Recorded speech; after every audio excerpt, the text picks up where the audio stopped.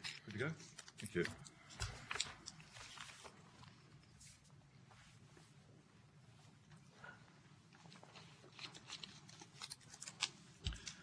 One too many good South Australian wines last night.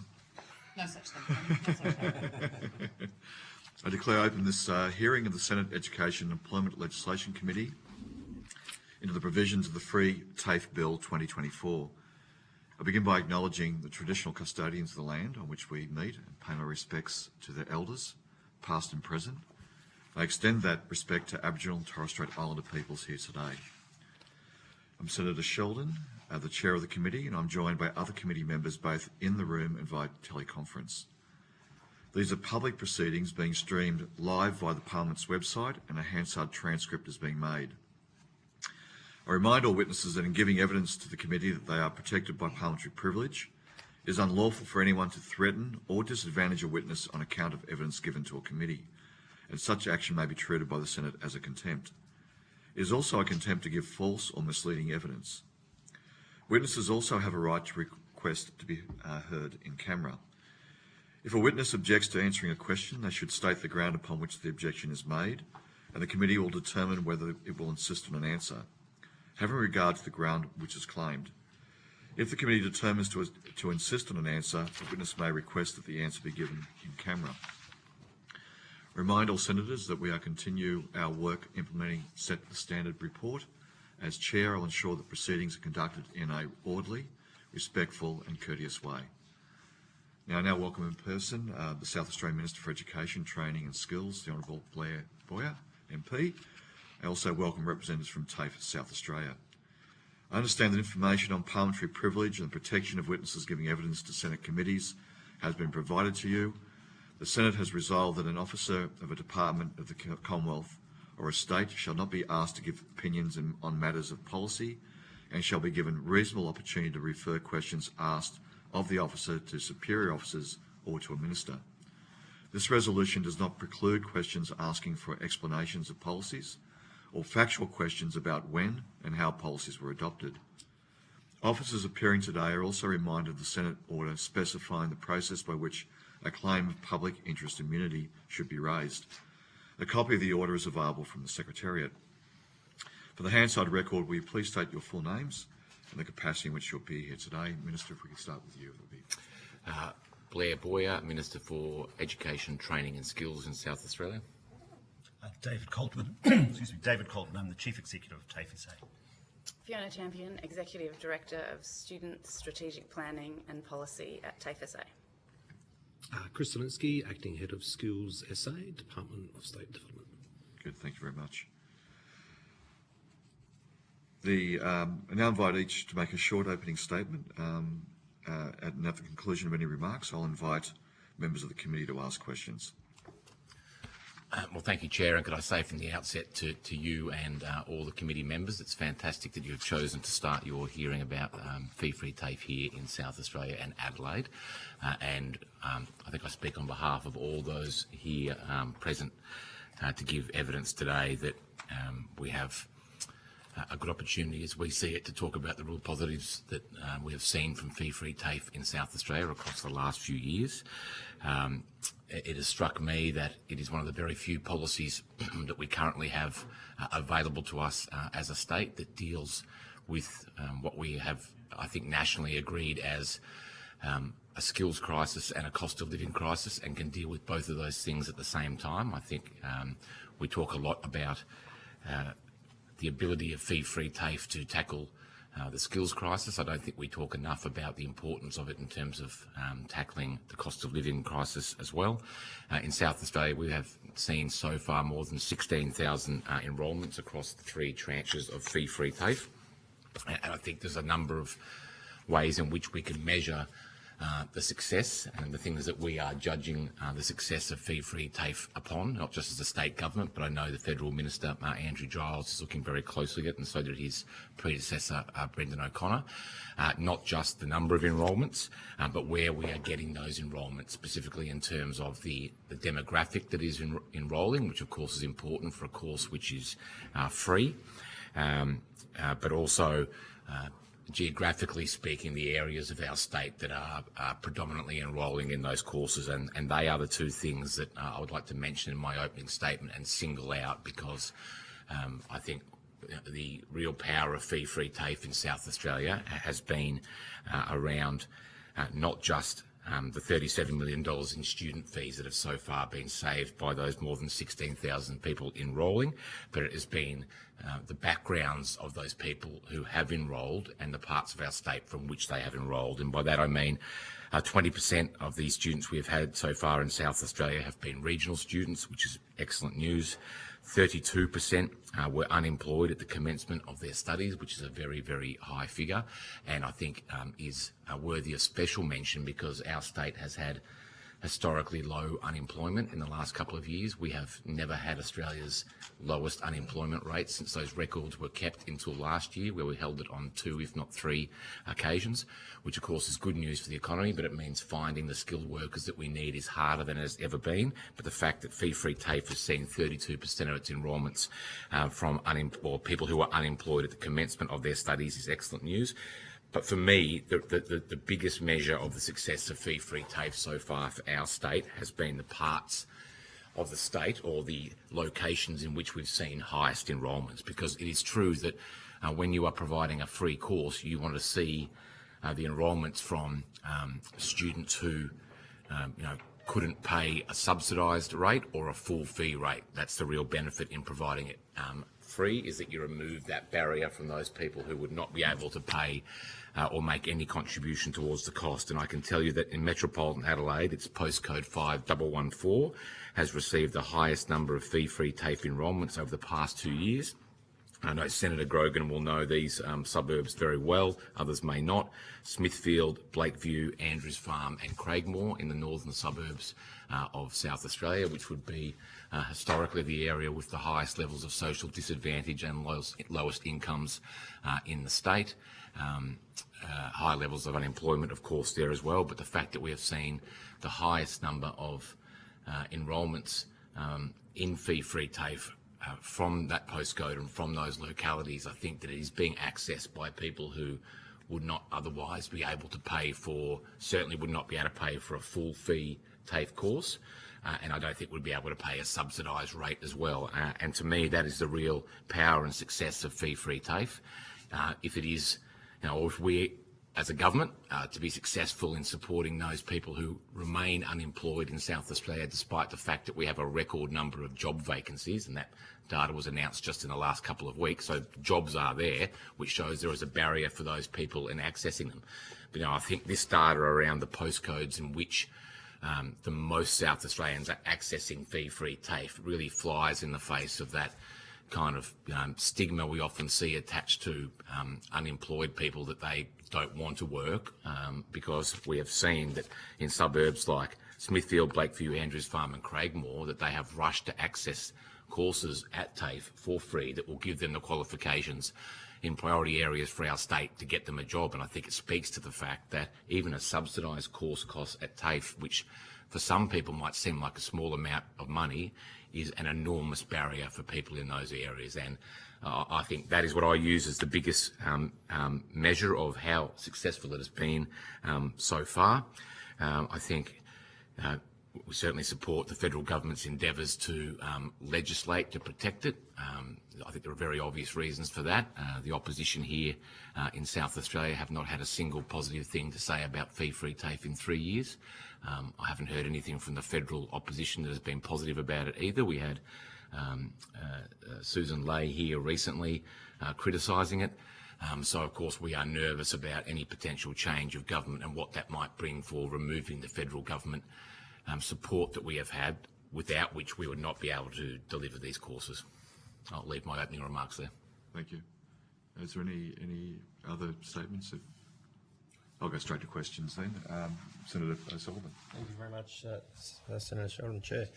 And thank you all for appearing, and Minister, especially to you. We don't often get ministers from other states before our committee, so I appreciate your time here today. So, Minister, just on some technical elements of the bill, how are the existing fee-free TAFE agreements funded between the Commonwealth and the South Australian government?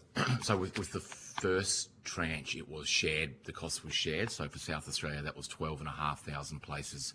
10,500 of those places were used by TAFE, and we had originally apportioned the remaining 2,000 to be shared between non-government providers, and we have done that with all three tranches, in fact. So in cases where TAFE may not have, and the advice that I would get from Mr. Coltman is that TAFE might not have the capacity to deliver all of them. We have then looked at providing access to those fee-free places to other training providers to make sure we don't lose the benefit of that. With tranches 2 and 3, it is all federal government money, so we are partnering with the federal government in the sense that we pleasingly get to have or play a role in which courses become free, which is important because each state and jurisdiction, I think, might have different priorities, but the funding has been coming from the federal government. And so you already then have a mechanism to enable for fee-free TAFE to function in South Australia? Yes, well, I mean, we've delivered been work- 16,000 enrolments. So does this bill put in place anything that cannot already be done currently?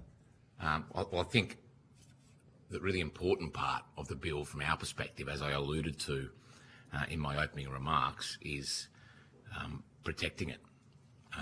As I said, we have a skills crisis, and we're certainly not immune from that here in South Australia because we have historically low unemployment. We have a cost of living crisis as well. We have some very big projects on the go now, but also coming online, or AUKUS particularly. In my own portfolio is the delivery of a second year of preschool, early child education and care, which has been one of the biggest growth areas in TAFE courses. Sure. Sorry, and I'm just pressed for time, and you covered a lot of that in your opening statement, which we very much appreciate. So the EM, the explanatory memorandum of the bill, says that there are no financial impacts related to the bill, yet it purports to make free TAFE permanent. So can you explain from your perspective on how this bill can both make fee-free TAFE permanent yet have no financial impacts? Well, it would be no financial impacts for the state on the basis that the federal government is funding the federal bill, so it'd be no financial impact. Well, I can't speak to the federal government's. That's a question for a federal government minister, not for a state one. Sorry, Senator. But if I were to be perfectly frank, the government here in South Australia supports the bill because I think it's been made apparently abundantly clear that it will be cut with the change of government, because there's been not a positive thing that has been said by a federal opposition member about it or a state opposition member about it, and I think it'll be on the chopping block for day one. Sure. And so what's curious to me as I examine the bill is that there's no guarantee in the bill that your state will receive money for fee-free TAFE because it doesn't have, there is no financial impact of the bill. So can you point to something in the bill that actually says that guarantees that funding for you? Can I just clarify your question, perhaps? Is what you're suggesting that the federal government may legislate for fee-free TAFE into the future, but there might be a scenario where free TAFE positions aren't given to South Australia? I'm just trying to understand that scenario where the federal government might go to the lengths of legislating for fee-free TAFE and then decide this state's not going to get any, despite the fact that we've just. Well, this is the point. We're trying to exactly. It doesn't make sense. Like this bill purports to make it permanent, to provide that certainty to the states. Yet there's no financial impact on the federal budget, as stated in the explanatory memorandum. So, I'm curious as to how is this bill actually achieving what it set out to do? Because it doesn't actually demonstrate that through the. Well, Senator, I think the bill. What I said before was, I think, from the perspective of the South Australian state government, what it's setting out to do is preserve fee-free TAFE from being cut amidst the national skill crisis, where we've had incredible success in enrolling people, and we absolutely support the intent of that bill, because in our mind, or mine particularly, there is no question that fee-free TAFE would end if we had a change of government federally. I definitely don't want to see that happen. It would be a disaster for South Australia. It'd be a disaster for the people currently enrolled in fee-free TAFE, a disaster for those who might be considering enrolling in fee-free TAFE. And if this bill adds just a modicum of preservation and protection for Point to fee-free any- Can TAFE. you point to anything in the bill? Maybe someone else on the table. Can you point to anything in the bill that actually gives you that confidence that you're purporting today? Well, it would be legislated. Yeah, in the legislation. But as I said where to is you, there- you seem to be suggesting that if this bill passed, that wouldn't guarantee that the states would share in fee-free TAFE. Is that what you're No, suggesting? not about the states. I'm talking about the Commonwealth support of this. There's nothing in the bill that it says there's no financial impact of the bill. So it doesn't make sense that it can make it permanent, make ongoing funding required, but not have a financial impact. So I'm just trying to understand. But Maybe it's poorly drafted. I don't know. That's what I'm trying to figure out. I can't comment on the drafting of the bill, but the questions you're asking are very much questions for the federal government, not for a state government to comment on what financial impact there might be. I mean, you're asking a state minister to comment on what financial impact there is for a You're coming federal with government. confidence that it's going to provide for the state. Yes, I am, because we have a track record of 3 tranches and 16,000. Okay, let's go into the data then. Thank you. So on the fee-free TAFE, do you get regular reporting on fee-free TAFE? Of course. Okay. Is there a dashboard or report that's provided to you on fee-free TAFE? I receive updates from the Chief Executive and the TAFE team very regularly, and from Mr. Zielinski's team in the Department of State Development. Can that be provided to the committee? Well, we'll see what we have. Is there something, I mean, you've asked a very general question. Is there some specific data that you would like there around it? Or? There is, but we're keen to understand what performance measures you are tracking. Particularly I gave that information in my opening statement. But detail. We're keen to understand commencements, Yep. completions, withdrawals, those. I can give you the information about completions now, if you give me a second. Happy to do that. But in terms of enrolments, location of enrolments, priority courses, I can give you information on that. Certainly a lot of that and the comments I've made on that would be public from across the last 3 years. You've got the completions now. So we are seeing completions now and take into account it is early because courses take time to complete. That's the reason that NCEVA, which is located here in Adelaide, I might point out, reports over 4-year periods because it takes time for courses to complete. But what we have seen now is, I think 47% is the latest figure I've seen for fee-free TAFE, which, and I was surprised by this too, is above TAFE's completion rate for courses outside fee-free TAFE, which I think is currently 40.2 for those students that started in 2019, and for fee-free TAFE is 47%, so above that, which I think speaks to the fact I'm going to particularly. pass the call, but just quickly on that. Sorry, mate, can I just provide some further context Sure, around sure. that? Just that relates to those certificate 2 and below courses, because at this stage, because to the They're still minister's ongoing. point, That's that's right. correct, exactly. So the data that we do have That's available correct. to us, we're obviously tracking that. And just before I pass the call, the frequency of that report, how often are you receiving that? Whenever I ask for it, to be perfectly frank, but I mean, There's a monthly report that goes through to the Minister, which looks at financial data and educational outcomes. I'll come back on this point at the end. Thanks. Senator Grogan. Thank you. Minister, thank you for coming along this morning. Pleasure, Senator. Really appreciate it. And I'll just, if the committee will indulge me for a minute, just in case anyone missed it, what was the award that yes. TAFE won in the National Training Awards this year? Thank you, Senator. So I think it is for the very first time, South Australia TAFE won the Large Training Provider of the Year at the National Awards. I think a huge feather in the cap of the organisation, especially given we haven't won that award before, but it is an agency and a training provider that has had a very tough last 10 years, and I've been quite frank publicly that has been around decisions made by both major parties here in South Australia, and one of the commitments that Peter Malinauskas made and I made was we would rebuild it. We have done that. Last year, I think, and the Chief Executive will correct me if I'm wrong, was the first year, and this is hard to believe, in 10 years, that enrolments at South Australian TAFE have gone up and not gone down. The first in 10 years, which is something I'm very proud of.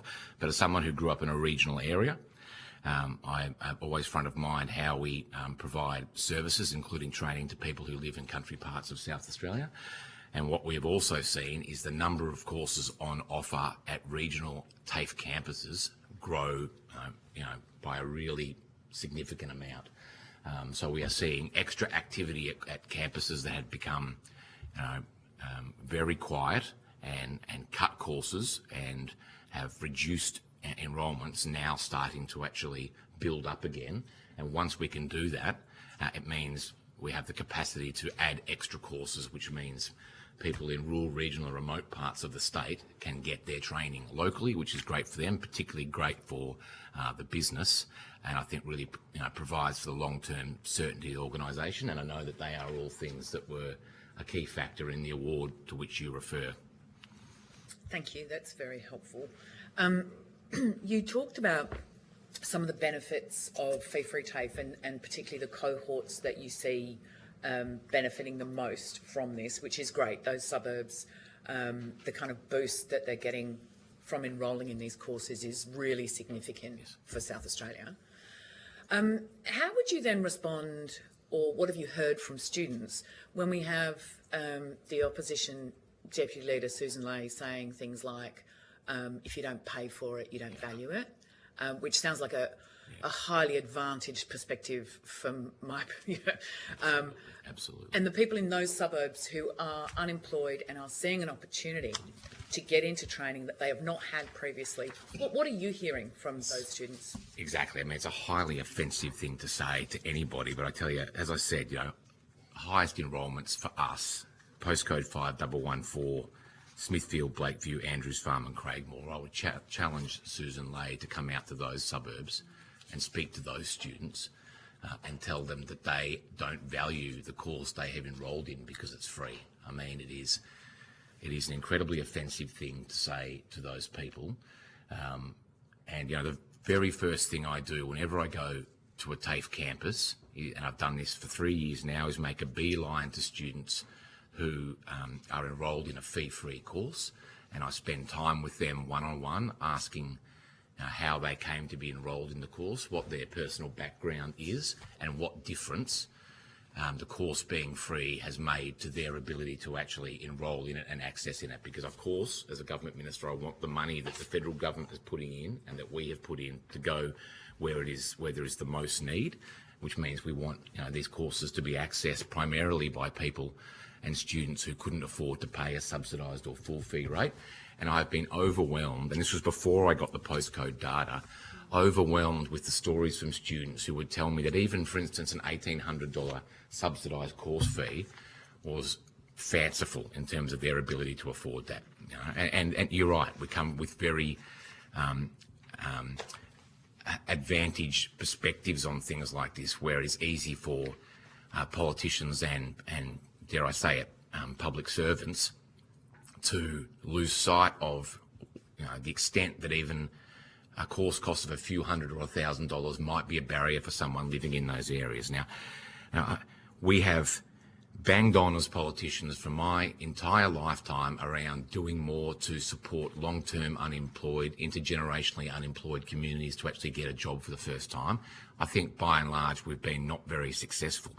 But what we have now is the confluence between a skills crisis and a cost of living crisis, but also historically low unemployment in this state, where for the first time I think we've realised we actually have to get those people who remain in that 3-4% unemployed category employed, or the state is not going to deliver on the projects it has. It is no longer just about the well-being of that person and their kids and their grandkids, as important as that is, but unless we find a way of digging into that rump of intergenerationally unemployed, a state that is a relatively small state like ours will just not be successful in getting the workforce for AUKUS, North-South Tunnels, Women's and Children's Hospital, second year of preschool. And the fact that fee-free TAFE is supporting predominantly people from those backgrounds to get a qualification which has a real job, and we can say that hand on heart here in South Australia, a real job at the end of it, shows I think that it is successful and needed. Thank you, that's really helpful. It is critical, and I, like you, am just horrified at the approach the opposition has taken to this, both in the state and federally. This is making a fundamental difference. As you know, I spend a lot of time in regional South Australia, and people talk to me and say how important it is, and that it has given them an opportunity that they have never, ever had before. Exactly. But you have to take the time, Senator, to speak to these people, don't you? Yeah. You have to actually get out and speak to these people. That's right. I would encourage Susan Lay to do that. I think Senator O'Sullivan is a TAFE student himself. I'm sure, there are people on both sides of politics who understand the importance of TAFE. But what scares me about this is it is driven by an ideological, dare I say it, hatred of TAFE as an institution. Yeah. And on Senator O'Sullivan's point about the money, Yeah. not just the legislation, I think you'll find that it's been provisioned already in MyEFO and the budget. So that's why it has no impact, because it's already been provisioned. So no further impact, if you understand that. On the completions, because a lot of people are getting quite wound up about completion rates, can you just step us through some of the issues that we see when people go into TAFE for the first time? I know you referenced in the submission that was made a woman who had been a stay-at-home mum for 10 years and was just going back to the workforce. People like that who've been out of the workforce for a long time, or people who have never had a job or are unemployed, what are the kind of challenges that we see that may look like a negative, but certainly in my time working in vocational education and training, the advantage of people entering into the system and then maybe making different decisions as they go along? Can you just give us a sense of how you see the impacts and some of those, different pathways that people take that may impact on completions? That's a good question, thank you. And it's timely because last night I was actually at the Northern Adelaide Senior College's 10th anniversary, which has started off as the Para West Adult Re-Entry College and has been operational since 1967. It has a really strong partnership there with the TAFE. So students who have not finished high school for whatever reason, who later in their lives decide they need to get their leaving certificate and perhaps a TAFE qualification or a tertiary qualification from elsewhere to get a job. And I might just point out that Northern Adelaide Senior College last year had a DUX that got an ATAR of 99.9, which again I think flies in the face of the stereotyping we often do about adult re-entry and the people who are accessing that. And to me that gets to the heart of the question you just asked. These are people from disadvantaged backgrounds often, but they are talented people. They are talented people with real skills. And when we look in the context of regional South Australia, I'll point out, as again I say, someone who came from a regional part of southwest Victoria, but one of the big problems there is how do you provide skills for local business, but how do you get predominantly young people to stay there and not leave and go to a larger regional centre or metropolitan centre? So the benefit not just in the metropolitan area with fee-free TAFE, but in terms of the benefit for regional centres, and we have a real challenge in South Australia with a second biggest city of 25,000 people in how we provide service delivery in those areas, is that if we can enable people who live in a rural, regional or remote area to get their training at TAFE where they live, there is a very strong likelihood they will stay in the area. And that applies to all the priority areas that we have that have been really popular so far in the 16,000 enrolments. But I guess my general answer to your question is that there is a range of reasons that we hear from people who have accessed fee-free TAFE around what has prevented them doing so in the past. For some it might be financial. The cost of a subsidised course, even if it's $1,800 or something, is simply more than they can manage. In those 16,000 enrolments so far, 55% women, and a lot, I think, re-entering the workforce after having children who have found that hard. TAFE do a lot of great work around supporting, young mums, access to childcare. I know the Elizabeth campus has historically had a good setup with a creche and things like that. So, which are things I wouldn't expect other training providers, I want to make clear, to provide. We fund TAFE to do this work. TAFE is funded at the level it is to provide the extra support and wraparound kind of care that other training providers might not be able to do. But unless you have that extra support, you're not going to have the cohorts and demographics that have been represented here so far in the 16,000 enrolments in South Australia put their hand up, commence the course and finish it. You will be unsuccessful. Thank you. Okay, so just finally, The ABC reported last week, I think, on a franchisee of Domino's Pizzas who had been banned from having trainees and apprentices because they weren't meeting their training obligations. The current completion rate for Certificate 3 in retail, my understanding is it's 56%. That sounds right, yes. Yeah. That's what the skill commission said. But the particular employer here only obtained 18%. That's right.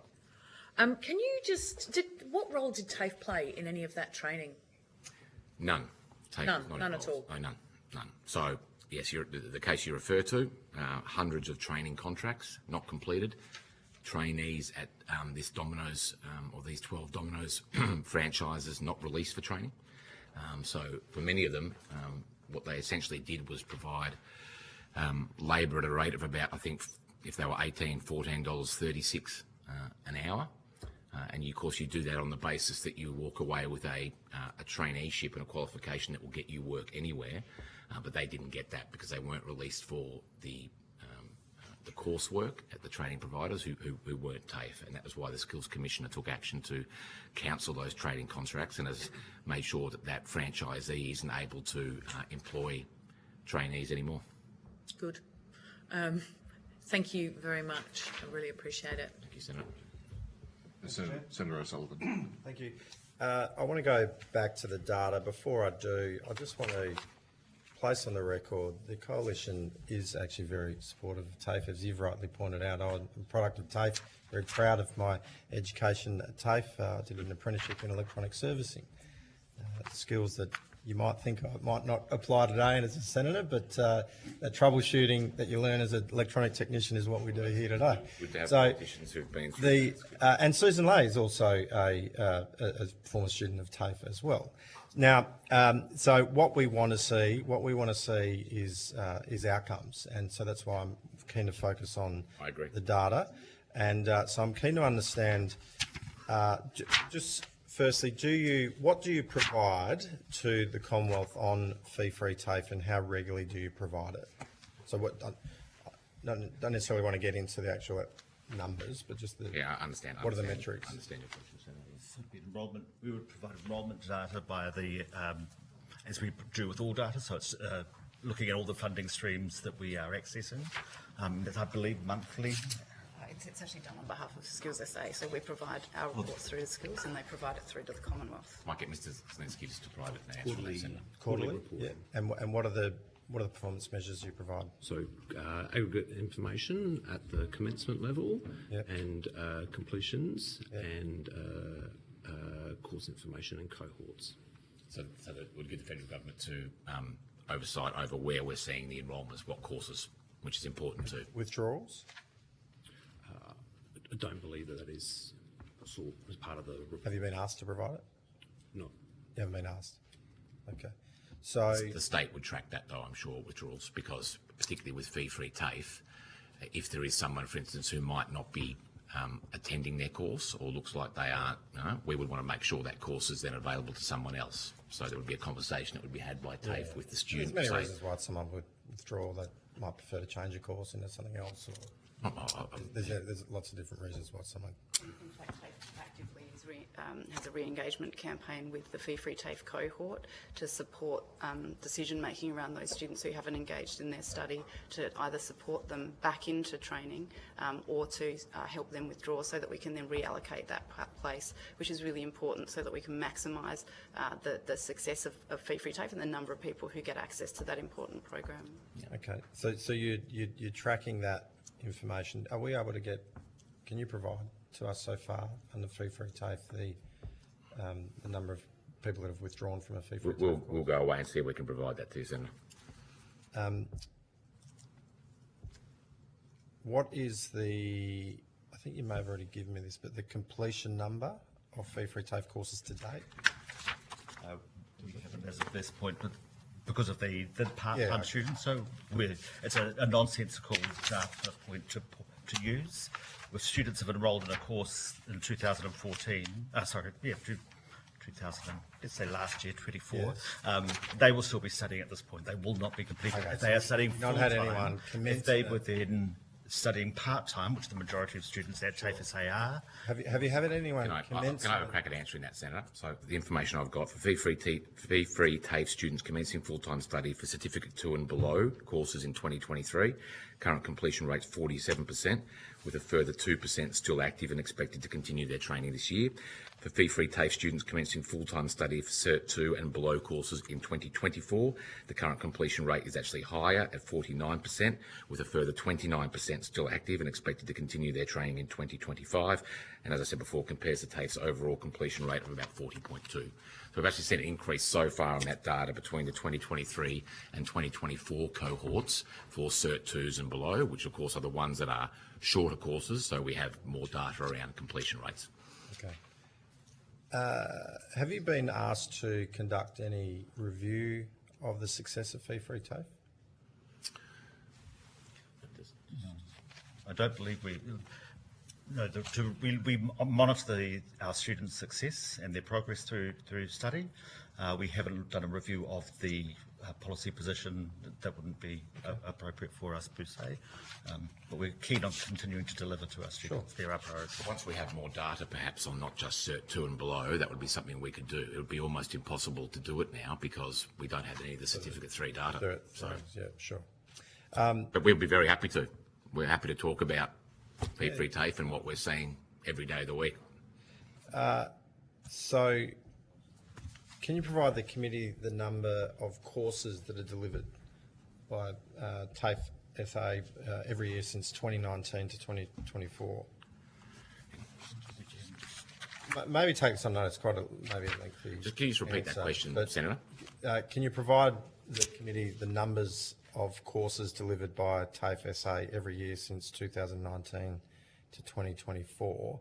And in that, can you include the enrolment, completions and withdrawal rates? So outside of fee-free TAFE?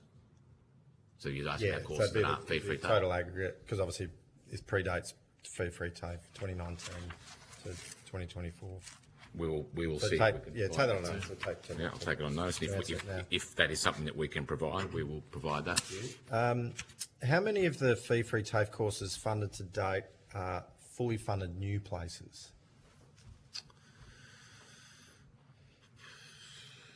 Well, fee-free TAFE is the student component of things.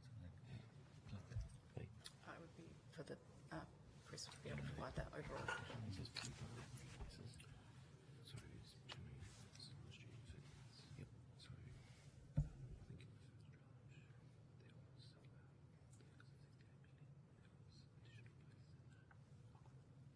We'll take it on notice, come back to you.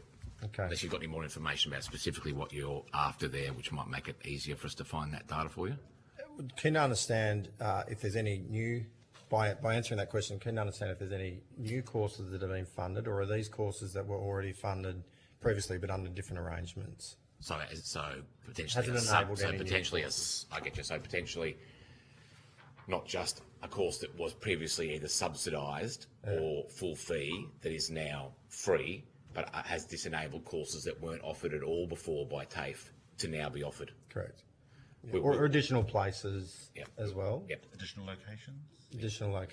Additional places, number of places you can make available. Okay, we will see if we can provide that. Can you confirm the number of fee-free TAFE courses in South Australia that are 6, 12, 18 or 2 years in length? We'll take that on notice. Thank you. Can you please give me any summaries, reports or dashboards that have been compiled on fee-free TAFE, particularly those that are provided to the Commonwealth? I presume you'll take that on notice. We don't have that with us, obviously. Yeah. But on costs, how much does it take from the Commonwealth to make a course fee-free? It differs per course because the course costs are different depending if it's Cert 2. We wouldn't have an average. To be perfectly frank, the federal government may have that. I don't think we would keep an average. We know what each course costs in South Australia. For instance, a Certificate 3 on a full fee basis, on a subsidised basis, and what it would cost, of course, to waive that cost completely. It would change if it's a Cert 2 or 3, a diploma, whatever it might be. But we, disciplines is different. Yeah, that's right. sometimes there might be, I may be wrong about this, but given we are a very big state with some very rural, regional and remote areas, there's potentially cost on where we deliver it, but, you know. Okay. Okay, one more? Yeah, go. Thanks.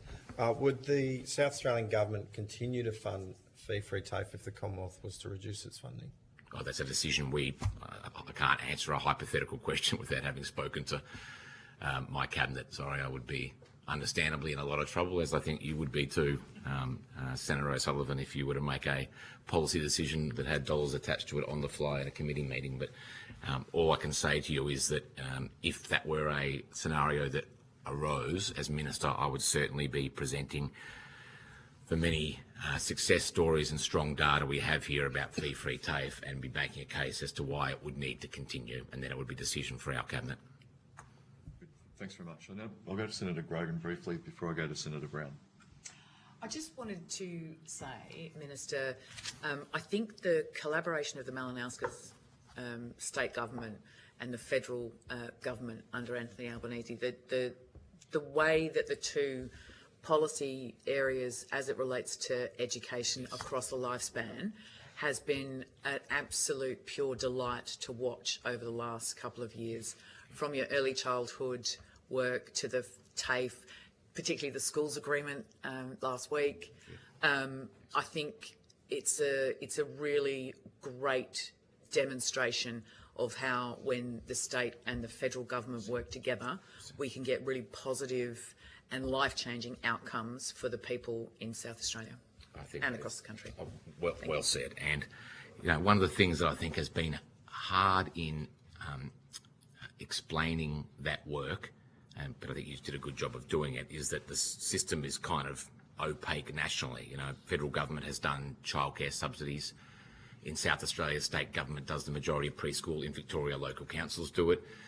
So to get people to understand the hodgepodge that it was is hard. But if I were to point, you know, if this was my last day in this job and I wanted to point to something I was proud of, I would think it is the work of the state government with the federal Albanese government to see investment in childcare subsidies, helping us roll out preschool, getting to 100% of Gonski for primary schools and secondary schools, fee-free TAFE, and then the work that we've done here with the university merger. We have it all the way through for the first time, and we are joining it up. And the opportunity has been a pleasure for me to have the training and skills portfolio next to the education portfolio, so we can do a better job of doing that. But I think for the first time, we've got a state and federal government which has made a really good fist of trying to pull all those things together and assist people to get access at all those levels, whether it's access to a childcare place, access to a 3-year-old preschool place, a properly funded primary and secondary education, a fee-free TAFE course, and then of course waiving HECS debts, which we know is a huge issue as well. So you put all those things together, I think there is a real legacy in that we will all be proud of. Thank you. Senator Brown. Thanks, Chair, and thank you for coming along and giving evidence. Thanks, today. Senator. It's been really important to hear how fee-free TAFE is working in South Australia and how important it is for South Australians. But we have had some evidence that's been given to suggest that private providers should deliver fee TAFE. So what's your view? Why is it important that TAFE South Australia be the main deliverers? Yes. So thank you, Senator. And I want to say from the outset, private providers play a really important role, as do not-for-profit non-government providers as well. My message to those providers for the 3 years I've done this job has been that in a state the size of ours particularly, which has a relatively small population and some really big workforce challenges ahead of us, we all need to be, operating at maximum efficiency if we're to be successful in building that workforce, and that includes TAFE as a public provider, the very many excellent not-for-profit industry-based providers we have, as well as for-profit providers. And I point out that in that first tranche of 12,500, we provided a number of places to private providers, ones where TAFE came to me and said they wouldn't be able to, didn't have the capacity to offer all of those, so they did the 10,500, and then some were provided to for-profit and for-profit providers, and the same has been true of tranches 2 and 3 as well. So I think there is a place for it where TAFE as a public provider is not able to maximise all the places that are on offer, which I think is the right thing to do, and I think the federal government and former Minister O'Connor and current Minister Giles would agree with that. But what I would say in terms of why TAFE should be the first choice where possible is the aim and intent of fee-free TAFE is to get to those cohorts that can't afford the subsidised or full fee rate who are predominantly unemployed. Now, TAFE is funded at the rate it is to offer the supports. Now, that's its bread and butter, that work. You know, if the cohorts we were trying to get to were different, then there might well be a stronger argument to say that it all should be shared equally. But, you know, the idea of fee-free TAFE was how do we support people for whom a subsidised course cost would be a barrier, or who might be, you know, re-entering the workforce and have, might be a young mum, for instance, or someone from a low socioeconomic area, or an Aboriginal person, or someone from a remote part of the state.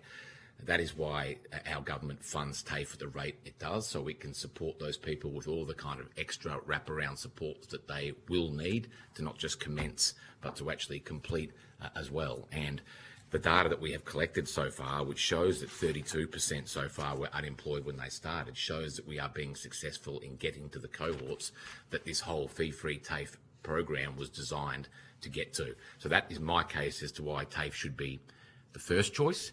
But I have a very pragmatic position here, which has been supported by the federal government, that if TAFE comes to me as the Minister of the day and says, we think we can do this many of the courses of the places offered by the Commonwealth Government, but we don't have the capacity to offer these, then we do offer those to other providers outside of TAFE, and we have done that successfully. And with the 1,340 construction places most recently announced by Minister Giles, I think a portion of those will also be provided by non-government training providers as well. In your opening statement, I think it was, you talked about how the SA government measures success in terms of free TAFE, and you talked about the 3 different components that you looked at. You again referenced about unemployed people taking up the opportunity, and so how important do you believe that people that are looking at this initiative look at it in a way, in just not on the stark numbers of completions, but also look at the people it's reaching, the cohort of people it's reaching, the opportunities that it's presenting to people that would probably never been able to take up this opportunity before? Yes, question. And Senator Grogan asked a question earlier in reference to Susan Lay's comments around not valuing something if it's free, and how it's very easy for us in these privileged positions to lose sight of the challenges that South Australians and Australians have in terms of making ends meet. And I mentioned before about it's a privilege to have education and training and skills all together, and with my education minister hat on, always reminding people in those suburbs, particularly that I mentioned, are the highest enrolment areas for fee-free TAFE. If a public school there puts an excursion on for those children into the city or wherever it might be, and they attach a cost to it as low as $5, there is a significant number of parents who will not sign the excursion form. That's for a $5 cost. I always keep that front of mind when we're talking about sums of money that to people like us might not seem like a lot, but to the people we are trying to support is an insurmountable amount of money, even a subsidised cost. And I've been able to back that up by making the effort wherever I've gone to speak to the students themselves and ask some pretty personal questions, which they've always been able and willing to answer about what had happened in their lives to get them where they are now, and the difference that a fee-free TAFE course made in their lives. So we have all that data. The 32% of people who are unemployed at the commencement of their studies is almost 5,100 individuals, which is a lot of that 16,000 enrolment figure. But of course, it isn't just income being the barrier or the cost of the course. It is, as I said before, it is the personal circumstances of the person. If it is a young mum, for instance, the ability to study the course and get care for their child in a childcare environment, which is conducive to also being able to go and do the course, having physical access to a campus in which to do it in rural and regional parts of the state. And that's what is so often forgotten in the South Australian context when we talk about shouldn't we more equally split courses between for-profit and not-for-profit and public training providers. Is that the truth of the matter in South Australia is at a lot of the areas in regional parts of the state in which we really need to grow the number of people in training, there is only one training provider there, and it's TAFE. That's all. And I wouldn't expect for-profit training providers to set up there. It would just not be financially viable for them. So they are the reasons why I think TAFE is right to be first choice, but to have a very pragmatic position as the state government and federal government that don't throw the baby out with the bathwater. And if TAFE can't do it, then share those courses with other training providers, which is what we've done in all three tranches of fee-free TAFE in South Australia so far. And I think it's been proven to be the right decision. You also, in your previous comments, reference the neglect by the previous Liberal coalition government, where they ripped $3 billion from TAFE and basically neglected the TAFE system and ran it down. So, which gives even more weight to what we're doing here about protecting free TAFE. So, you've talked a lot about TAFE SA and how well they're doing recently.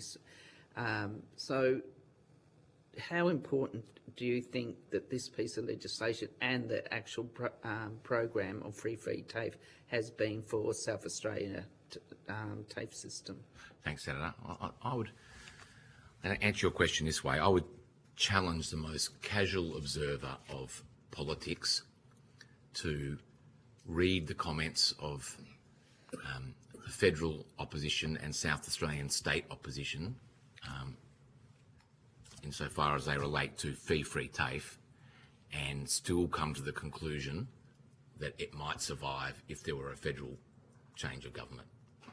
I know Senator O'Sullivan said that there are people who support TAFE in the federal opposition, and it's good to hear that there are people there who have been students of TAFE, but I cannot, for the life of me, find any positive comments about fee-free TAFE that have been made by Susan Ley or anyone who preceded her in those portfolios federally, or anyone who has done the job for the South Australian Liberal opposition here.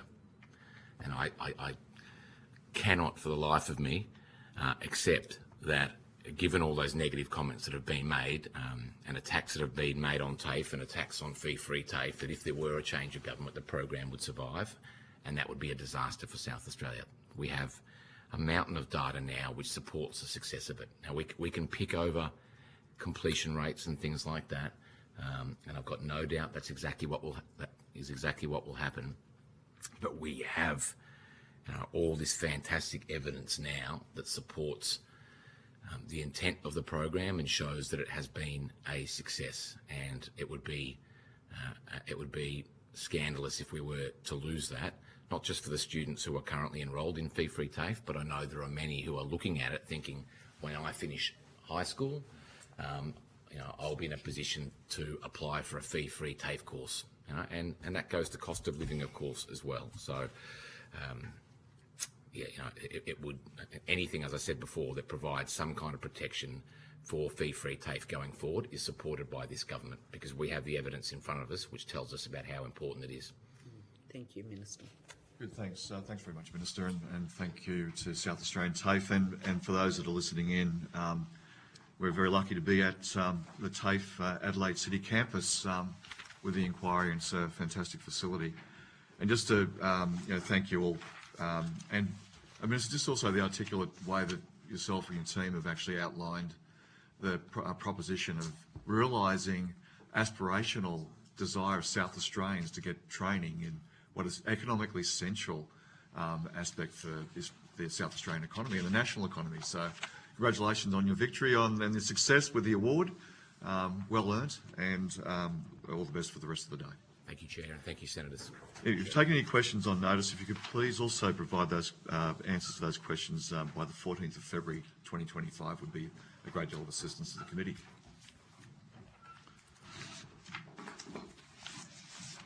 Very well, folks. Thank you. Having me. The rest of the day is... Thank you. Thanks for coming. Thanks. I now welcome in person representatives from the Australian Education Union.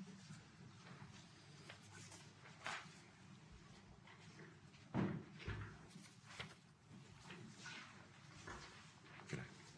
understand that information on parliamentary privilege and the protection of witnesses giving evidence to Senate committees has been provided to you. For the Hansard record, will you please state your full names and the capacity in which you appear here today? Thank you, Chair. My name is Kevin Bates and I'm the Federal Secretary of the Australian Education Union. Thank you. With me today, It's Angela Dean. I'm the Federal TAFE Secretary of the Australian Education Union. Thank you. I now invite you to make a short opening statement, and at the conclusion of any remarks, I'll invite members of the committee to ask questions. thank you, Chair. The Australian Education Union represents over 185,000 members employed in the public primary, secondary, early childhood and TAFE sectors throughout Australia. Over the past decade, the agenda supporting contestable funding in vocational education has occurred at the expense of students, the TAFE workforce, a properly funded vocational education system. Campuses have closed, courses were cut. TAFE teachers were casualised or laid off and student debt grew. The fee-free TAFE bill reflects a desperately needed shift in government attitudes towards vocational education and training to address the nationwide skills shortages. For AU TAFE members, fee-free TAFE and the restoration of recurrent guaranteed funding after long-term neglect has given them confidence in the future of the vocational education sector and a stronger sense of long-term career security. Additionally, TAFE teachers have told us how they feel the social good of their work does more, that their work does is more evident now than ever. Classrooms now are filled with students who previously would not have had an opportunity to consider a vocational education. Students with low incomes, students living with disability, students who are parents with children at home. All have been able to access TAFE where before they were unable due to financial barriers. Fee-free TAFE means that teachers feel that they are playing a part in building their communities up, giving opportunities to people who before did not have them, allowing them to develop their skills and confidence and to enter the workforce. This legislation recognises TAFE as the anchor of the vocational education sector and as a social good for all Australians, not just those who attend TAFE. We know that as the public provider of education and training, TAFE offers the best educational outcomes for students and is the best value for money investment that governments could make into the sector. Research has shown that TAFE has increased Australia's productivity and tax revenue, lowered unemployment, supported a healthier workforce and society, and contributed billions to the economy. We are glad governments are recognising the value of investing in TAFE as a national institution. Fee-free TAFE is not the final step in creating a world-class public vocational education system like that we see in France or Germany or Japan. Rather, it is the beginning of a process that is needed to correct decades of underfunding and neglect. Teachers are overworked and overburdened with administrative duties. Many campus buildings are extremely dated and equipment is often out of date and unable to provide the training that students need. The growth of the student cohort, including growth of the number of students with diverse needs, has placed significant additional pressure on student support staff who are already stretched thin after decades of vicious cuts. AU members hope that this legislation reflects the beginning of a new attitude of government towards vocational education, one which will finally see government support our students, support our campuses and support our TAFE teachers. Our recommendations on this legislation are simple.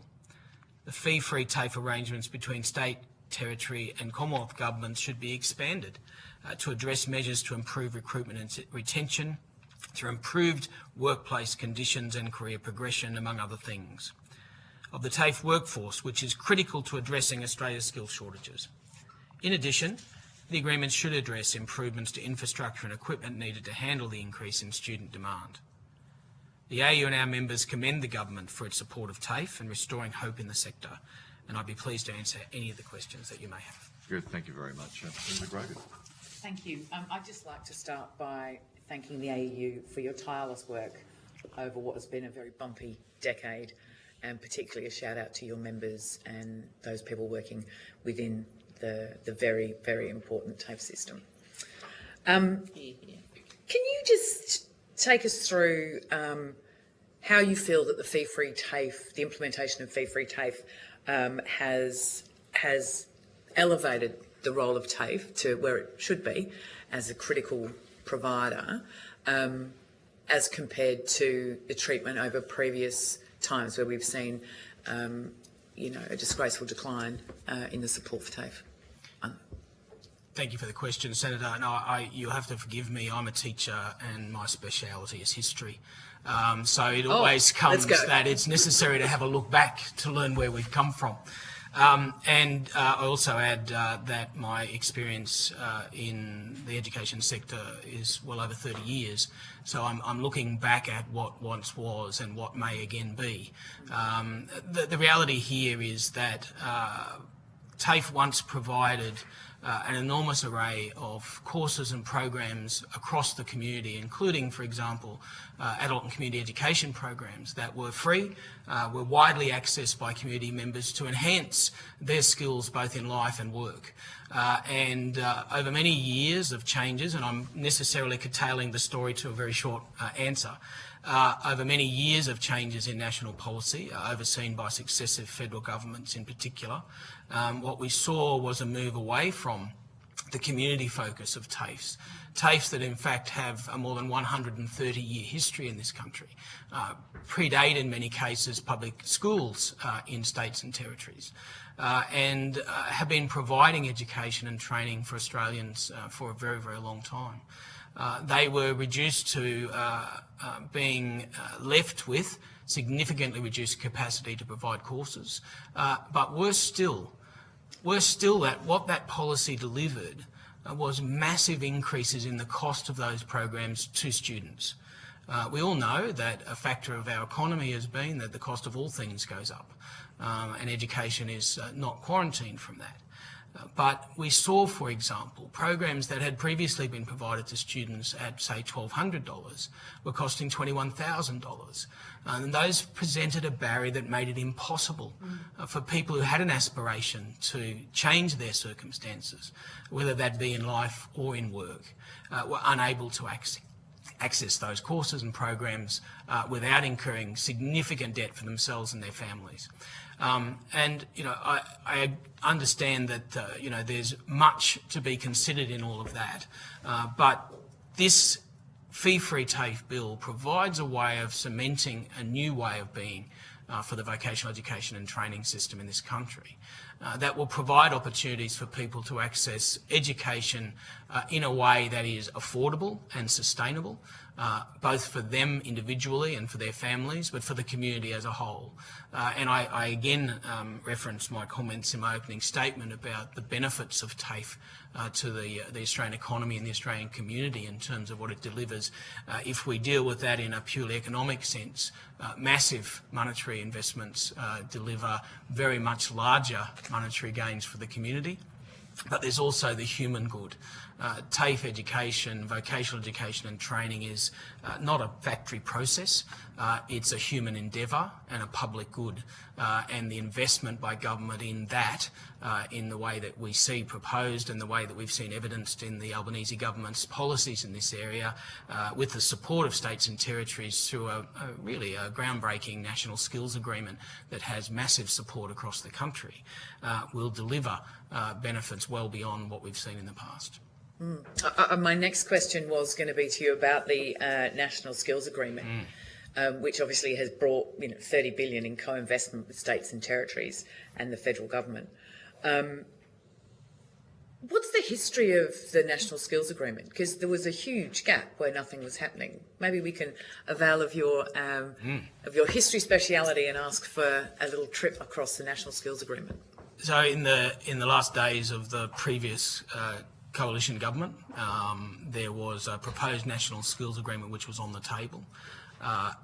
It may seem hyperbole, but our assessment would be that had the National Skills Agreement that was proposed been signed into action, we would not have a TAFE system to rely on. We certainly wouldn't be having a discussion about fee-free TAFE.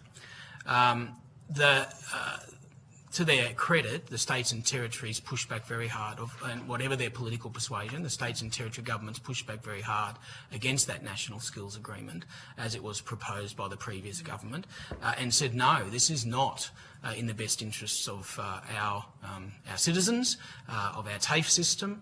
And so when the Albanese government came to office, they were left with a scenario where they had to negotiate an entirely new agreement.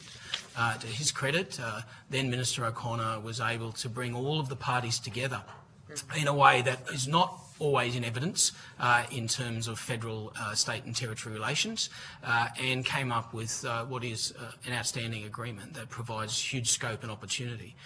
But there's one thing to have an agreement and a policy, and there's another to deliver. And what we've seen in evidence from the federal government and states and territories is that they're good to their word, and that the agreement is being lived and it's being funded appropriately so that we can see the potential of what is a positive agreement then being realised.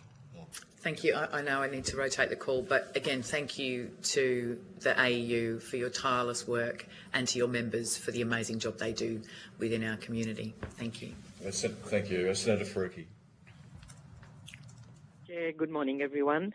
And thank you so much, Mr. Bates, for all the work that the union does and for being here today. As you would know, the Greens strongly support access to lifelong education and training.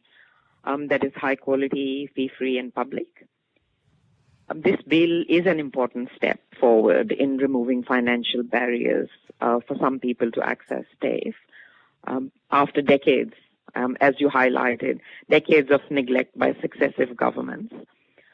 Would you agree that everyone should be able to access TAFE for free, no matter what course they enroll in? Thank you, Senator. Yes, look, our position would be clear on this, that the benefits to our Australian community of investment in TAFE by means of general free access to quality public education is a matter of the public record. We absolutely would support that. And it would be, a significant factor in unleashing the potential of the Australian community in terms of work and life.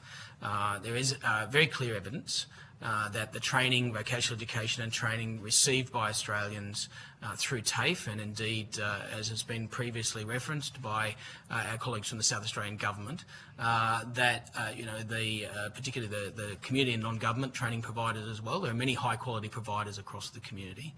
But for us, it's the unique nature of TAFE, its reach into every community, the opportunities that it provides in circumstances that present for many Australians that prevent them from having access to an education which is the ticket to having opportunity they wouldn't otherwise have. So fee-free TAFE, universally provided, as with all public education, would be a major step forward and an important opportunity for future policy discussions. And Mr. Bates, I know that the bill does acknowledge that TAFE and other public training institutions are key pillars of the VET sector. Do you think this bill provides a sufficient framework to enshrine TAFE as the provider of choice? Senator, I think our response initially would be that over the 3 decades that I've been involved in the education sector, I've seen TAFE go from a position of primacy to being the cellar dweller, to being back to being at the heart of this most important part of our public education sector. It seems to me that we in the trade union movement are in for the long game. And what we see is this is a critical step forward in an agenda around vocational education and training that was headed in completely the wrong direction. When you stop the ship and turn it around, it takes time to gain momentum, and this policy position that's been adopted is a really important first step. There is more to be done, and that's why in our submission we've highlighted a couple of areas that we think would make another difference in terms of being able to enhance the opportunities for Australians through vocational education and training in TAFE. You know, as I say, it for us is an essential first step. It's a really important first step, and it's one that's already delivering benefits for Australians right across the country in terms of providing opportunity that has not until now been available to them. And the other, I guess the other hurdles and struggles that you mentioned in your opening statement, you spoke about infrastructure, about updating equipment. Others that I have spoken to AAU members and TAFE staff about include more support for staff, because especially as the number of disadvantaged groups like people with disability, First Nations people, migrants, women who come into more, TAFE has become more accessible for them. Staff also need to be adequately supported to provide the best kind of learning and teaching conditions. Is there more work to be done in those areas as well? This is a critical area of need, and it's certainly the subject of ongoing discussions between the AU and governments at state and territory and federal levels. Student support is a feature of the TAFE system that is unique in terms of vocational education and training. The TAFE system provides levels of support and services for students that are second to none where they're available. But the neglect that we referred to over a number of decades has actually whittled those services back to a very significant extent. You know, there's every evidence available to us that you know, the focus on completions, for example, which is right and proper to a certain extent, has to take into account that the system has to provide people with the tools necessary to be successful in the programs that are offered. As teachers, an eternal frustration for us is a seeming view that as an individual operating in a school or a TAFE environment or however we might be deployed, that we have the capacity as individuals to do all that is needed for those students in front of us to be successful. We need a wraparound system. We need a wraparound support system that makes sure that every student's needs are being met, because fundamentally in the education process, what we know as teachers is that if the needs are not met, then education is not successful. These things are not able to be uncoupled. So if a student has specific needs that relate to their home circumstances, their economic background, their cultural background, they should be supported by the system to have the necessary structures in place to be able to be successful in their education in spite of those particular circumstances. That's when we will see the potential truly unleashed, and there is a lot more work to be done. And the overwhelming message from our members over the past 12, 18 months has been we now have students in our classrooms, in our learning spaces that have these specific needs, and we're just not able to meet all of those needs in the current situation. That's an area that has a great need of further attention. Final question, Senator. Thank you, Chair. Mr. Bates, I've spoken to many people and many AU members as well about the issues with the adult migrant English program, which currently sits under the Department of Home Affairs and not the Department of Education. And the people that I have spoken to have told me that they would like to see this changed and for the adult migrant English program to sit under the Department of Education. Would you agree with that? And is there anything that you'd like to elaborate on that specific program? Thank you, Senator. This is a matter that has been in the forefront of our minds for a number of years. initially because of the perverse contractual processes that providers are put through to bid for the provision of adult migrant education programs. It would be our view, very clearly, that these are essential programs for Australia to meet its commitments to people who come to this country through a variety of means, to allow them the opportunity that all Australians have a right to enjoy.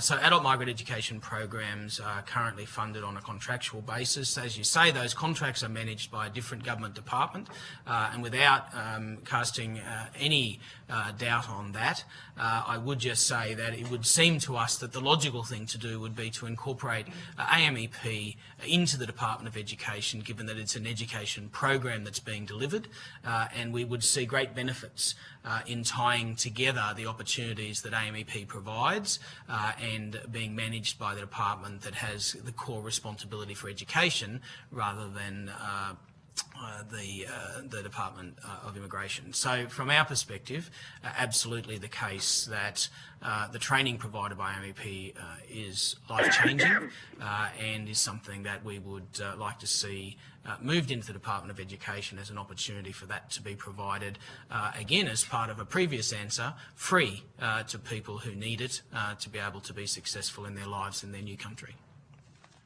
Thank you so much, Mr. Bates. Thanks, Chair. Thanks, Senator O'Sullivan. Thanks, Chair. Thank you for your time this morning, also for providing your opening statement in writing to us as well. It's always helpful when that occurs. Can I just go to a number of the claims that you've made, particularly in your submission, which I just essentially just want some clarity on. First, you talk about cuts to TAFE funding. Can you clarify for me who is responsible for budgets of TAFEs? Is it the state or federal government? The national skills agreements actually guide how these are done, but given that states and territories run TAFEs, and given that many of the TAFEs have been carved off into statutory authorities, it's the TAFEs themselves that make budgetary decisions. But those budgetary decisions are within the context of funding allocated by governments at a state and federal level. But it sits within the state budget. You point to TAFE campuses closing in your submission as a result of TAFE cuts. Can you identify those closures? I have specific knowledge, for example, of the Queensland examples, which is where my home base was for many years. So I was the president of the Queensland Teachers Union for 9 years, and so during a time in which there was a coalition state government in play, and I personally visited dozens of TAFE campuses around the state that were either threatened with closure or closed under that government. We would have a significant job to collate a list of the TAFE campuses around the country that closed during that time period, because they are many and varied, and in many circumstances there's potential for us to have some difficulties with gaining the knowledge that we needed about which campuses had closed and for what reasons. So then the decision of closing a campus, is that a state or a federal decision? It varies. It's a state decision. It's a TAFE decision in terms of the services that they're able to provide. But obviously it's also about the level of funding that's being provided. You can't run a TAFE campus if the funding's not being provided through the appropriate channels. And that means at a federal level, with significant funding being put in by the federal government, and at a state and territory level, with the funding that's being provided there. It's a shared funding obligation. You point to courses being cut as well. Which courses were cut? In many circumstances, again, I have to take it on notice in terms of specific names and dates. We're talking now about something that's happened 4 or 5 years ago, and it's not front of mind. Again, jurisdictionally, like where's that decision made? Again, the courses would be, to a large extent, made. Those decisions are made by TAFE. But I would add that the National Skills Agreement in its previous iteration actually created a funding circumstance that meant that certain courses became unable to be provided and delivered because they were not being supported through funding decisions that were determined by that policy agreement at a national level. And so I can just attest to South Australia, there were a number of regional campuses that were completely hollowed out based on those decisions. Okay, so can you point... Of the federal government of the day. Thank you, Senator Grogan. Can you point to any... Can you identify the courses then that have been reinstated as a result of this fee-free TAFE since 2023?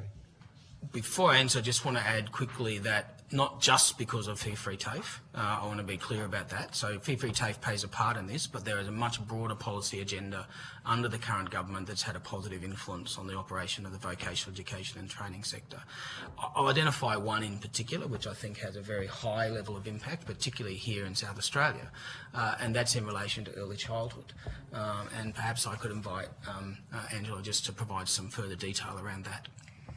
So a few years ago, under a Liberal-led state government, there was quite an overt diversion of government subsidised courses from TAFE, early childhood education and care being one of them, and also another 21 courses across community services and business services that were directly funded by state government funding with private providers only in the metropolitan area.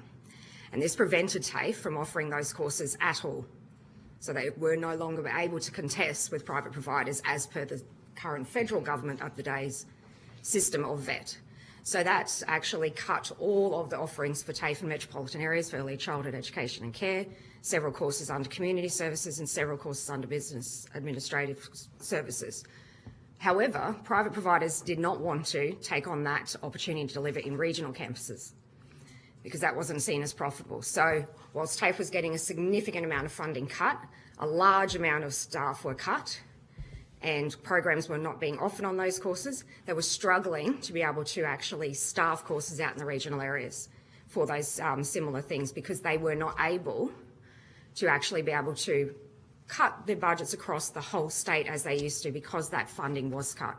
And not only were they not allowed to offer those courses under government subsidised training, they were not allowed to offer those courses at all. And that was a state government decision of the time, in contravention of the contestable funding model that we were supposed to be operating in. So the reinstatement of that course, is that as a result of fee-free TAFE or another package? No, that was as a result and a commitment of the Malinowskis-led government to reinstate TAFE's ability to be able to offer all government subsidised courses. So that came in prior, in 2022, prior to the fee-free TAFE. So TAFE was able to start offering those courses again. So then I'll go back to my question. Thank you for that. But can I go back to my question? Can you point to any course that's been reinstated as a result of fee-free TAFE? Happy for you to take it on notice if you need to. Thank you. Thanks, Jeff. Yeah, thanks very much. Just before I go to Senator Brown, I was at the Northern Beaches TAFE College just last week. A wonderful bunch of teachers there.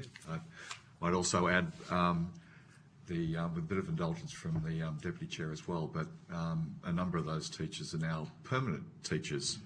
Many thousands of teachers have converted to permanency as a result of government legislation, and they were talking to me about how they were the opportunity now to be part of the programming, part of the wraparound of students, the time that's now able to be allocated to that and the outcomes that they're also excited about for their cohort and for the community up there. I just want to, one of the things that struck me and the importance of this wraparound question, the Minister spoke about this briefly before, which isn't normally provided, and I'm not aware of it being provided to anywhere near the degree that TAFE colleges do, and that is that when somebody does a course, they may well decide, and it may be a fee-free TAFE course, it may be another course, but when there's a wraparound facilities, they get support to do it, but also there's opportunity to go and do other courses that people might transfer and say, actually, I think I'm better suited to take a different trajectory, and those wraparound services. How important is that? And so someone isn't just docile in a course and left hanging. So what's the advantage of TAFE in those circumstances? The challenge here is to ensure that there's personal and career counselling available to give people the sorts of opportunities that they need to assess their suitability for a particular program of study or its suitability for them. There's no doubt that we have, all of us, dreams that we have grown up with about the things that we might like to do as a career, but then we actually get to try those things and suddenly discover, actually, that wasn't for me. That's still a valid exercise in the education context. Having people understand that their calling may in fact lie in an area other than the one that they have a preconception about their suitability for, entails being able to engage with professionals who can talk you through the opportunities that might exist outside of the skill set or the area of interest that you might have expressed at the outset. And so there is a capacity here for a system to actually provide opportunities for people to explore options they might not otherwise have considered where the appropriate counselling and services of support are available. And that's critical in many cases where, as a consequence of compounding disadvantage, people have simply not had their eyes opened to the sorts of opportunities that they might excel at. And, when we hear stories such as those this morning around students in South Australia from clearly communities that suffer many challenges, still achieving outstanding scores in ATAR, that's the thing we need to keep, I think, front of mind.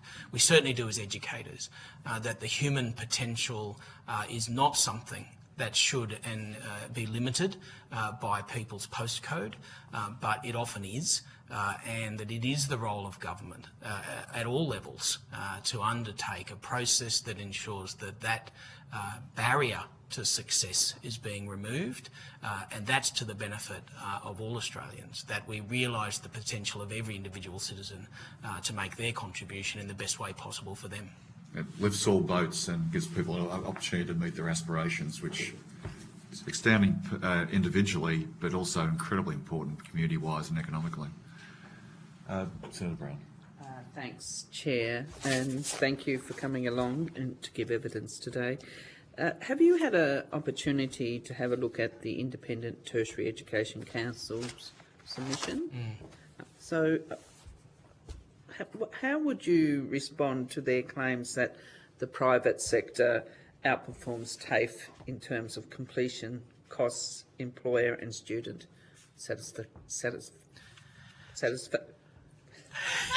Sorry. Oops. Satisfaction. Yeah. Sorry. I don't know why. Senator, thank you for the question. I think over many years we've heard similar sorts of claims being made by the IATECA, and it would be our view that we rely on the evidence that's in front of us, that what TAFE does universally is provide a high quality education. They provide it in a way which is focused on the public good, not on profit. And they do it in every Australian community where there's a capacity to do so, because they're not limited by the sorts of business-related ideas and policies and idiom that apply in the private sector. It's really critical, I think, that we understand that when we go to Senator O'Sullivan's questions earlier about campus closures, in my home state, as it was then, of Queensland, campuses were closed in Charleville, in Roma, in inner city Brisbane. Nobody was spared in terms of the consequences of funding cuts at a state and national level that led to the inability of the TAFE system to continue to provide services. In some cases, in places where those TAFE campuses had operated for 60, 70, 80 years successfully in those communities and were a pillar of those communities, and that people of all political persuasion saw it as being a significant backward step for their community to lose their TAFE. And I think that's, for me, what we underpin here, is that universally TAFE is accepted across the community as providing an education of quality, training of quality, and there are ways in which you can cut data that will present a particular perspective. For example, completions is one of the areas that's often heavily debated, and I just make the point that what the market has done, or what the marketisation of vocational education and training has done in this country, has placed the emphasis on cheap, easy to deliver, quick courses, because you can then produce a data set that says we've got lots of enrolments, we've got lots of completions, that's a really good thing. And it is, to a point. But ultimately, you also have a TAFE system that provides a diversity of programs of training across a broad range of areas, many of which are incredibly complex. So to compare the responsible service of alcohol program, for example, to a diploma in child support, or a program for nursing, which is what TAFE does extremely well, and others do, is simply nonsensical. You have to compare apples with apples.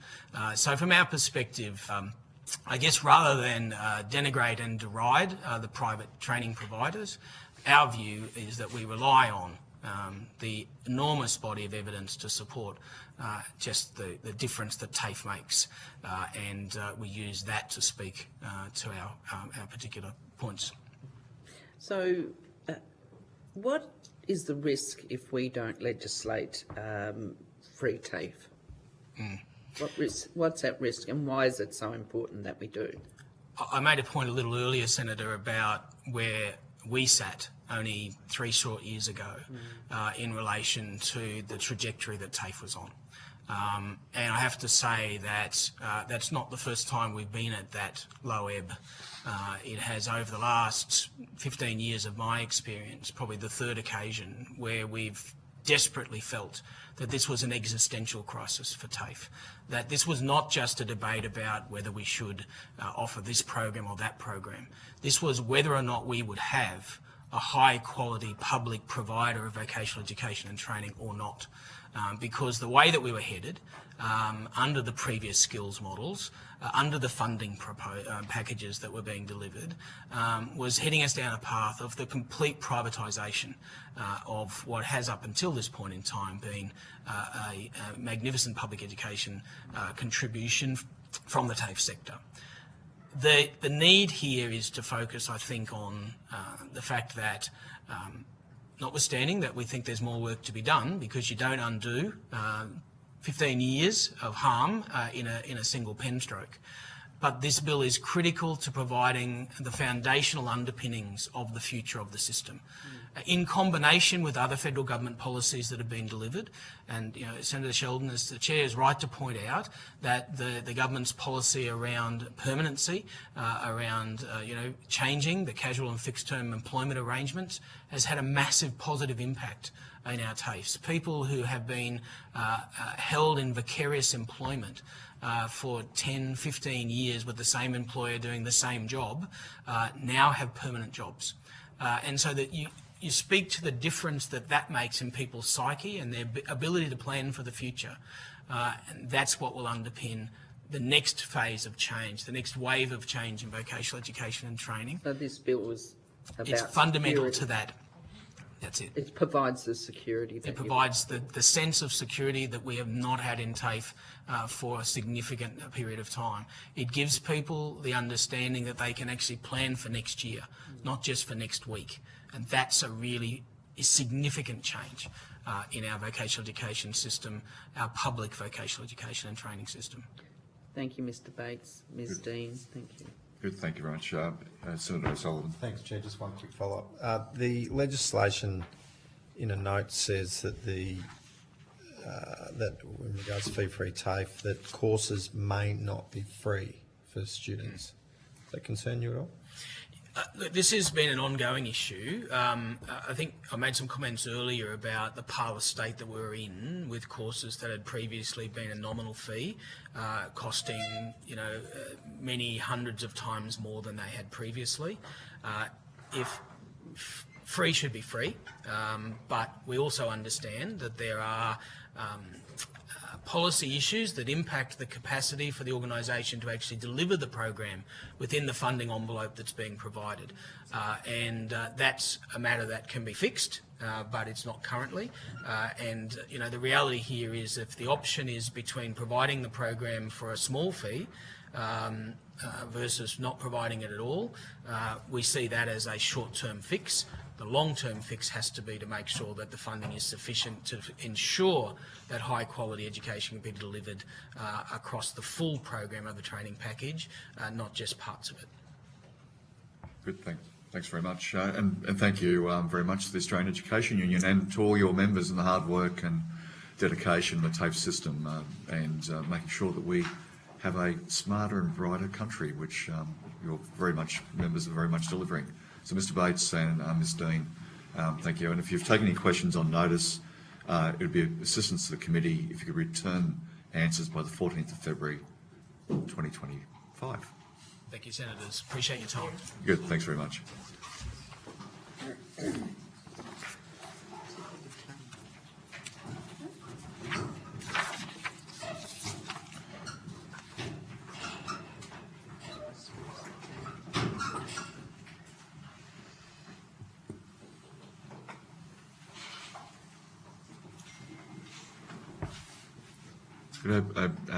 Now welcome in person a representative from the Health Services Union. And I understand that information on parliamentary privilege and the protection of witnesses giving evidence to Senate committees has been provided to you.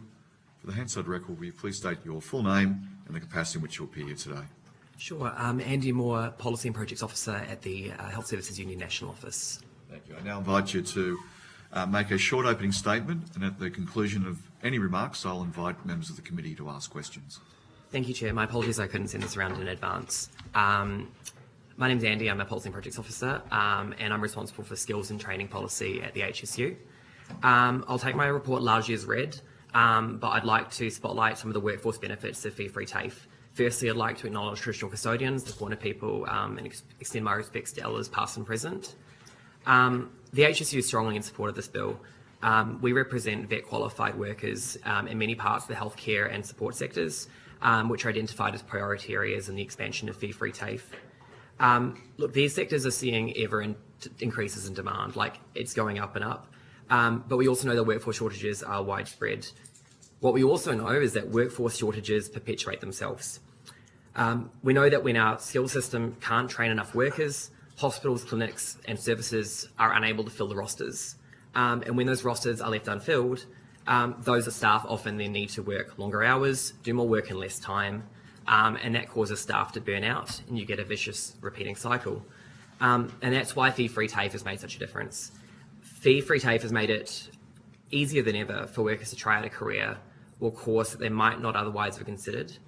And instead of feeling like a costly university degree is the only option, more students are seeing TAFE as a viable alternative pathway. It's not seen as like an inferior thing compared to going to uni.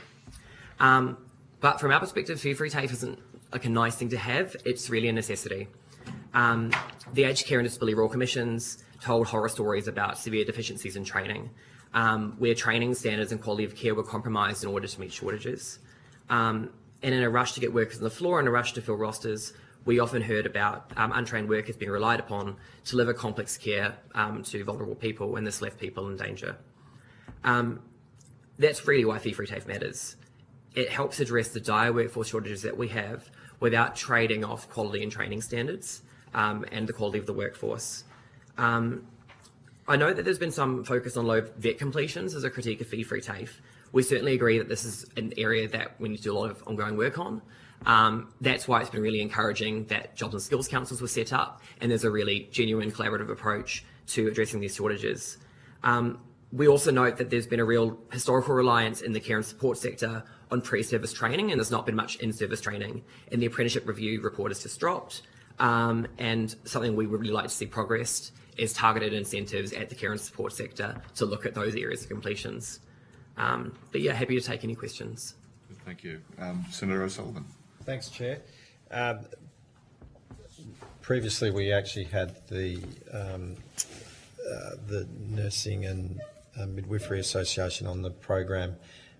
My questions were, I guess, mostly directed at them, and I'll ask some of them of a view, and if you're able to answer them, please do, but appreciate that maybe it's not within your purview.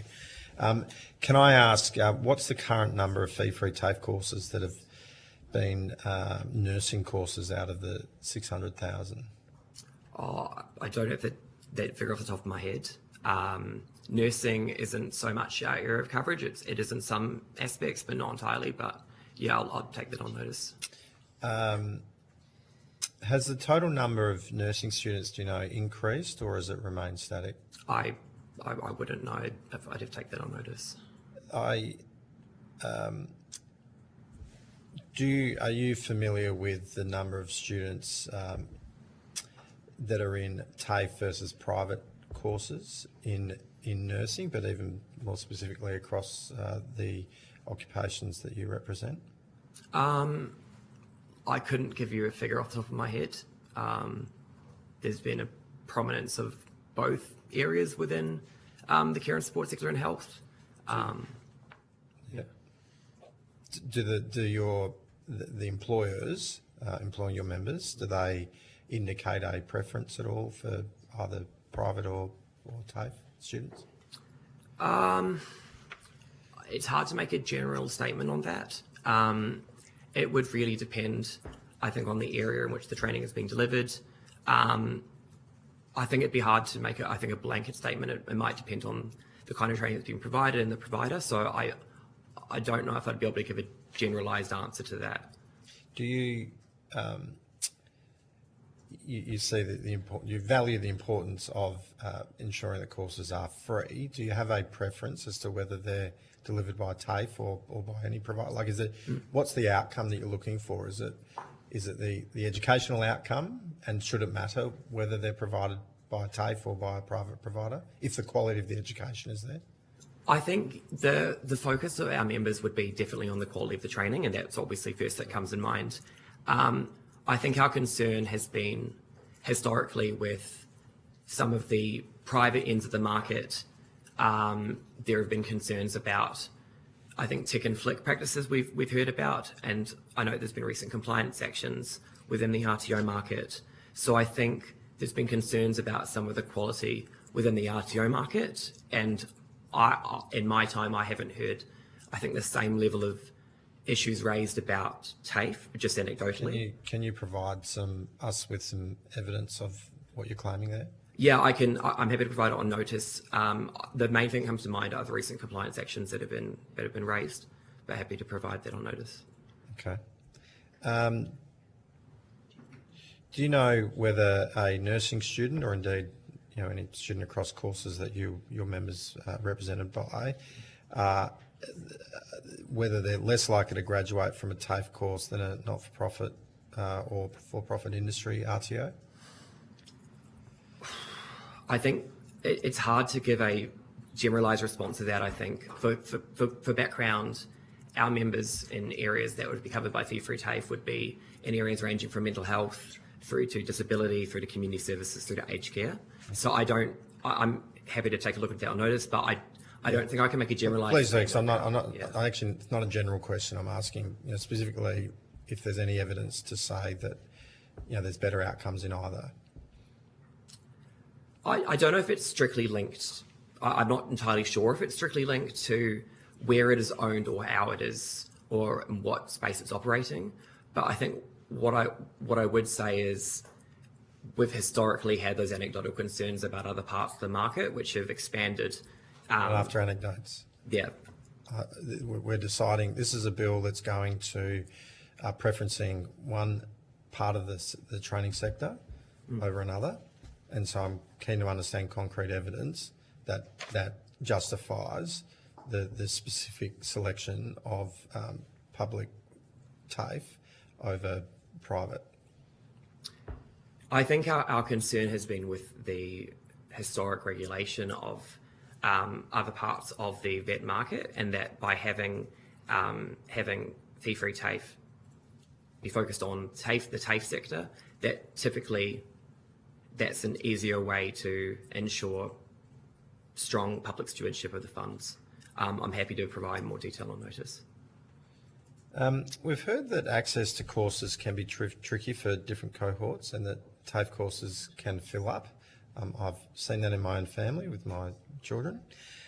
In instances where that is the case, can I confirm if you would support giving students the choice to be able to study at the training provider of their choice?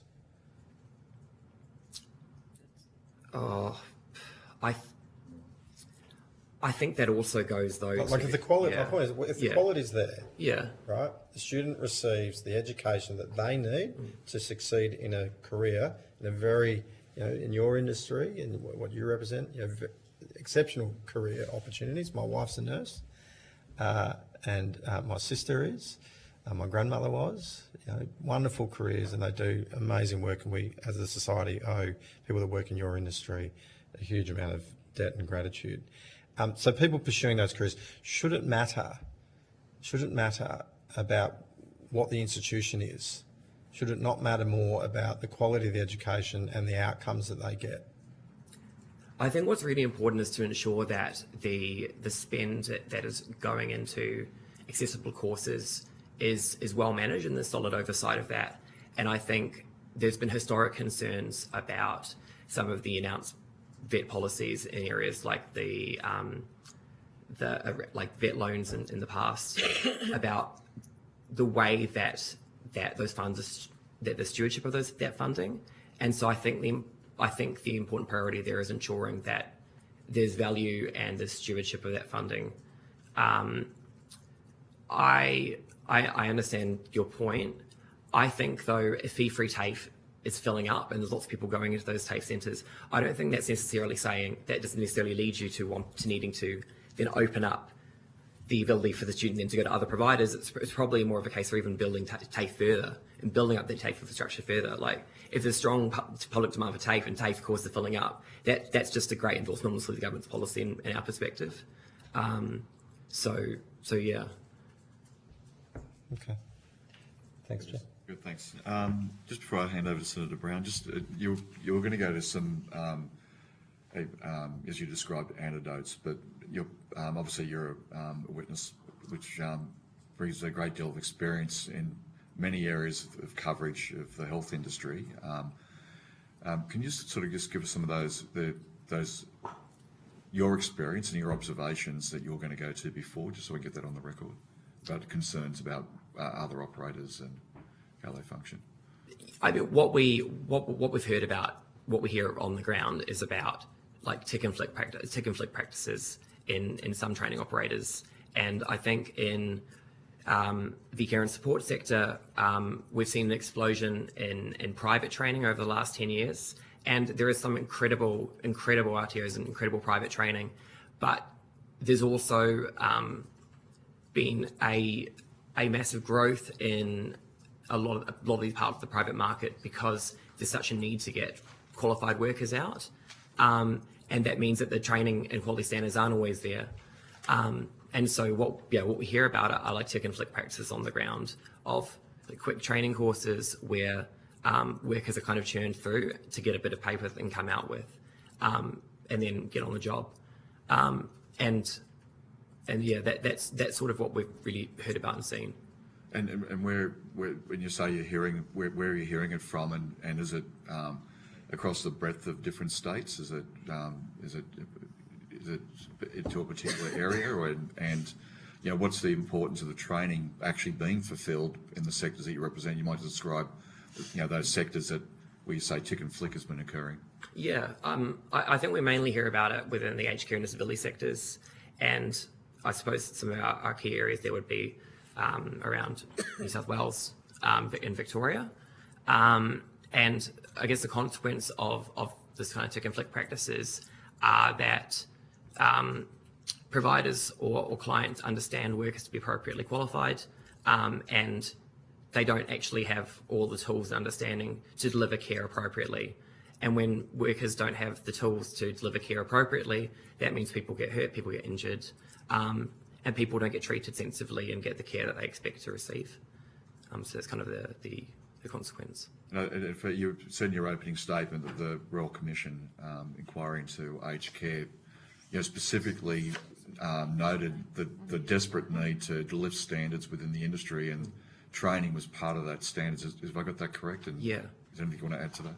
Yeah, so there's a recommendation 78 of the Aged Care Royal Commission, which specifically called for a Cert 3 requirement for personal care workers.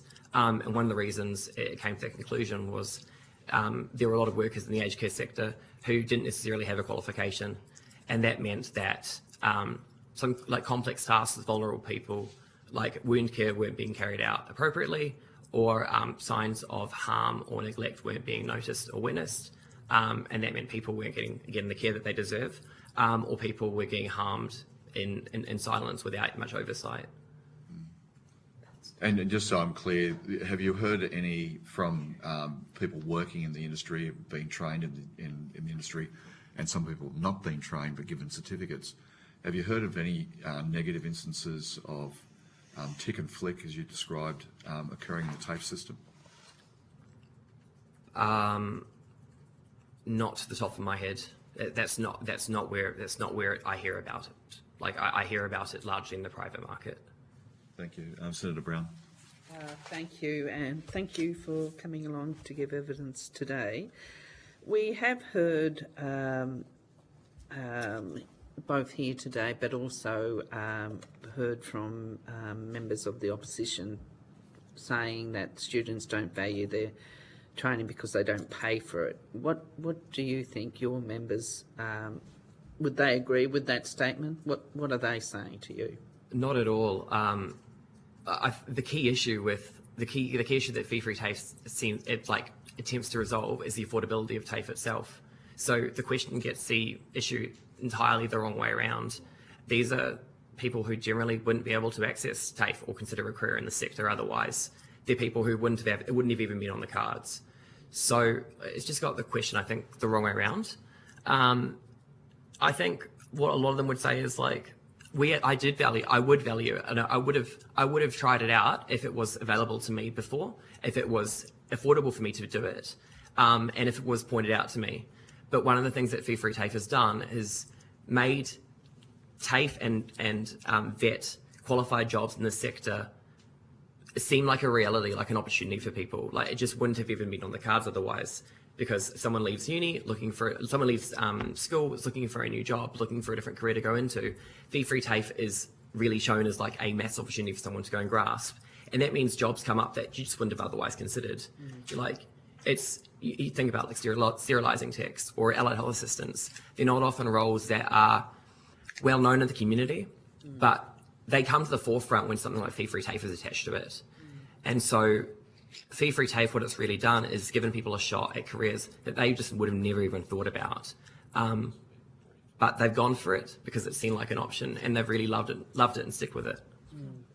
So this, so do you think that, sorry, I don't want to put words in your mouth, but so how important is this piece of legislation for your members? So important, like so important. A lot of the members in these spaces, like that we have in the sector, are not incredibly well-paid workers. They tend to come from lower income backgrounds. They face historical barriers to getting into these sectors.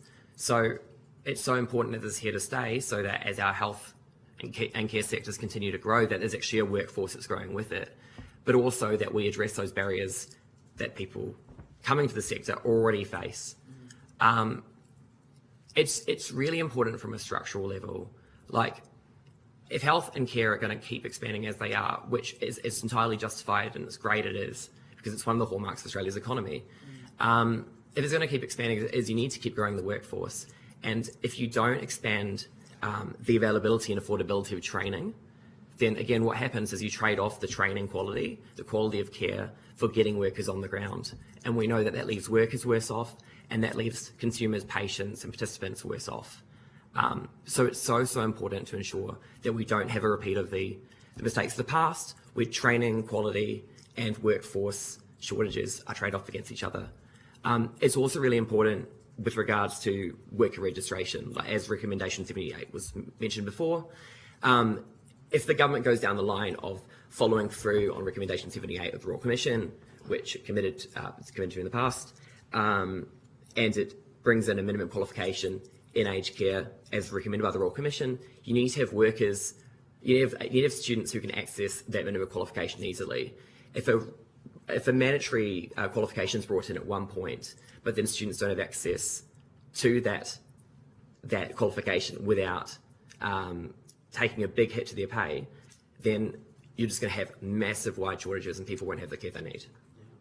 So what would you say on behalf of your members to those people that don't believe this piece of legislation's needed and don't support it? I think about the consequences of, think about the opportunity cost really. Think about what happens if this doesn't go through. Think about what happens if we don't have access to, readily available access to training in these ever-growing spaces. How much will care increase, how much will care demand increase, and how much will the workforce increase? And where does it leave the gap? What happens to all the people who need that care and support, but are not going to have workers there for them? And the whole issue as well with this is that big gap of people who would be left behind without workers. That issue comes about when you eventually need access to health and care. Like, health and care is valued often at the point that you're in a time of crisis and you're injured or you're sick and you need support. You don't think about sickness when you're well often, fortunately. So that's the problem as well. It's realised way down the track. So there's considerable risk to not passing this piece of legislation. Yeah. Thank you, and I appreciate you coming here today. No worries, thank you. Senator O'Sullivan. Thank you. Is fee-free TAFE for the students means tested? Don't. I mean, I know there are some limitations on it, but I don't understand that it is. But I might just have to Because you're saying that it's being made available to people that wouldn't otherwise be able to afford that. I appreciate that there could be people in that cohort, but are they? On what basis are you saying that? I think what I'm saying is that what I was saying was that people who otherwise wouldn't be going in and getting a TAFE qualification or going and getting a vet qualification are getting access to that under this policy. So I'm not suggesting that it is means tested. I'm suggesting that the benefit of this is really quite substantial in the weight of people who have historically experienced barriers to training. When you say tick and flick, what do you mean by that? Tick and flick means that you're putting someone through a process of training and assessment. The training for training's sake. Sorry, the assessment process for getting someone through and getting someone to cert. But that the quality of training isn't necessarily fully followed through on. Okay. And so isn't that the job of the regulator to maintain that? It can also be, but I understand as well that you can control funding and you can control quality and compliance through a range of means. Like you can do it through the compliance element of it, but you can also do it through controlling the efficacy of funds. So in the instances where you've seen tick and flick practices, have you referred those to AUSPIC, the regulator? Yeah, they have been. They will have been, yeah. The HSU have referred. But we encourage our members to refer those matters, yes. Okay. Because that's their responsibility to yes, yep. to uphold the compliance and standards of a provider to ensure that the quality of the education is there. Ultimately, to make sure that your members are being trained in accordance with the practices that would be acceptable to an employer to ensure that they can get a long and fulfilling career. So I'm just trying to understand how the funding allocation actually changes that outcome when ultimately it's the regulator's responsibility to ensure that whoever is funded is provided, is compliant. I think you can just take, I'm saying you can take a multi-pronged approach. There's a lot of, I know there's been work done recently on changing regulation of the RTO sector and cleaning it up, which has been really welcome. But you can take an approach of controlling quality in a publicly funded area, both at the compliance and regulatory end and through the conditions you place on public funding. So there's a procurement angle, I suppose, and there's also a regulatory angle. Okay. Right. Thanks for your time. No worries, thank you. Thanks. Senator Grogan, brief. Thank you. You've pretty much answered all the questions that I had. Thank you so much for being here, and thank you so much to your union for all of the work that you do to support your members, and of course the great work of your members across the sector. So thank you very much. Thank you, Senator. and I just will also just add my appreciation for you coming here and yes, spending your time and answering the questions about what's a very important initiative, and certainly for the Royal Commission into Aged Care said how important it is for the training and skilling. And I think I just want to one question though. This question about primary responsibility if an individual is being not trained, but told, and their employer is saying in cahoots with that, if the employer to give their employer up could also be giving themselves up, couldn't it? So it's actually quite a complex and a difficult situation that an individual would be in. So trying to hold to account people that won't be cooperative. So it does become, what is the entry point? Yep. What is more likely? So do you go to what is more reliable? Is it TAFE, or is it is it going to be a private employer self-managing their own training and doing tick and flick? So we know that there is systems that hold TAFE to account within the TAFE system. The employer is holding themselves to account for a system they're not delivering. So, yes, and I think what we would add as well to that is we know that these are some of the most highly casualised parts of the country, and with precarious work comes a real fear about what happens if you do report.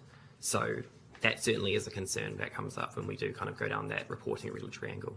Yeah, so it's in some degree it could be argued it's TAFE, you know what you're getting, the quality service, and then the potential other operators, you're throwing the dice. Broadly, yes. Thank you. Look, thanks again for your evidence. If you take any questions on notice, if you could give those replies by the 14th of February 2025, and have a very good morning. No worries. So thank you. We now suspend until 11 o'clock.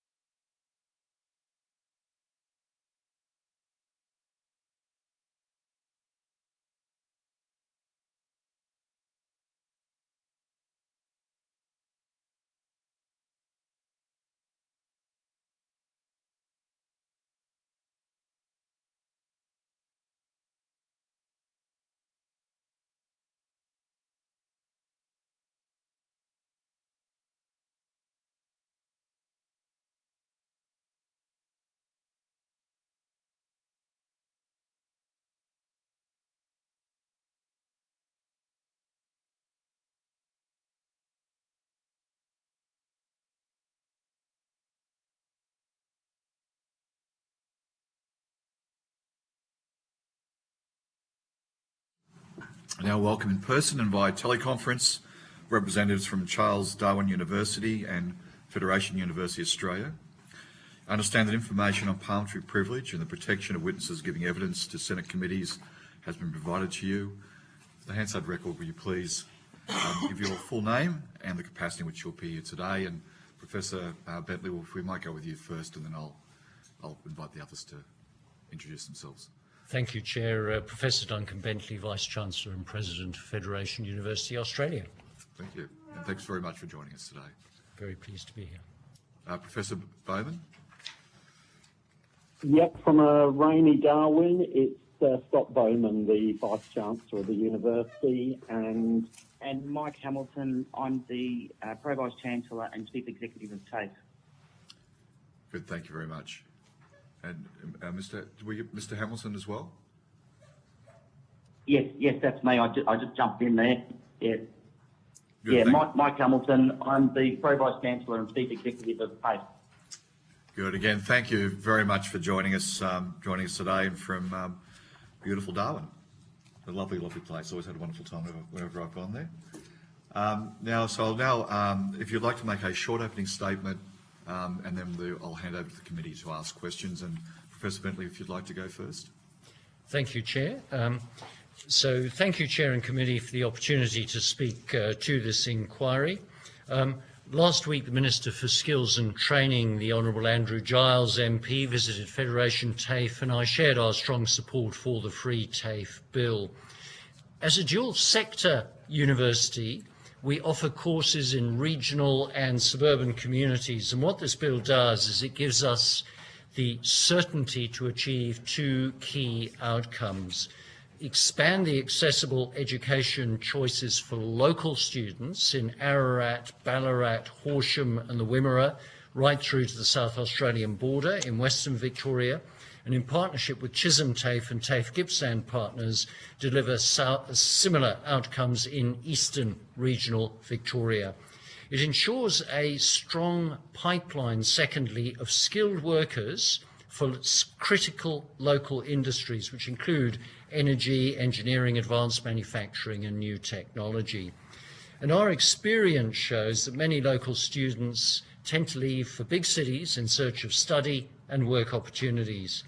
What this does is it hollows out the small communities that underpin regional Victoria, and that's a loss that we are working very closely with all of you to prevent. And I'm constantly encouraged by local members of Parliament across all sides of politics to address this challenge by strengthening our collaboration with local businesses to develop the workforce which is necessary for regional growth. And that's why Federation University has become Australia's first cooperative university. That means we work hand in hand with regional employers to recruit, train and develop the talent that meets the skill shortages that local businesses are struggling to fill. So with over 20,000 university and TAFE students in a seamless education across regional and outer suburban Victoria, more than half our students come from needs-based backgrounds, and that includes regional and rural residents, and particularly those with a disability for whom studying in big cities is often financially or logistically just not possible. And we need to keep them in the regions for the great jobs that are in those regions. And for remote and regional communities, expanding education choices also means creating the strong workforce pipeline for the hospitals, the schools and the local businesses that those communities need to survive and then thrive. So since its inception in Victoria, we've worked hard to make Free TAFE a success for our local communities, and that's why our submission asked the committee to encourage government to use the powers in this bill to develop Free TAFE agreements that provide the flexibility we need to meet local business needs and offer local pathways to further education that meet the student needs. We make these recommendations because we believe it's our responsibility to ensure government policy best supports regional students by connecting local education to local jobs. And our data reinforces Free TAFE's critical role in skills development and workforce alignment in our regional communities. So in 2024, our 600 free TAFE supported commencements grew 30%, and they've done that each year since the beginning of the pandemic. And our most in-demand programs, construction, nursing, cybersecurity, are directly aligned to the skills shortages in Western Victoria. So I'd like to thank the committee for considering our submission. Federation's cooperative model, which partners with employers through outer learners training, it's truly unique in the sector, and our ability to integrate it with free TAFE demonstrates free TAFE's value. And the model bridges the gap between traditional education and the real workforce needs of our communities. It ensures we're not a destination, but we facilitate our students to secure jobs in the regions that are going to drive Australia's future growth. Very happy to answer any questions. Thank you. Professor Bowman? Yeah, thank you, and thanks to the committee for giving us this opportunity to speak. The Northern Territory is an incredible place and an incredibly important place. It is central to the success of Northern Australia, and I would argue that the success of Northern Australia is central to the success of Australia. The Northern Territory is also a very interesting place in terms of its makeup.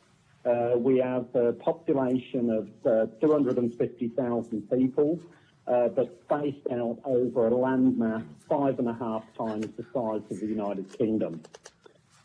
We have very rapidly and important developing industries in the north, including rare earth, energy, and also defence industries. We have a situation where we have a real skill shortage for just about everything, but at the same time, we have high unemployment amongst many of our equity groups. Now, 30% of the Northern Territory is First Nation, and we really support anything which makes the barriers to disengage youth into education, anything that takes those barriers down.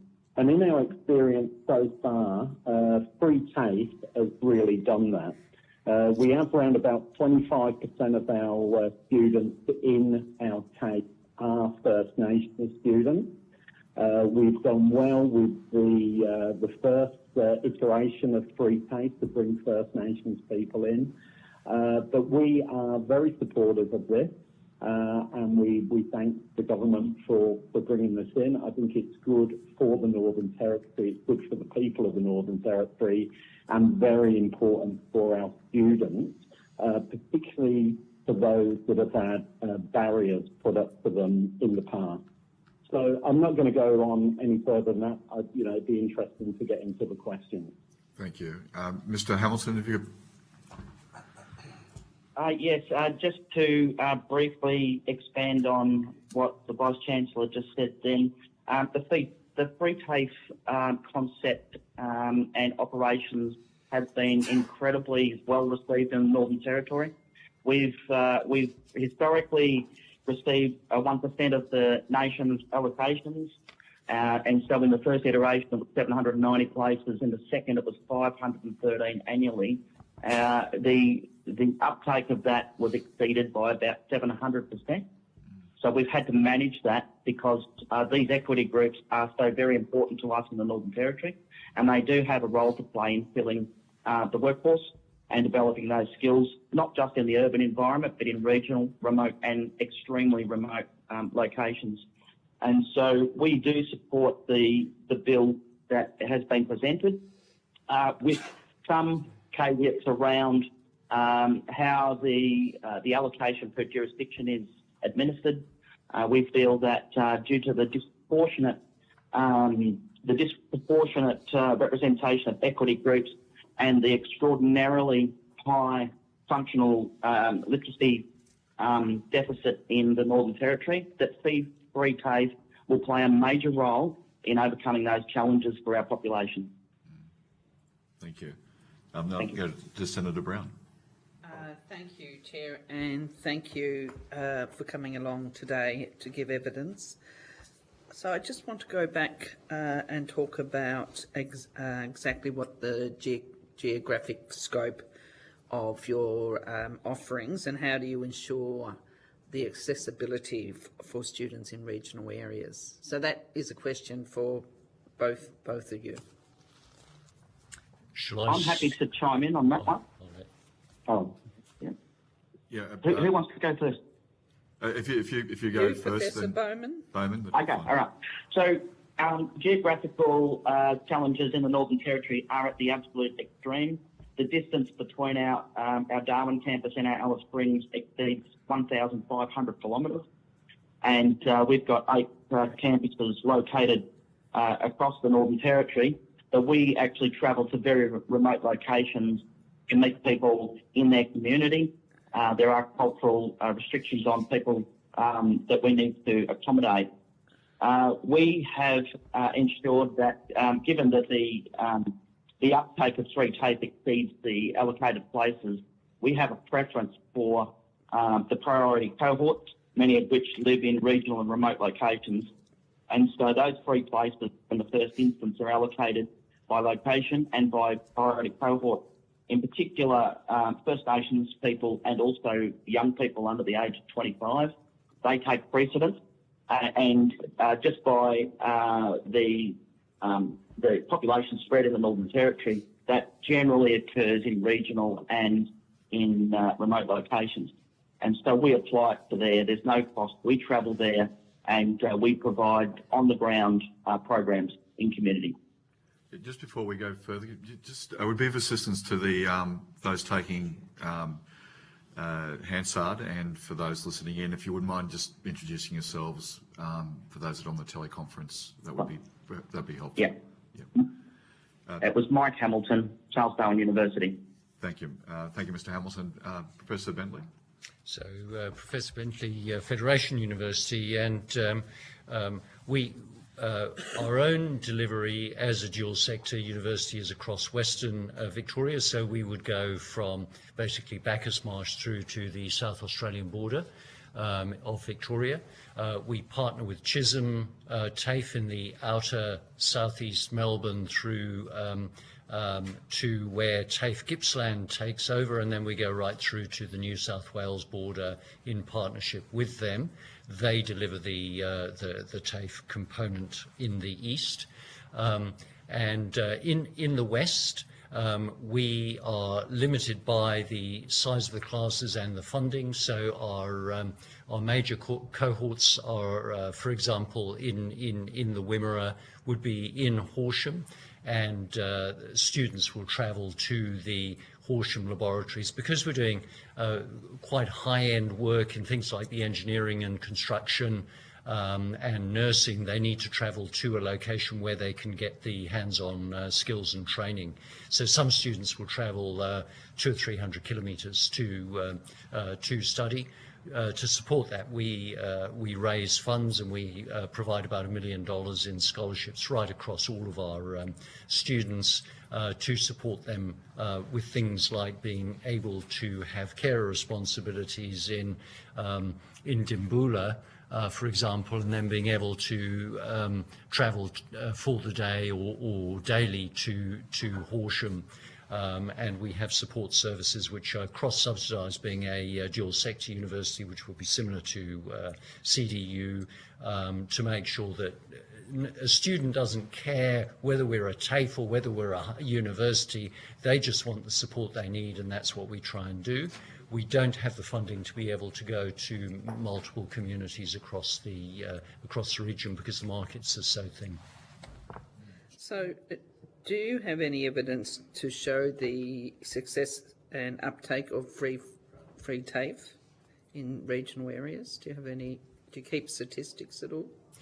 We do. Most of the statistics in Victoria would be covered by the National Centre for Vocational Education Research. They collate the statistics. We locally provide statistics to the department, and the government has all of the statistics that we provide, and then they do a benchmarking across different TAFEs. Within our within our TAFE, it has been very successful. Now, one of the things which, so how do we know and how do we track that? Because if you look at something like a completion rate, the completion rates don't necessarily look as though they're fantastic, because what happens is that the students, because we've got about nearly 50% of the population who don't have a post-school qualification in our regional areas.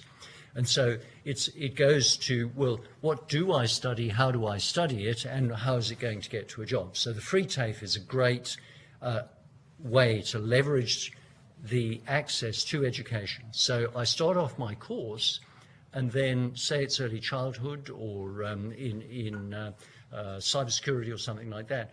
I will then get a job locally.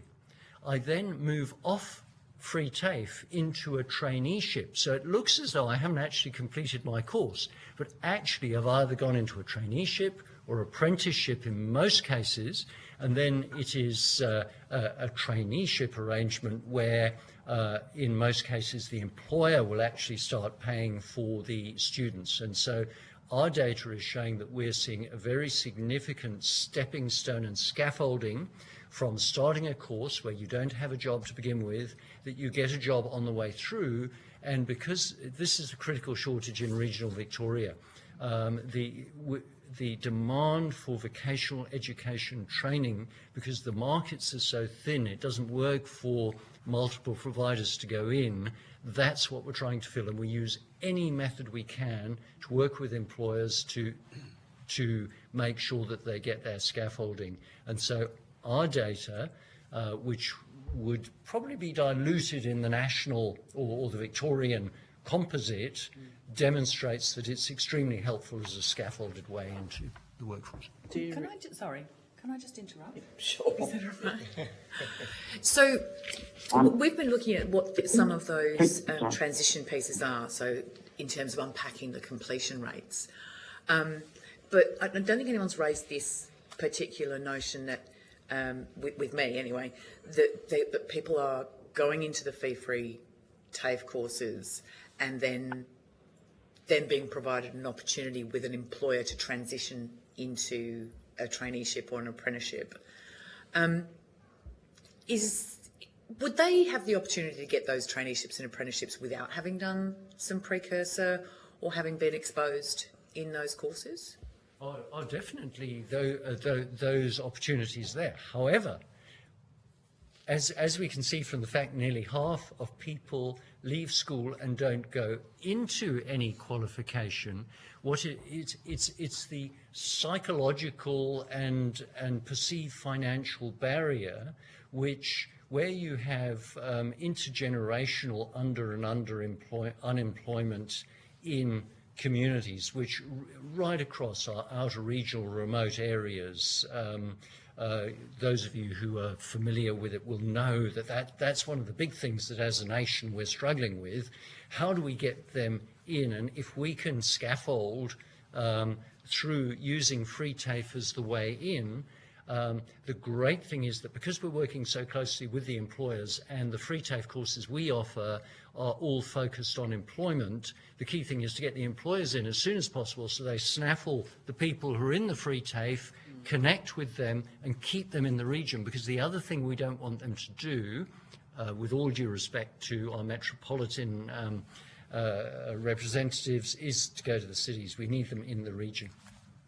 Thank you. So I'm just sort of mindful of time, so maybe if okay. This will, yeah, you go ahead, or you can steal some of Karen's time. I've just you can take it on notice, and of course Professor Bowman or Mr. Hamilton could also respond to my question on notice too. But what sort of data are you able to provide? Do you keep track of people that have started but then gone on to traineeships and jobs? What sort of data are you able to provide to the committee?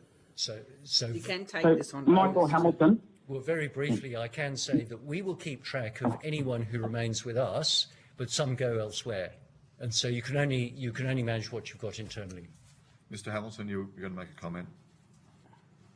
Yes, if you don't mind. Michael Hamilton, Charles Darwin University. So we have extensive statistics for our free TAFE participants. And so we keep that overall, we supply that back through a wetness upload, NCVR, and of course via the NTG onto Commonwealth. We have statistics on overall completion and success rate. We also have that same information at priority cohort level, because the success rate does vary significantly between the different equity groups. And so we've got a lot of that information here. In terms of those that transition beyond their course and into employment, it's not a statistic that I've got at hand. I can take that on notice, but we do know that some of these people are being successfully employed, and but I'd have to take that one on notice. Okay, thank you. And Professor Bowman, sorry, I didn't want to leave you out in case you wanted to jump in before I go to Senator O'Sullivan. No, look, I haven't really got anything to add. Just to know that in really regional and remote areas like this, we do know this is a problem, and it's been well, not a problem, it's actually a success story. So we know that particularly First Nations people, an Aboriginal person will come and sign up and do to do a social work degree. They do 1 year, and then suddenly they're in really high demand, and they're making very sensible economic decisions to perhaps go and be a hospital liaison officer. And I think we do see that on the vocational side as well. We know that if we can get an Aboriginal person to get a Certificate 1 or a Certificate 2, they are incredibly employable. And maybe even with picking up a few skill sets gives them the place. Because up in the Territory, as I said, we've got 30% Aboriginal people, and most companies have a target to have 30% Aboriginal people working for them. So if we can just get them across and give them some education, then economically life is going to be much better. Now, probably we should be collecting much more better statistics on that. So, so it's a really good point to look at. Thank you. Senator O'Sullivan. Thanks, Chair. Thank you, Mr Bentley and Professor Bowman and Mr Hamilton for your time. I'm very interested in this stepping stone and scaffolding aspect of what you're delivering. And it's wonderful that people are actually getting jobs. That's a credit to the quality of the program, no doubt, that you're delivering as well. So are you able to, can you quantify of those that are withdrawing or cancelling, how many have actually gone on to work into traineeships? And I'll start with Mr Bentley, because you specifically mentioned that was a feature of some of the people that cancel or withdraw from their course. Can you quantify how many that is? The quantification can be tricky, because some of the people who withdraw go on to work and don't tell us. It's a bit like alumni. Everyone wants all of their alumni who graduate to tell them everything, but they're not very good at doing that. So we have, with our close employers, we're able to get some of that, but it'll never be as accurate as we want it to be. But it is a substantial portion, because we're doing this cooperative method, we've got the stats with the bulk of our employers.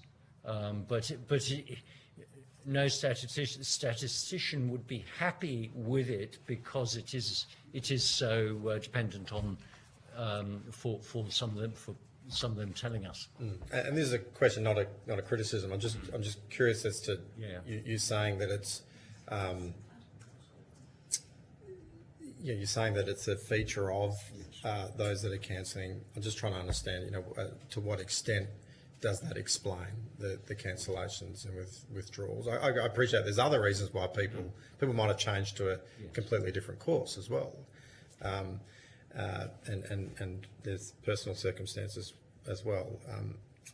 Other than the course, and of course there might be some that the course is just not suitable to them. So, to the extent that you can come back to us on that, that would be helpful. So you said that you've had 1,600 commencements across 37 qualifications funded by fee-free TAFE. So then how many of those enrolments have already cancelled or withdrawn from their courses? So that's 1,600 across 37 qualifications for 2024. And of those, we would have had completions of around 37%, and another 20 are still in training of those. So that's 57%.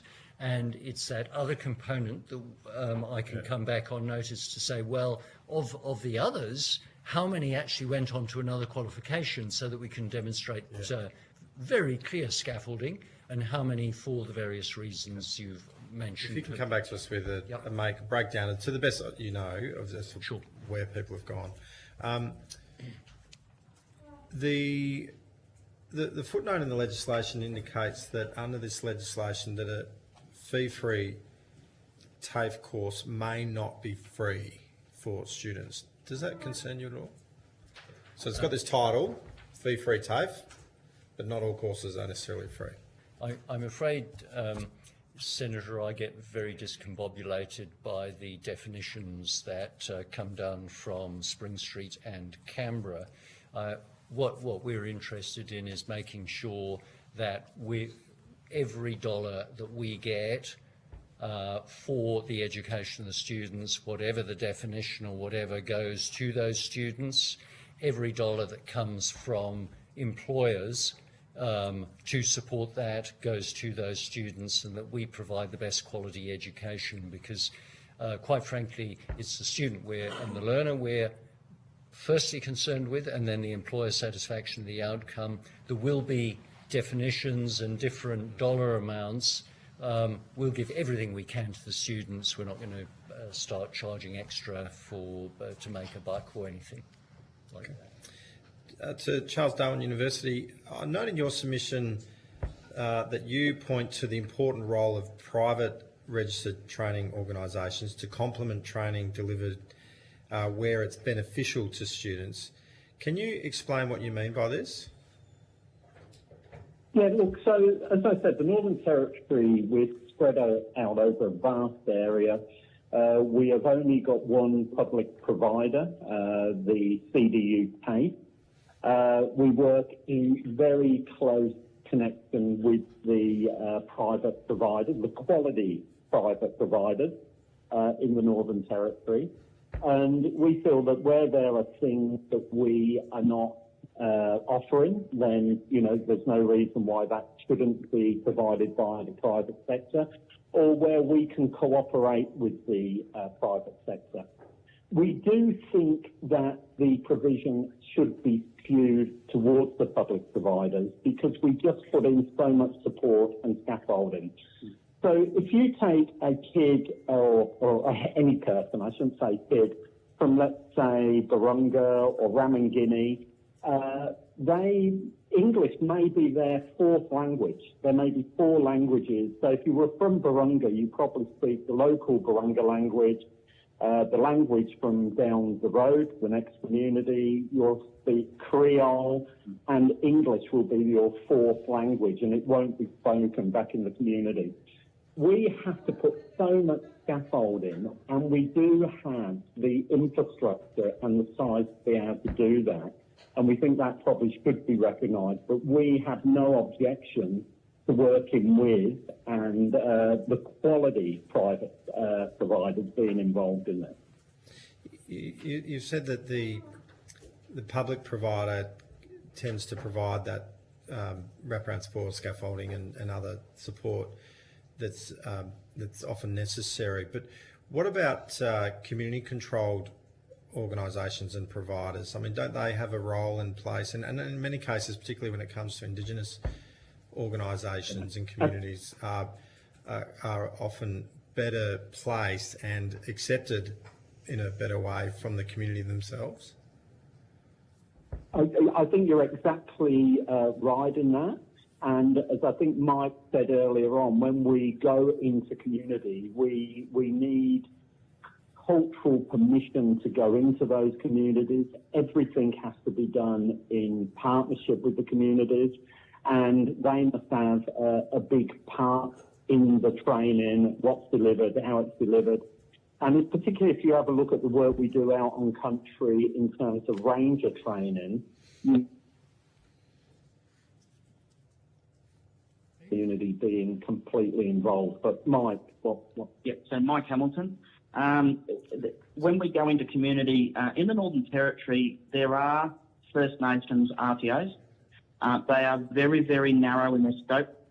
They do a wonderful job, and we work very closely with them, and we would support working alongside them, and we absolutely do work alongside them in partnership.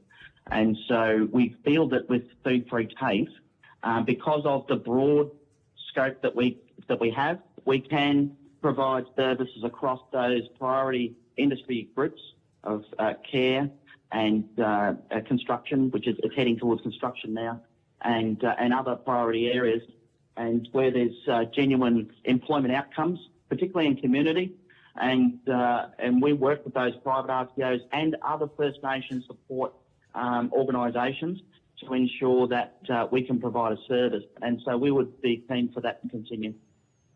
Okay, and so if I'm understanding your evidence accurately, it's not necessarily a binary choice. There's often the better out, or to achieve a good outcome, it can involve both. Absolutely. Absolutely. I mean, the cultural complexities up there are incredible. That's why it's such an exciting place to work. And if you ignore those, you're just going to get absolute failure. So, yeah, complete agreement with you. Yeah, and Mike Hamilton, the fact is that there are 250,000 people across an area 6 times the size of Victoria.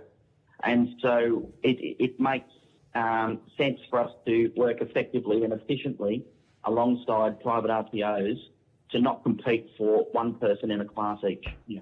So there's a business element to it, there's a cultural element to it, there's a collaborative Northern Territory focus here. It's best for the Territory if we work close together. Yeah, and as a Western Australian, I understand, particularly when we've got such a concentration of the population in Perth, the rest of the state, which is obviously very vast and spread out. You need those collaborations. So I do fully understand what you're saying. Thank you, Chair. Thanks very much, Senator Grogan. Thank you, Chair. Thanks for coming in. Thanks for being on the phone. Have you had a chance to look at the ITECA submission?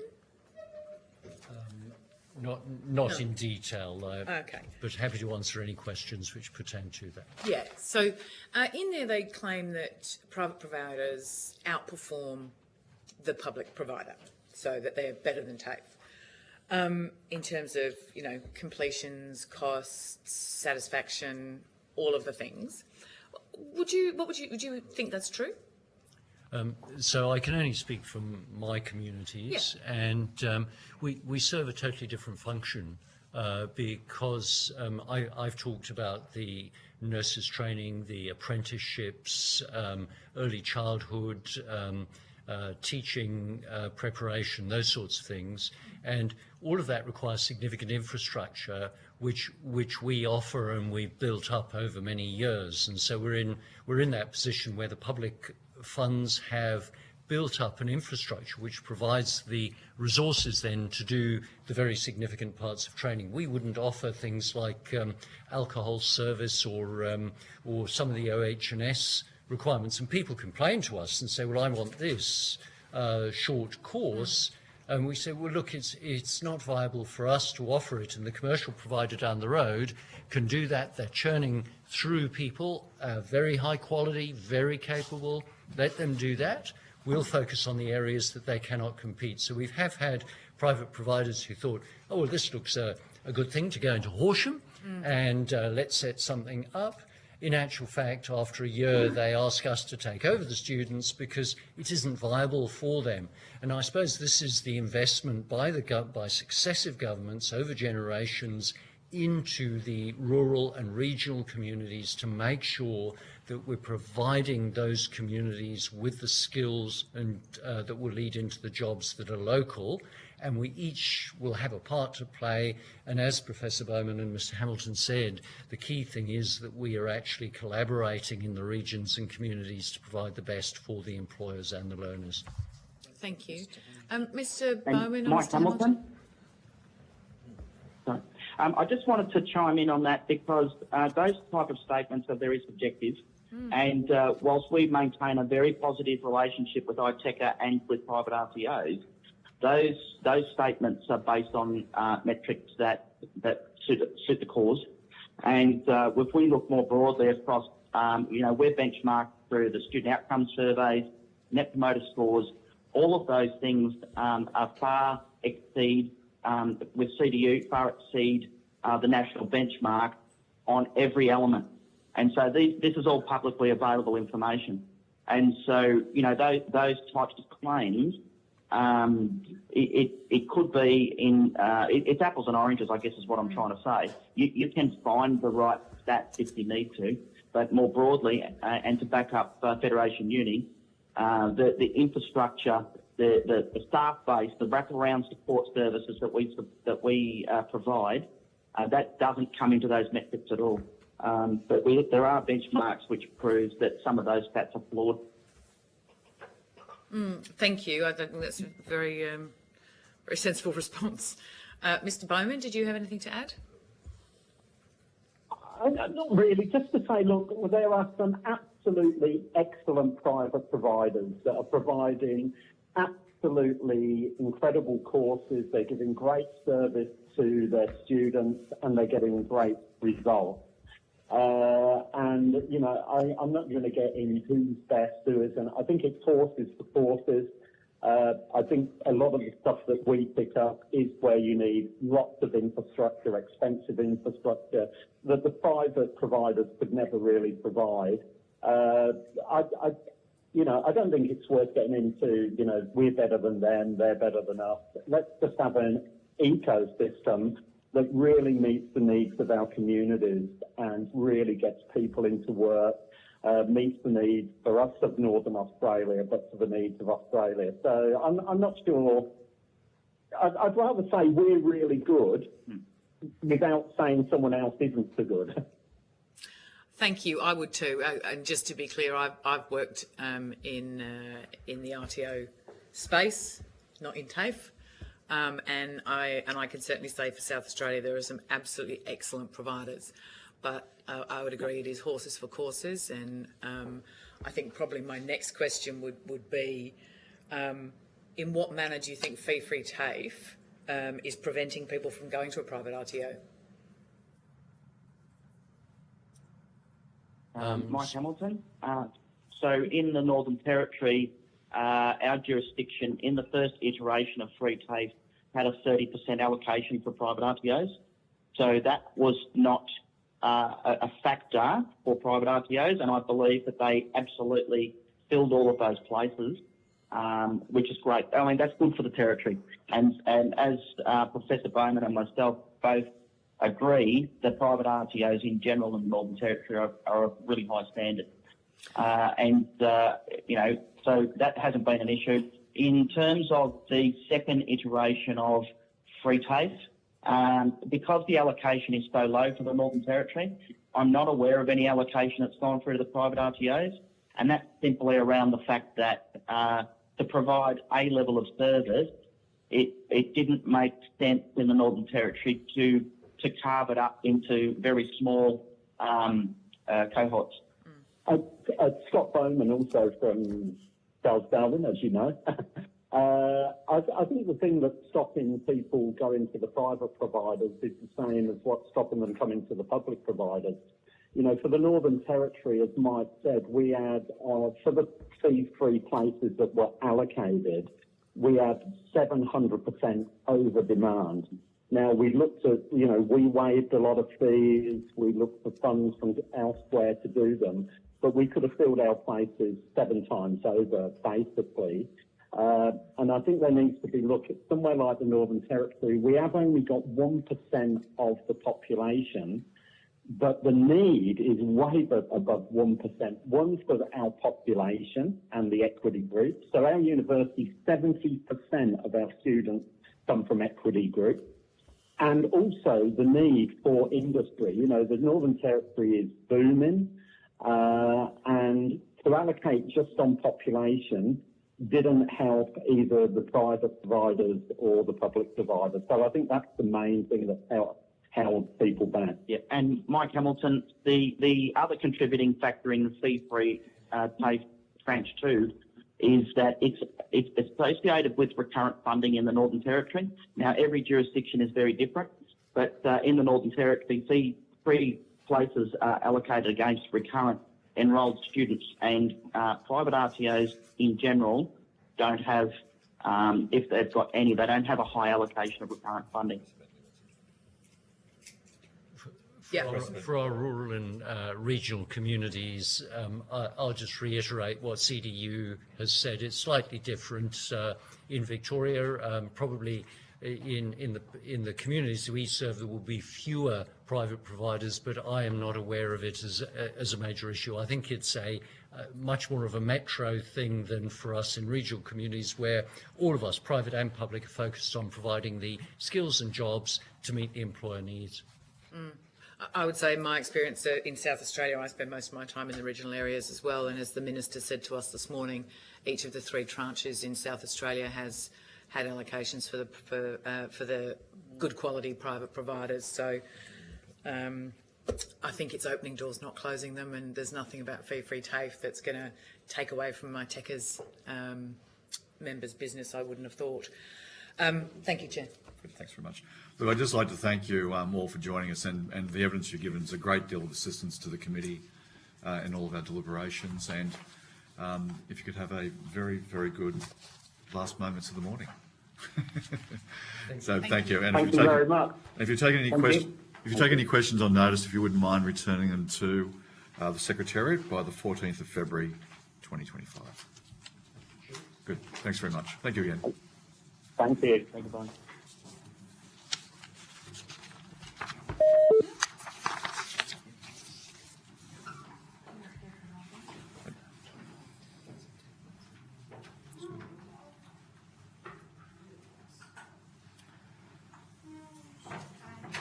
Hello. I now welcome in person a representative from the Multicultural Youth Advocacy Network Australia. I understand that information on parliamentary privilege and the protection of witnesses giving evidence to Senate committees has been provided to you. For the Hansard record, will you please state your full name and the capacity in which you'll be here today? Good morning, I'm Rana Ibrahimi from Multicultural Youth Advocacy Network, Maya. Good, thank you. I now invite you to make a short opening statement, and at the conclusion of any remarks, I'll invite members of the committee to ask questions. Apologies, I still try to take my breath because I just landed from Melbourne. Thank you, Chair, members of the committee, for the opportunity to speak today. I am Rana Ibrahimi, the National Manager of the Multicultural Youth Advocacy Network Australia, MYAN, the national peak body representing young people from refugee and migrant backgrounds. MYAN works closely with young people, government and community organizations to ensure equitable access to education, employment and social participation. The free TAFE program is a crucial step toward making vocational education more accessible, particularly for young people from multicultural backgrounds, eliminating tuition fees, helping reduce financial barriers. But for this program to be truly inclusive, we must also address language barriers, provide culturally responsive career guidance, and recognize prior learning. Without these targeted supports, many young people, especially those from refugee and migrant backgrounds, risk being left behind. We acknowledge that several of our recommendations are already being considered in the program's implementation, and we welcome this progress. At the same time, we emphasize on the importance of ensuring free TAFE remains a sustainable and ongoing initiative that continues to evolve to meet the needs of young people, particularly those facing additional barriers to education and employment. Our submission outlines key recommendations to enhance the program's reach and effectiveness, ensuring that all young people, regardless of their background, have the potential opportunity to thrive in Australia's workforce. I look forward to answering your questions and discussing how we can work together to strengthen free TAFE as a long-term investment in Australia's future. Good, thank you very much. And Senator O'Sullivan. Thank you. Thank you so much for coming before us today, and it sounds like you travelled to get here as well, so I appreciate that very much. Can you start by just letting us know, what's your view of how TAFEs deliver training for multicultural communities, and are there areas for improvement, and how can it be improved? Sure. So we have continued conversation and consultations every year, and we travel around the country and talk to young people and the stakeholders that a part of them are the TAFE providers or language providers. And we have partners across the country. Last year, I think in May to August, we did a comprehensive consultation on education, employment, and social connectedness and inclusion. And we heard a lot of stories about the experience of young people who are participating in the education and employment pathway, majority refugees and new arrivals, but also the migrants that we can call them forced migrants, because they come through different visa types, but in fact they found a way to come through migration, but in fact they are refugees, and they're finding the safe haven in Australia. A lot of them in Adelaide, Perth, or Tasmania, of course. They have different experiences, and our recommendation is based on these consultations. So one of their main barriers is the cultural understanding of the Australian culture. And we are hearing it even from the Maori community when they come, and the Pacific Islanders. They understand their culture, they are connected to their community, but fitting in and understanding how to settle easier is a challenge. So we understand many organizations, including TAFEs, they have cultural awareness or cultural competency courses. We think we need to go one step further and create cultural intelligence, which is understanding, it's the third quotient basically, and understanding better of the differences and similarities and helping young people to adapt. That's one issue. The other issue is the language. In our cohorts, because they are young people and they learn very quickly, the language is not necessarily a problem, but the fact that they have so many other factors and responsibilities, because they know the language, they have to go with their parents to the doctor, for example. The time that they have is very limited, and the communication base is different. So they need to adjust their communication style. They need to understand the communication ways that the workplaces are working, using. And even us as adults, we struggle with terminology when we change our industry. So these are the type of like very sophisticated language barriers that they have, and we hear a lot. Okay. And in your experience, those that are the training providers that are exemplifying best practice in addressing the points that you raise, what can you think of some not-for-profit, providers or even private providers that are exemplifying best practice? Yes, absolutely. So it's very different in each state and territory, but wherever we went, especially in Northern Territory and Tasmania, I can say it because they are smaller with smaller numbers, and they participate in the quality. Because they work all together, the AMEP or the TAFE or even the private sector working very closely with Migrant Resource Centre or with Melaleuca Australia. They are very holistic, and because they're holistic, it's actually much more efficient than largest places with large population like New South Wales or Victoria. in Victoria and New South Wales, because it's really has really high population, it doesn't necessarily get to everyone that needs the support, but they have some good practices and best practices as well.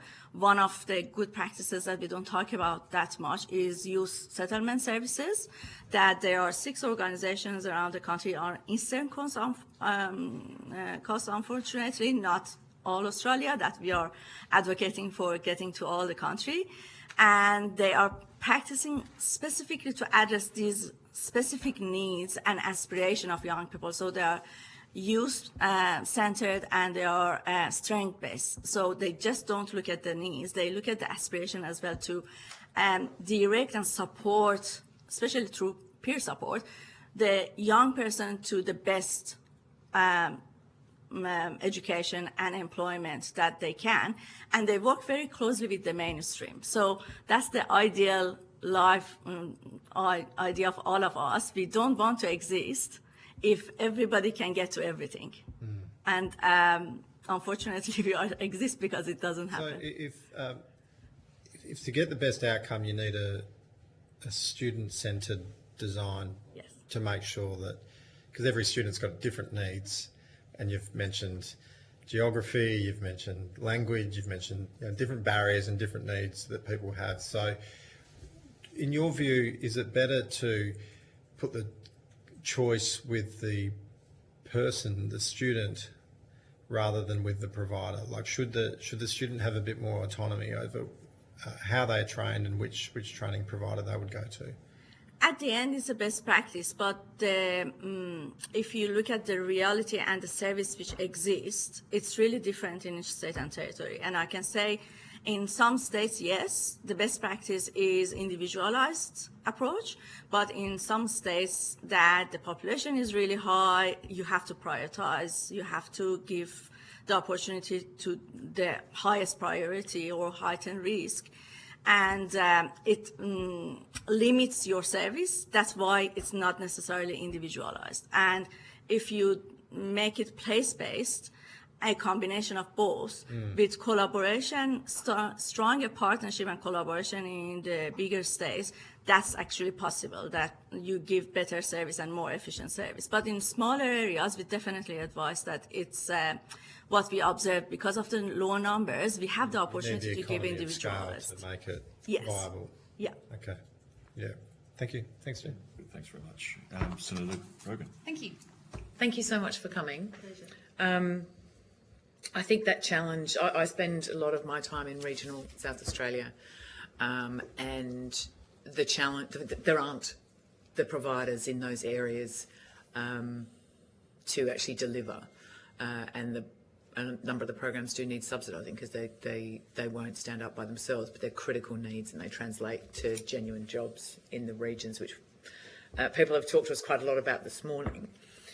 But can you just, what is the advantage?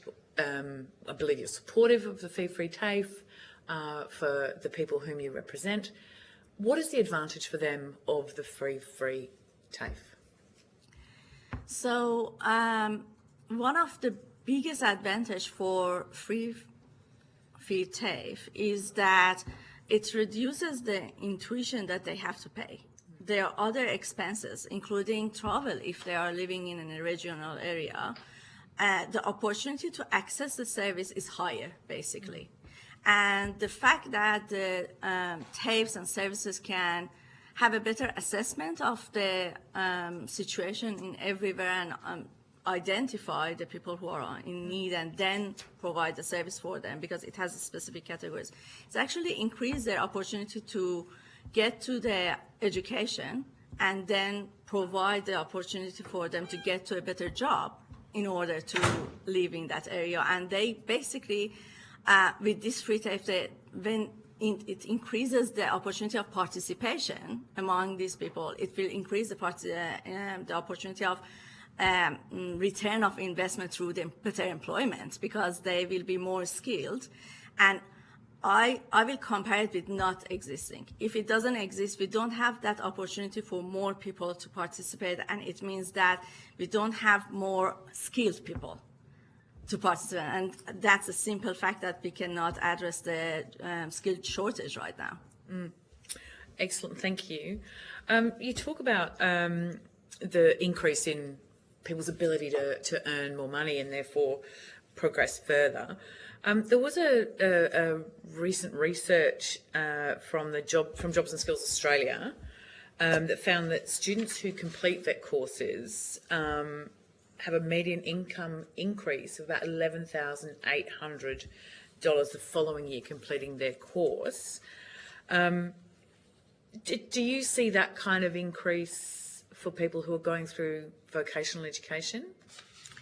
I will give you, because I know some of these facts based on anecdotes, not necessarily, anecdotes and are great, I like to share the stories. Yeah, that'd be lovely. I had the consultation in Tasmania especially is coming to my mind because the majority of the group who participated were young men. That was one of the only states that we had more men participating.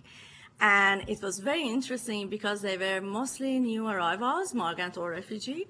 And when you talk to young people, we had to adjust ourselves because the first question we asked them was, what is your ideal life in Australia? How you can have your... They all said, oh, I have a job or I'm rich. So we had to hammer the question for half an hour to understand that how do you want to be rich and how you want to get to that money. And we realized that the opportunity for them is very limited based on the skills that they have. A lot of them are coming through, Australia is a third country, and in the second country, they go to vocational training, but they learn construction and plastering. In Australia, that type of plastering is not used. Yeah. So they have to go and adjust and adapt and learn again. And if this opportunity provides for them, especially for these young men that I talked to, they were young and they were ready to get rich faster. So with TAFE, it's a shorter term, and learning the skill faster and being an apprentice when they're young, it's really exciting for them. And actually the side interesting advantage of that was that they were between range of 16 to 23. And they were saying that, well, it's transport is complicated for us in Tasmania. It doesn't have that much of opportunity. I heard it in Darwin as well. And then there is not that much of entertainment for us. Then what we do, we hang out together. We gather together, and it increases like the public will think, oh, what are we doing? But we are a group of young men who don't have anything to do. If we have this opportunity to get to the job market faster and be an apprentice and do work, we have an opportunity to earn money faster and also to have something with our life. So we don't waste time hanging out outside. Yeah, that's a really interesting perspective. Thank you. That's really helpful. Thank you, Chair. Good, thanks. Senator Faruqi. Thank you, Chair. And you've answered some of the questions that I had. But I just want to go back to that issue of support for students and tailored support for students. Disadvantaged and historically underrepresented cohorts such as, migrants and carers, First Nations people, people with a disability, may now have improved access to TAFE. But I guess I want to know, what do you hear from the cohorts that you represent about the lack of support that they might have in TAFE? And what does government need to do to improve that? Do we need more staff? Do we need more support for staff? And do we need specialized staff as well so that support can be provided to students? Thank you so much. So I assume with connecting the forces, the young cohort of people that we have who are with disability, they are receiving specific supports from different organizations, including NDIS. And I think looking at it, we hear a lot that if government departments look at it as a holistic way and a whole of government responsibility and work more together to address these supports in a way that it's more specialized, the outcome will be better. I agree. And also about the cohort that we have, one of the barriers that I mentioned about cultural competency, we understand we are living in the most multicultural country. It's not easy to provide a person who is from the same culture, but cultural competency is not the best solution as well, and we definitely advise that we need to train and educate our cohort for being culturally intelligent. And once the cohort that we and the workers that we have are culturally intelligent and they have better understanding of the different cultures and they get the better understanding of cross-cultural communication and all of these things, we actually do not have to invest too much on finding one person for each culture. And it doesn't necessarily work in Australia because from one community we have 3 different mindset or diverse mindset or from different ethnicities coming together. So even that level of addressing it with just having people from same culture doesn't address the issue. So it has to be much more sophisticated than what it is now. And it needs to be ongoing.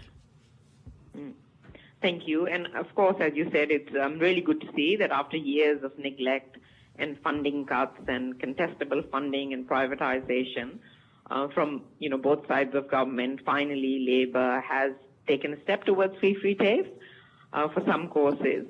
Would you agree, though, that everyone should be able to access TAFE for free, no matter what course they enroll in? Well, if you're talking about the ideal, of course, I also want to say everybody should be free to have tertiary education. So that's the ideal for all of us, and we always want the best. But through the process, I think it's a good start. And would you say the same? I know. Yes, sorry, keep going. And I hope that what we have is going to be sustained and ongoing. It needs to continue. You refer in your submission also for the need to review the HEC system to make higher education more accessible and equitable. So I'm presuming there that you would have the same position as the Greens, that universities should be free as well for everyone?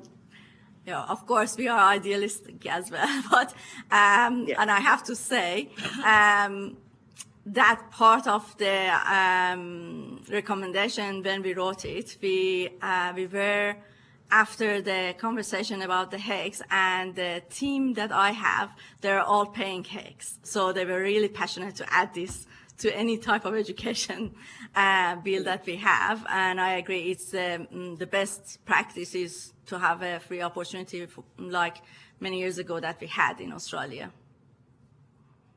And of course, fee-free places are an important step to removing financial barriers to education.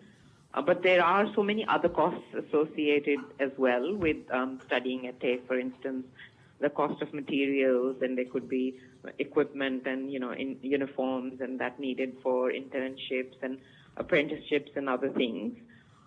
What impact does these additional costs have on the cohorts that you represent, and what can be done to address this? Thank you so much. It's a really good question, and it gets back to the working together in partnership with other programs. And I think one of the best programs that can complement this free TAFE is the youth settlement services, because they specifically work on education, employment, and social connection. And they have very, very interesting programs in the states and territories. I think it's in Queensland, New South Wales, Victoria. Yeah, that's the only 3, as much as I remember. And it's just 6 organizations among the settlement providers. But expanding on that and working on settlement provisions for young people, especially this cohort, we always say that the young people from 12 to 24 are the ones who are falling between the cracks in settlement services. So that can be a good complementary support for them to provide these type of supports for them. Thank you very much. Thanks, Chair. Good, thanks very much. And just a quick question from me. Just, you mentioned the importance of securing the commitments. How important do you, and what weight do you put on the importance of having legislation which enshrines that? Is that an important aspect of that security of the future? Yes, absolutely. Legislation is the part that will help us to sustain things and make them the regulation of the country. So absolutely, we are supporting that. Do you feel there's a logic to say that having it legislated, there's also that certainty of knowledge for the future of investment? But also, I would hazard to guess, I wonder your thoughts on this.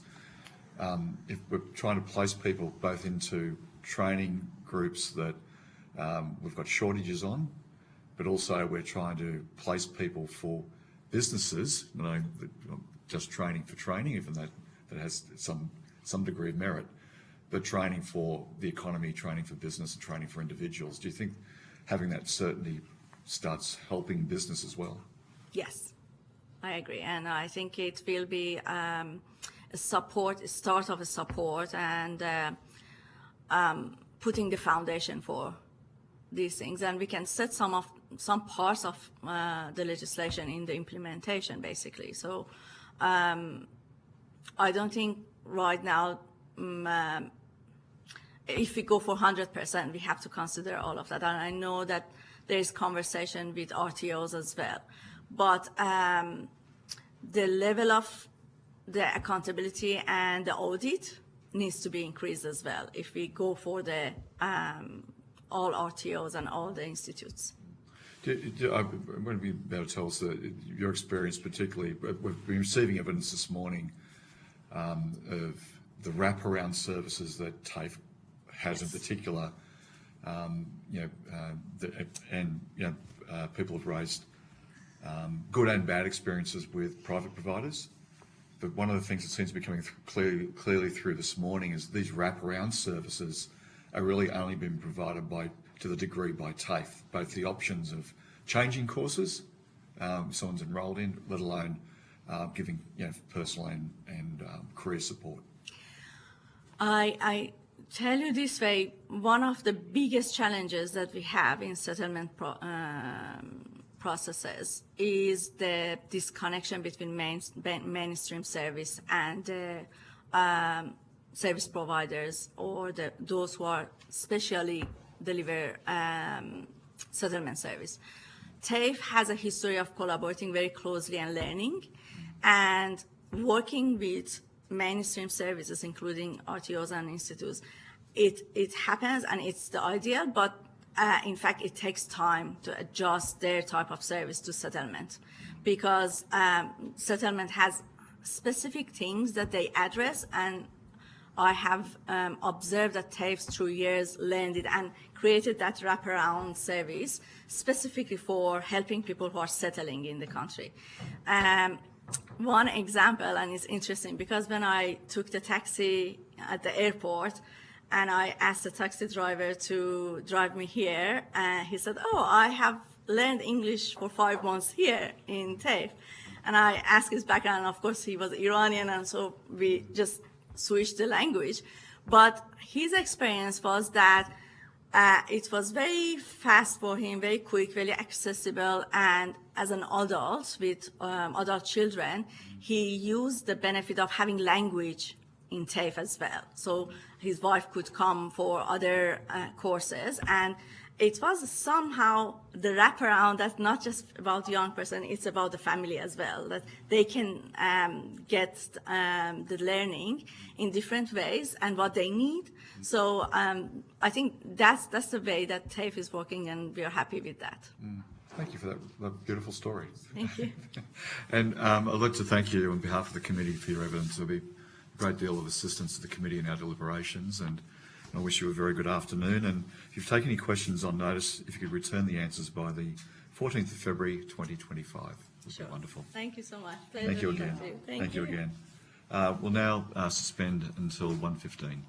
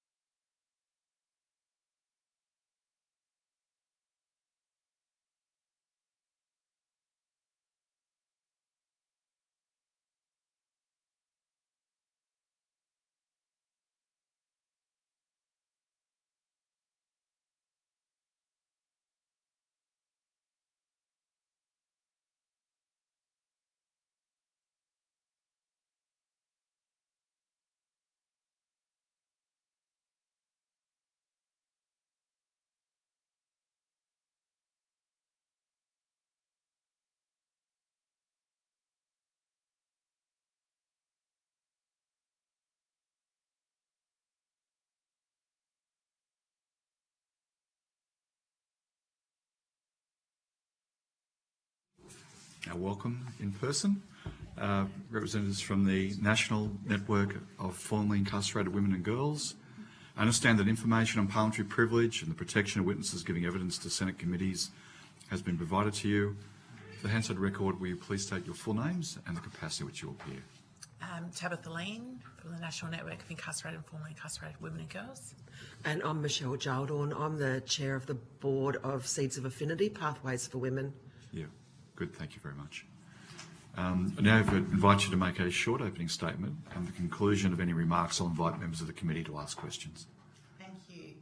Well, thank you for your invitation to present here today. As I said, my name's Tabitha Lean and I'm a member and representing the National Network of Incarcerated and Formerly Incarcerated Women and Girls. A really long name, so we often shorten it just to National Network. And I'm here with my colleague, Dr. Michelle Sheldon, who is with Seeds of Affinity, and we work quite closely together because both an organisation that supports women both inside prison and outside prison.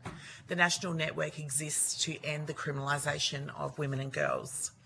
I personally spent 2 years in prison and in fact accessed education, albeit scant and subpar, while I was incarcerated here on Kaurna country in Adelaide Women's Prison. So I bring to this submission today on behalf of our network direct experience of accessing both education and learning materials behind bars. We have only a few minutes to present our submission, so I'm going to be brief and to the point, which you'll be pleased to hear. And I'm going to provide a little bit of subjective material to support the written submission.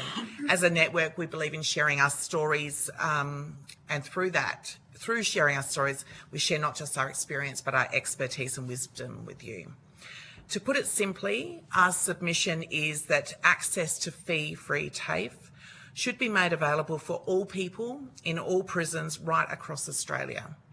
It is also a submission that the appropriate infrastructure to support people to study TAFE courses should also be available in all prisons. We do not propose this because it would just fulfil Australia's human rights obligations to the UN in relation to the treatment of prisoners, although it will. We make this submission because education is a transformative tool for liberation. We make this submission because we believe that by centring human rights and addressing structural injustices, we can move towards dismantling systems of oppression and building communities where every person thrives. And we believe that education is one way we can centre the human rights of every person in prison. Certainly when I was in prison, I was desperate, actually hungry for education. At that time, all that was offered was a certificate course in women's studies and a business studies course.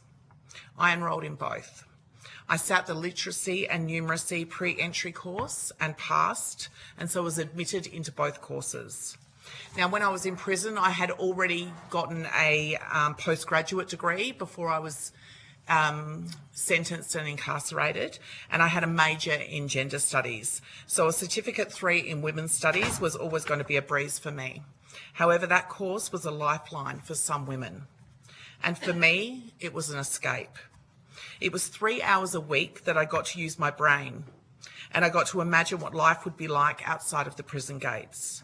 It allowed me to be creative, to think, to share thoughts, to discuss, to theorise, and to engage in some kind of intellectualism that wasn't available to me anywhere else in my imprisoned world.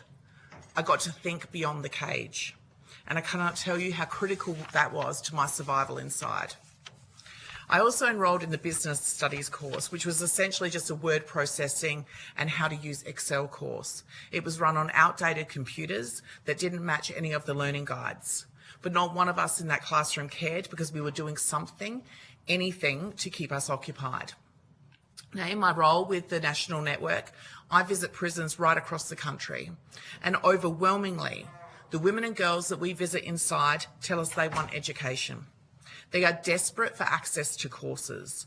They want real skill-based courses that they can use when they get out, courses that will lead to employment. They want to chase their passions. They have aspirations for their future, and they have dreams that they want to fulfil. And what better way to end criminalisation than to support women and girls to get educated, to carve out a life and a future for themselves and their families? What better way to support women to pave their own path of liberation out of prison than education. So I'm mindful that I'm at the end of my time for an opening address, so we'll end with this. There are so many barriers to studying in prison, including getting paid a reduced daily rate for choosing to study, outdated learning materials, disruption to learning if you are relocated within the prison. But every single day, women make the choice to walk down the hill to the prison education room because they are determined to learn. So we should back them.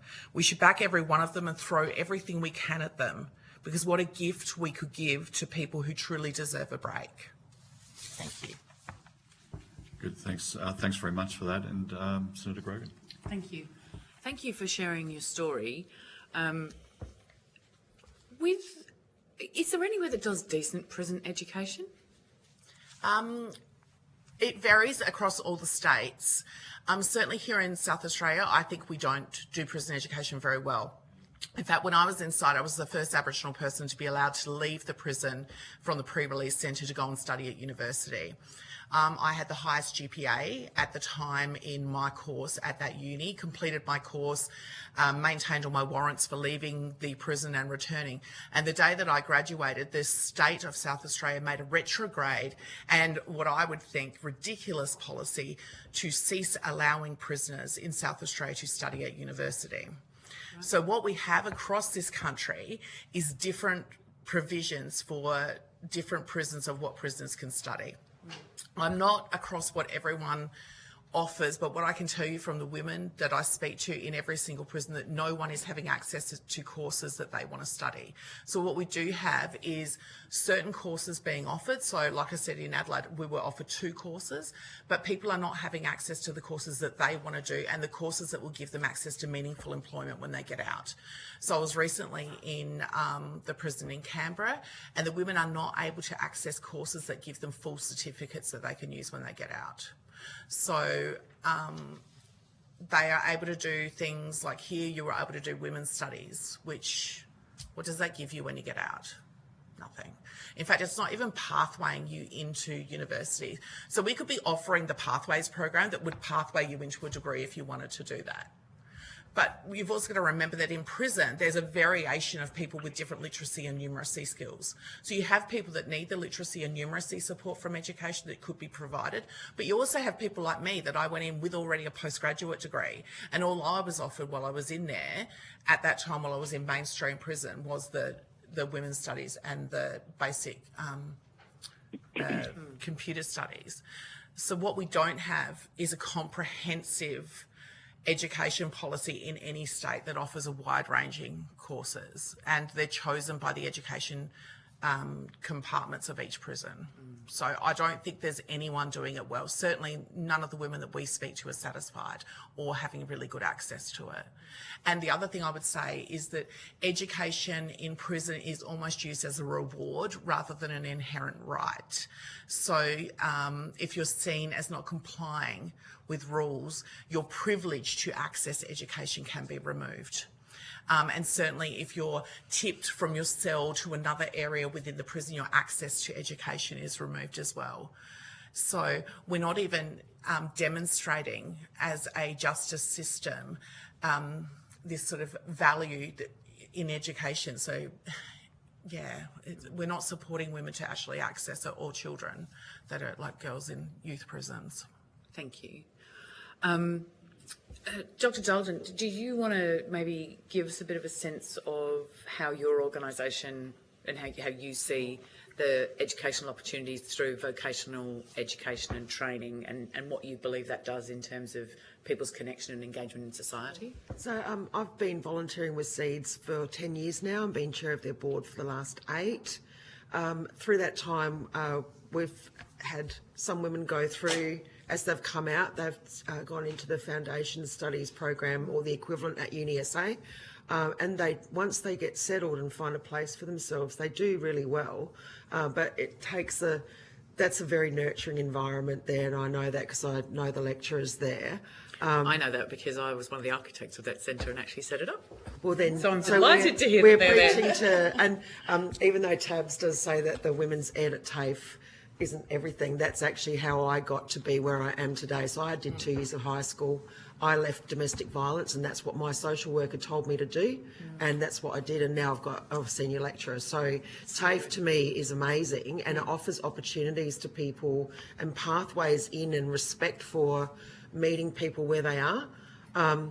I've had women from Seeds come and talk to my university classes who the first time they'll come, they'll be very quiet. The more they do it, the more powerful they get. And it breaks down that barrier. So I guess for Seeds, being an unfunded organisation, we're almost our worst enemy in that once women do this, we kind of lose our great volunteers because they get paid work. So it does do that. I recently had a student analyse the national plan for ending domestic and family violence against children, and one of the recommendations in there is about women getting employment. And there's nothing more violent than the prison space. I go into the prison quite a lot with Seeds through some projects that we've done in there. And so to me, the pathway out of prison and out of violence is education as well. So I think that offering this actually offers so many opportunities for women. I actually did my PhD with women that had been in prison back in 2013 was when I started. And I remember one of the women saying to me that when she wanted education, and when she was locked up in the Adelaide Women's Prison, they said to her, here, do this test. She did the test. They said, well, we've got nothing for you because you're too smart. Yeah. And she didn't have the undergrad degrees that Tabs has. So Tab would have come in after that lady. So, yeah, to me, the education just is an empowering thing to have, and it frees women and it gives us economic power. And obviously that is, you know, when we're thinking about the majority of women in prison, it's crimes around survival. You know, this is a way to circumvent that. To me, the investment is, so, you know, if you're going to think about it in money terms, it's such a small investment for such amazing outcomes. And even if a woman doesn't go on and do anything else with it apart from be a great parent who's educated, isn't that a good outcome? Absolutely. Yeah. Thank you. Thank you so much. Thank you, Chair. Good, thanks very much. Senator Faruqi. Thank you, Chair, and good afternoon, both. Thank you so much for providing your submission and also for giving evidence today. As you've noted in your written submission, Australia has an obligation under international law to secure people's right to education and work. And as you said earlier, education is a very basic human right and not a privilege. And you already have highlighted in your opening statement all the barriers for women and girls who are in prison to be able to access education. So I just want to ask you, like, why do these barriers still exist? And is it just a case of governments having the political will to see education for women and girls and others in prison as well as a basic human right, and basically removing the barriers? Is that what's stopping those barriers from being removed? I think thank you for that question, but I think there's multiple reasons that these things happen. I think that it's the same reason why prisoners don't have good health care in prisons, because there's issues between the federal government and the state government. For example, the state government is responsible for providing the health care, but the federal government is responsible for Medicare. So prisoners don't get access to Medicare-funded health services. And it's a similar issue here with access to education.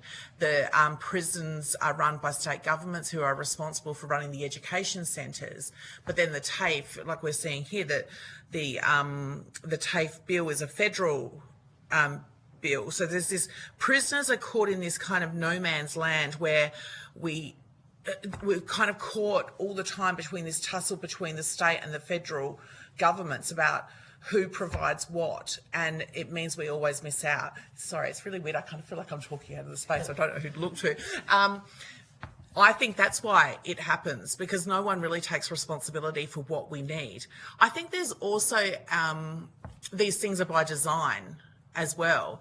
The punishment system and the prison system isn't actually run in such a way that we are determined to so-called rehabilitate people. The prisons exist to warehouse people. Like, nothing that happened while I was inside, the 2 years that I spent in there, was constructed in such a way to rehabilitate me. The time I spent in there was to contain me and warehouse me away from my community, my family and my children. So I think that that question is really important, but it's got to be, the answer has to be looked at in a broader sense of why do prisons exist within colonial Australia. So that's a really long-winded answer, but to say that it's reflective of why prisons exist, and it's not just simply a case of the prison doesn't want to educate us, the prison actually doesn't want us to succeed. And that's probably a very political answer, but that's my viewpoint of it, especially having been an Aboriginal prisoner in Adelaide Women's Prison. And as someone who wanted to come out and have a good life for myself and my children. And I've been out several years now. I have 2 postgraduate degrees. I'm a smart, clever woman who loves my children, but I can't even get a job anywhere. So, you know, that's not for want of trying. That's not for want of being educated. This is the construction of what happens for criminalised people. And that's why we argue so much for giving women a chance, for giving women whatever we can to support them to be the best versions of themselves. And how important is access to education and training for wider efforts towards liberation and abolition? It's critical because it enables us to pave our own pathway of liberation. It means we're not relying on a system to free us. It means we can free ourselves and our families. For me, education enabled me to understand the system I was working within and to keep myself safe and to come out and try and create a path for my own children and my own family. It's crucial because it enables us to critique the system and to come out here in forums like this and represent my community, not just the Aboriginal community, but the criminalised community, and to be able to fight for my sisters that are still inside and to say, what do they need? When I was inside and I was in the pre-release centre and I argued to be able to go to university, when they agreed that I could go to university, I'm going to get emotional now because it makes me emotional every time I remember it. The day I first left those prison gates to go to Uni SA to study my masters, the Aboriginal women that were at pre-release centre actually clapped for me leaving, and then they waited at the gates and clapped for me to come back in. And I said to my cousin Naomi, who was inside, I was like, why are you doing this? And she said, because it is so good to see one of our own actually doing something and getting something, like getting out of this place and doing something and making something. And she said, I just hope you do well, cousin, because you're paving a pathway for the rest of us to be able to do this.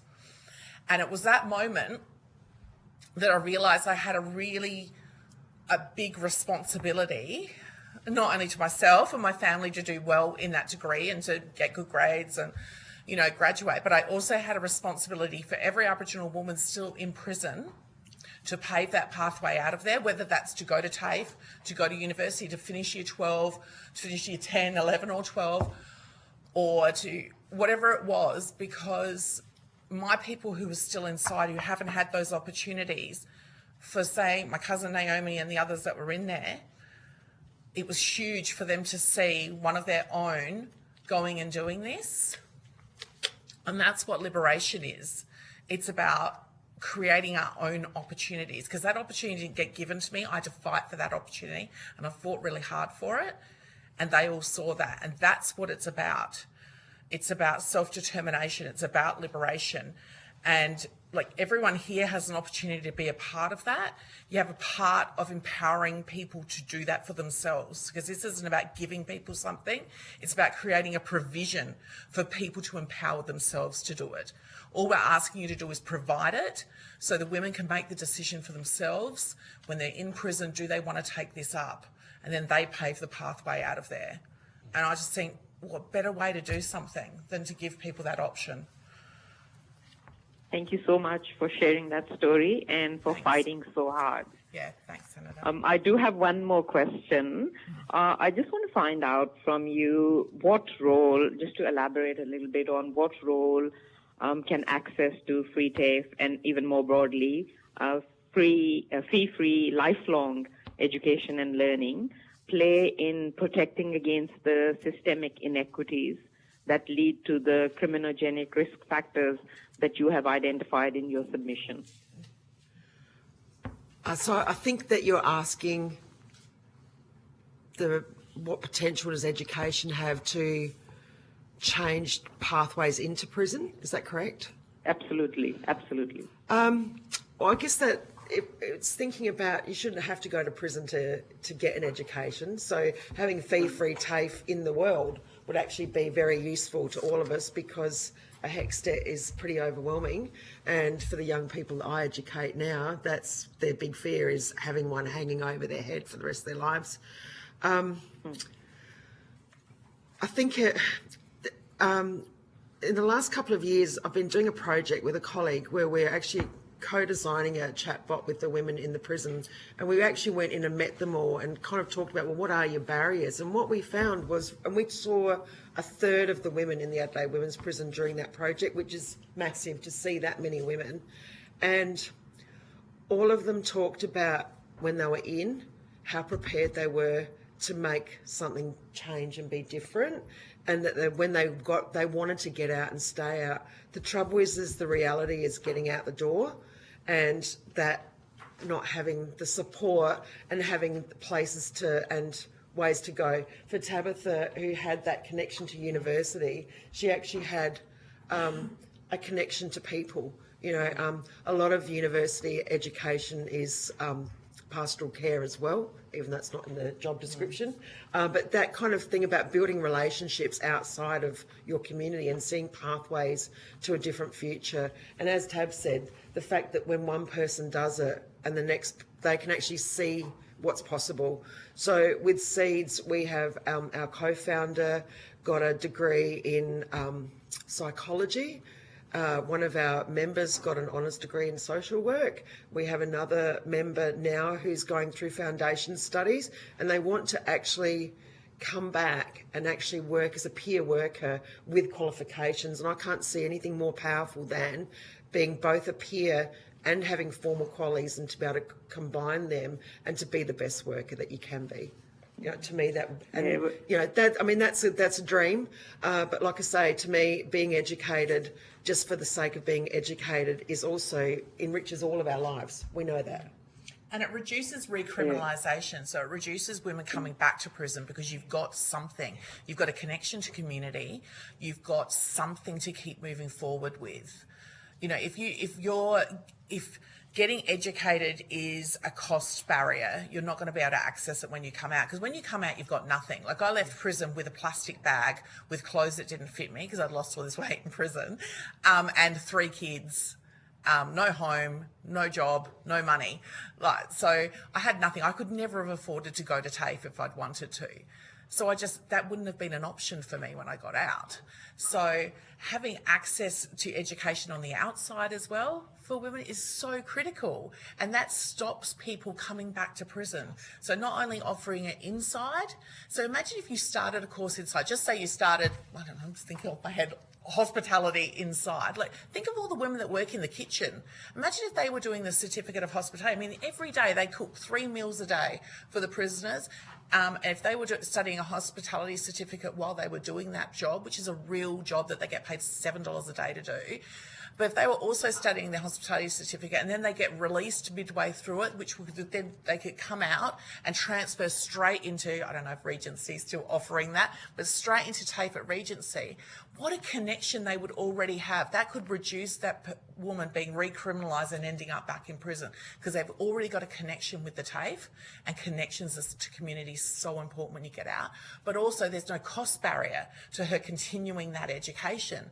So you've just got this, I feel like, and we know, and I hate using those terms like criminogenic risk factors because they're so laden with individual blame, but we know that education is one of those criminogenic risk factors.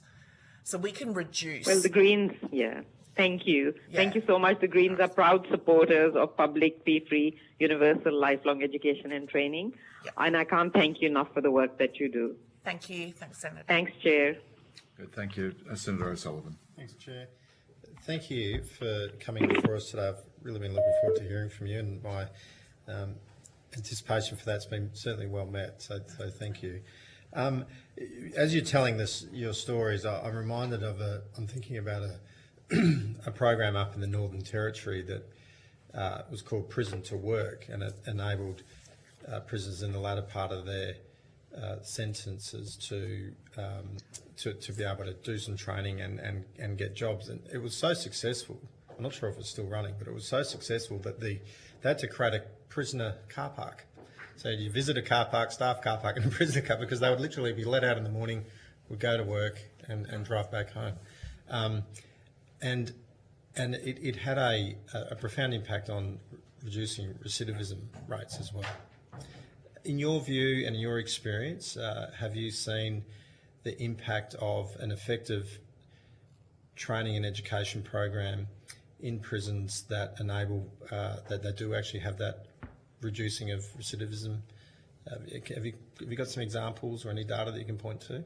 Look, we know that when it is available, it works. The trouble is that they're not sustained and supported on a long-term basis. So, for example, like I said, when I was able to leave, so pre-release centre here in Adelaide is, as an example, there's only 24 women in the Adelaide pre-release centre because it's predominantly men. But the two women who were supported to go to university, both of us finished our university degrees. One is lecturing at university, but I'm unable to because I still can't get working with children checks. I'm unable to lecture at a university. And the men who were able to complete their universities both went on to work in it. So we know that this thing works when they do it, and they do enable people from the pre-release centre here to have jobs to go out and do it. But part of the issue is around the management of the prisons. So these things are supported for moments, and then people get engaged in employment or engaged in education, and then as management or policies change or governments change, those things are scrapped. Like I said, I was supported to go and do university, and the second I graduated, they changed the policy, and now no woman can attend university from prison. So these things chop and change, and they're not consistently supported. And that's one of the issues that we have. I mean, prisoners, it's a common saying, and you would have heard it as well, that every prisoner says the only consistent thing about prisons are the inconsistency. And like I said, across every prison that I visit, everyone says this is what they want to have access to, and they just don't have it. Or it's offered, or TAFE courses might get offered, well, certificate courses are offered, but it's in things they don't want to do. So when I was in Canberra, that's the most recent prison I was in, something was being offered to the women and not one of them wanted to take it up because it was a course that no one had interest in, would have given no one a job when they got out. Because when you're inside, you're just so desperate because you know when you get out, you're going to have nothing. And you're desperate to get your kids back. And so everyone wants to do something that they know they're going to get a job after. But also there's people in there that have aspirations. So they've got dreams. They've always wanted to be, I don't know, a hairdresser or something. So they really want to do that. So yeah, these things, they happen for moments. So we know from individual cases that when people are supported to do something, it works. But I think the trouble is everyone wants to see programs and those outcomes rather than looking at some individual case studies and going, okay, this person was supported to do it and look at what the outcome was and let's celebrate that and use that as some best practice. They want to look at a program and then it's defunded. Things that work get defunded.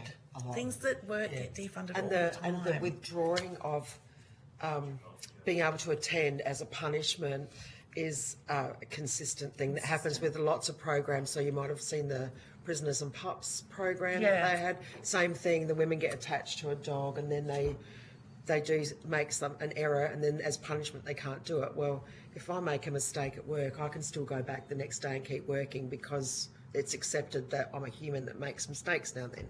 And we learn from those. So, yeah, I just think that it's what we've found is it's easier for the prison to say no than to say yes, and that seems to be the default if you want to try something new. And the thing is, it's about giving them choice as well. So having those two, that the programs that Tab's talked about, that's not enough of a choice. And, you know, what's more empowering than having choices that you can make where you're not shoehorned into this one or that one and that's it. Yeah, and we all need to try different things in what we learn before we find the pathway that suits us. Current work in the prison as well is in the sewing place. I used to work in the rag trade in Adelaide. I can tell you right now there are no jobs in Adelaide unless you are a tailor, essentially, in terms of sewing. So that's just a job that is just producing people who can do things, but they've got nothing to use those skills with when they get out anyway. You spoke about, Ms. Lane, the difficulty of finding work, and I'm really sorry that that's been your experience. Should there be as much emphasis put on an effort put into that aspect of actually helping prisoners, ex-prisoners, to be able to find work as there is the education? Should it be matched so that the training actually leads to a real job that they could go into? Yeah, look, I mean, we do, as a national network, we do a lot of advocacy around changing systems and things like that as well, because it's not about people being unemployable, it's about the systems that are in place that prevent employment. So the broad expansion of the necessity to have a working with children check in industries where you're not actually working with children is insane. Or the fact that they're applied, for example, my offending was fraud, but I'm unable to get a working with children check, despite it not having anything to do with a violent crime or children's offence. But what that's meant for me is, even though I have 2 postgraduate degrees and have a very good record as a lecturer, I'm unable to say lecture at a university in the field that I'm eligible to work in. So what that means then is that my capacity to get a job anywhere without a working with children, I can't even get a job as a cleaner because you're required to have a police clearance. So someone like me who has a broad range of skills, I'm unable to use any of those skills kind of anywhere. So these things require systemic changes.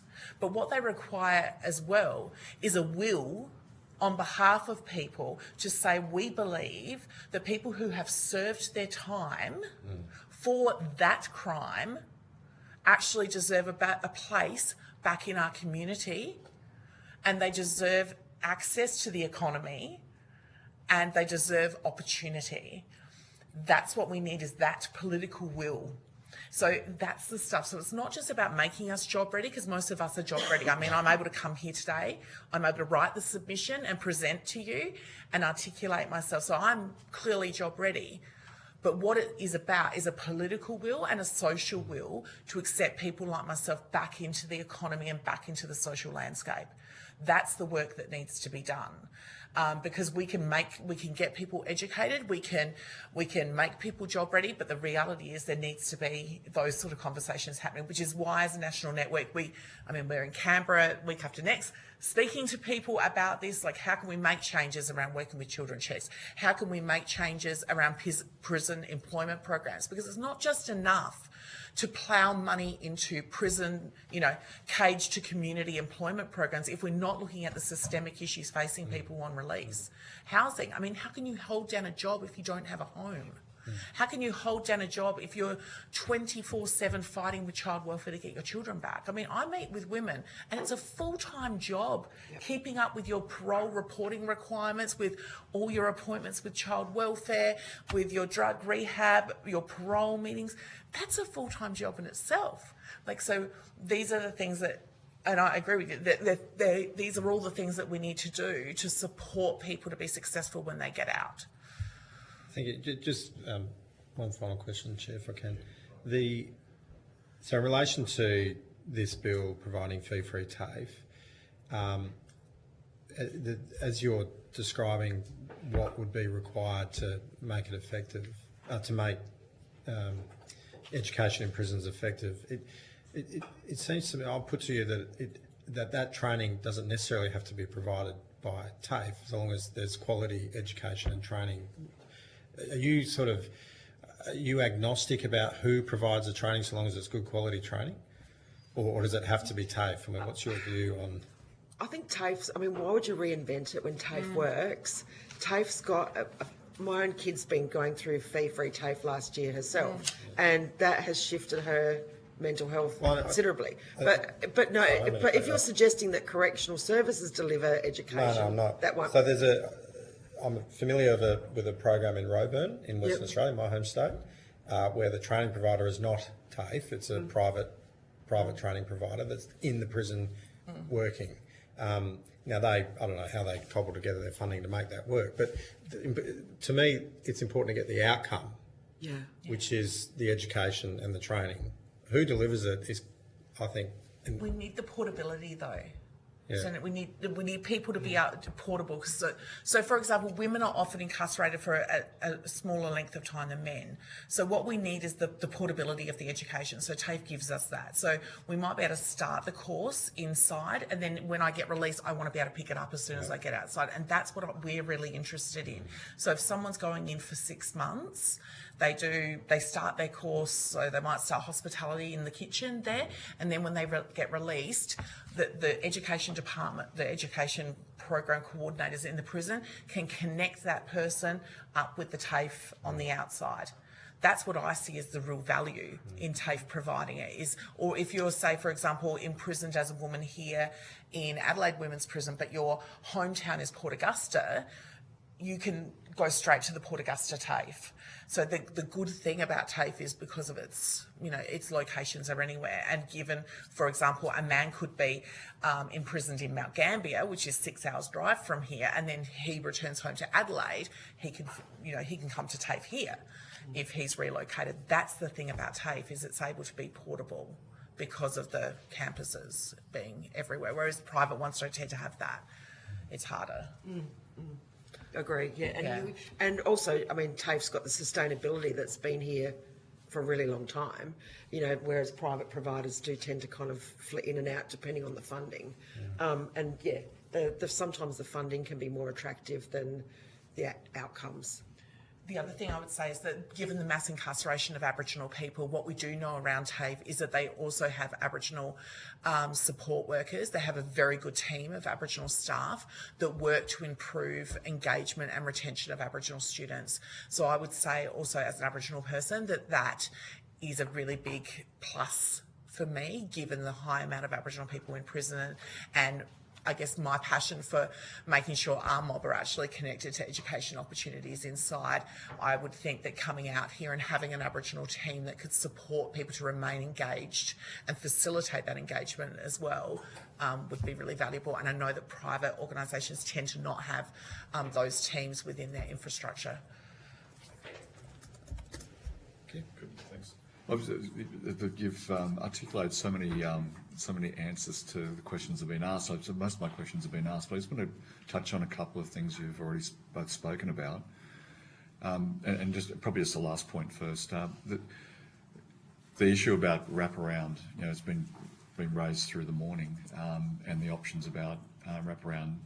From the evidence we've received so far, that wraparound opportunity of support, changing courses, availability, as you're saying, geographically, are things that are relatively unique, and particularly when you put all those things together that TAFE provides. Is that an accurate description, or is it you have a different view? That would be what I would think. Yes, and particularly since there's only a small portion of people that I would think of the prison population would go to university.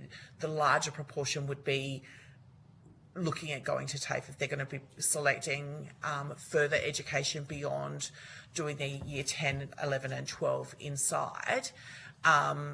It would be TAFE, and it's the breadth of courses that TAFE offers, so that what I think is important about TAFE is there's small, short courses that people can do that could lead to work. So, for example, a barista course that they could do that could lead to work directly into a cafe. But then there's those longer courses that could be doing, say, like hairdressing, that you could get your apprenticeship. And we've just had a woman who's actually a lifer who's come out and done their apprenticeship in hairdressing and is about to get a job doing that. And, you know, that's great. I mean, this person's spent almost 20 years in prison, has come out, done their apprenticeship through TAFE, hairdressing, and is now getting a job. Well, looking for a job, but I would say, get one because they've already got a trial somewhere. So these are the things that you can do through TAFE. You can do the short courses or the long courses, and I think that's the value of it. Did you want to add anything?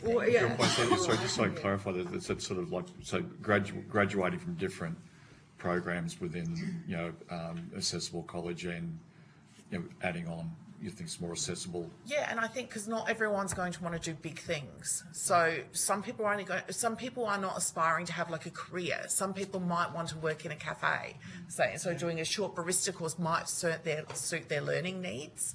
And TAFE gives you those opportunities to do small courses or more in-depth courses. And while for Tabs coming out and doing uni wasn't as scary because you already had that, we've got to remember for some people, even stepping foot into a TAFE can be really scary, but they tend to be very welcoming and kind spaces that have the way that they educate tends to be, it's supportive and it kind of scaffolds their way out, because women get out, and while Tabitha talked about getting out with a plastic bag of clothes, that's been happening for 50 years in South Australia, as far as I know, probably longer.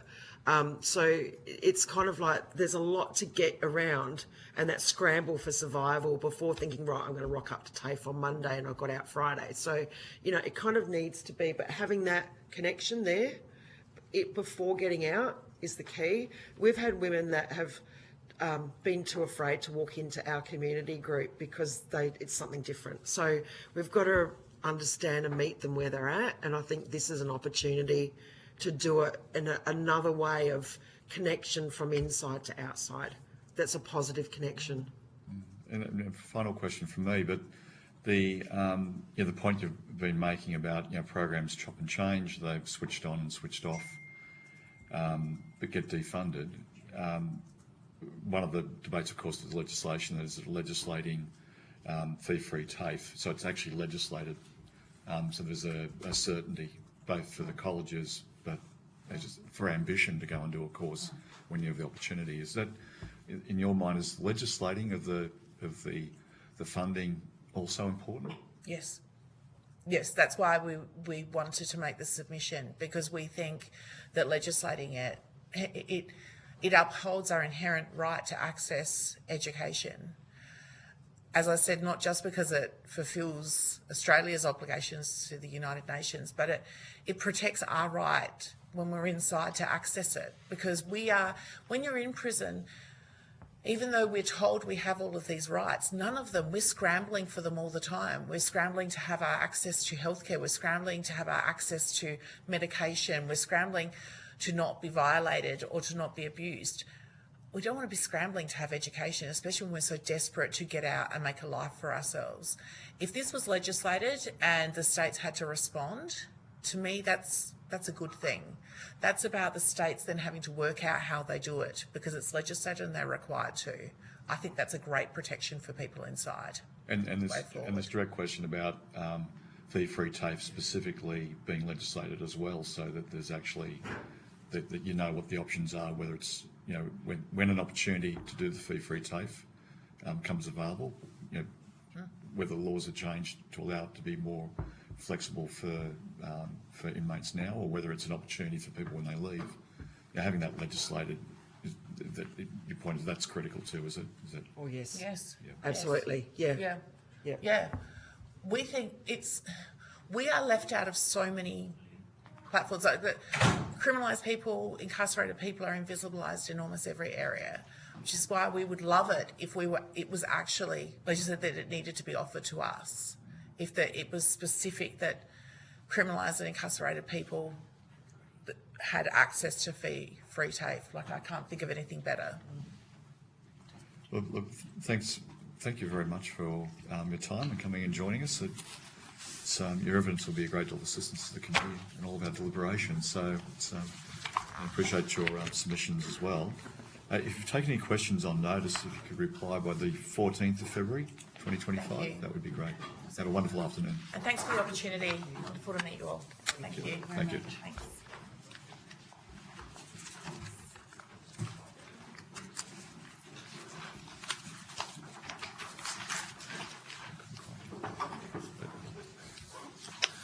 close enough. Fair enough.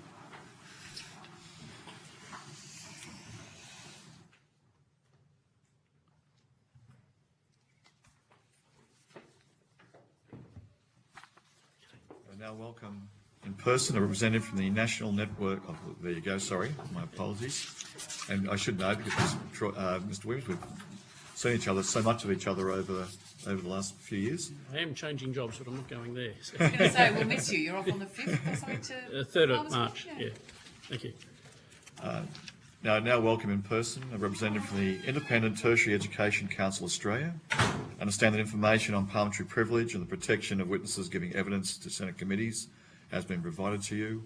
For the Hansard record, will you please state your full name and the capacity in which you appear here today? Certainly, Chair. Troy Williams, the Chief Executive of the Independent Tertiary Education Council Australia. Now I invite you to make a short opening statement, and at the conclusion of any remarks, I'll invite members of the committee to ask questions. Mr. Williams. Thank you, Chair. Thank you, Senators. Before I formally kick off, I think I'd just like to reflect very, very briefly on Ms McLean's testimony. If there was ever a reason that underscored the importance of skills training, I think Ms Lean expressed it admirably, and the importance of free training. And in many respects, that's the challenge of this bill. While the bill is presented as a bold initiative to enhance accessibility to vocational education and training, the reality is that as it's currently structured, it runs the risk of leaving many students behind. It duplicates mechanisms which are already available through agreements with the Australian, state and territory governments, through the National Skills Agreement, which would deliver everything that this bill seeks to do. Put simply, this bill is unnecessary, it's inequitable, and it fails to prioritise students in a way that would a genuinely student-funded centred policy would. It's no wonder that major employer groups, COSBOA, the Business Council of Australia, ACCI, have expressed their discomfort with the bill.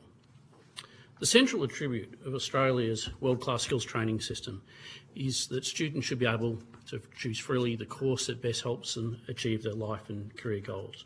When it comes to government-funded training, those priorities should match employer expectations. Independent RTOs support around 91% of the 5.1 million students in skills training. Those RTOs deliver superior outcomes, superior student satisfaction, and do so in many specialist areas.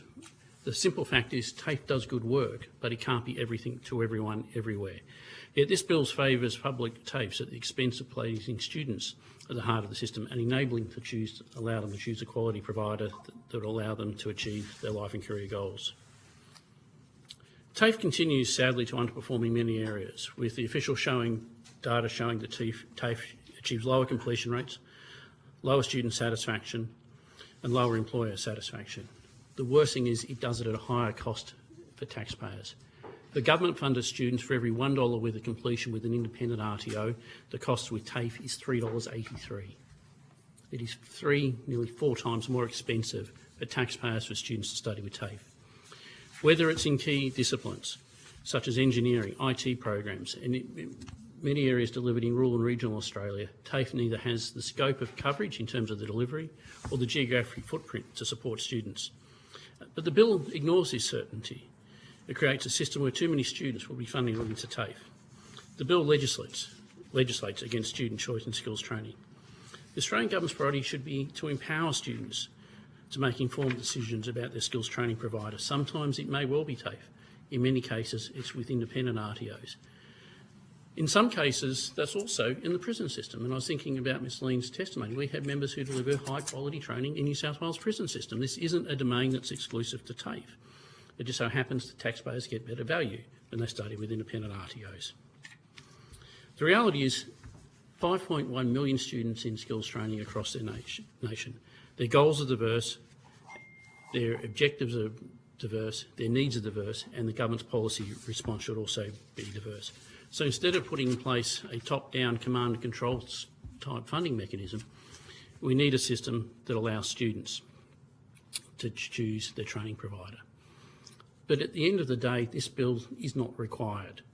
We have a very significant government agreement which the Minister, or previous Minister O'Connor and Prime Minister championed with legitimate fanfare, a $12.6 billion 5-year skills funding agreement between the states and the territories.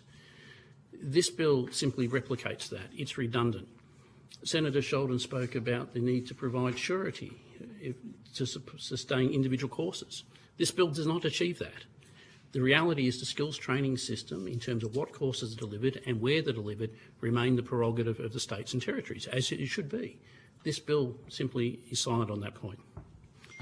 So in conclusion, what we think is this bill should really focus on putting students at the heart of the skills training system to allow them to study with the government-funded provider of their choice. It may well be TAFE, and in many cases it is. But in too many areas of the economy, TAFE has not, will not, and arguably perhaps will never serve students. In too many areas across regional, remote and rural Australia, TAFE simply does not have the geographic footprint, and this bill risks disenfranchising them. Thank you. Senator Sheldon. Thank you. Thank you, Chair. Thank you, Mr Williams, very much for your time here with us today and your submission. You talk about the importance of independent and non-government industry training providers and the difference in retention rates. Can you just unpack that for us, or quantify that for us, please? What's the difference in, let's pick on, say, construction and nursing? It varies from state to territory. It varies across student disciplines as well. As you would expect, student cohorts have very different intentions. But if we look qualification rates, it's spelled in our submission. Sometimes the difference between a government-funded student undertaking qualification at a particular level with an independent RTO and a public TAFE college can be as much as 17%. The reason of this comes down to a number of factors, which are also reflected in the government data. The strong relationship that independent RTOs have with business.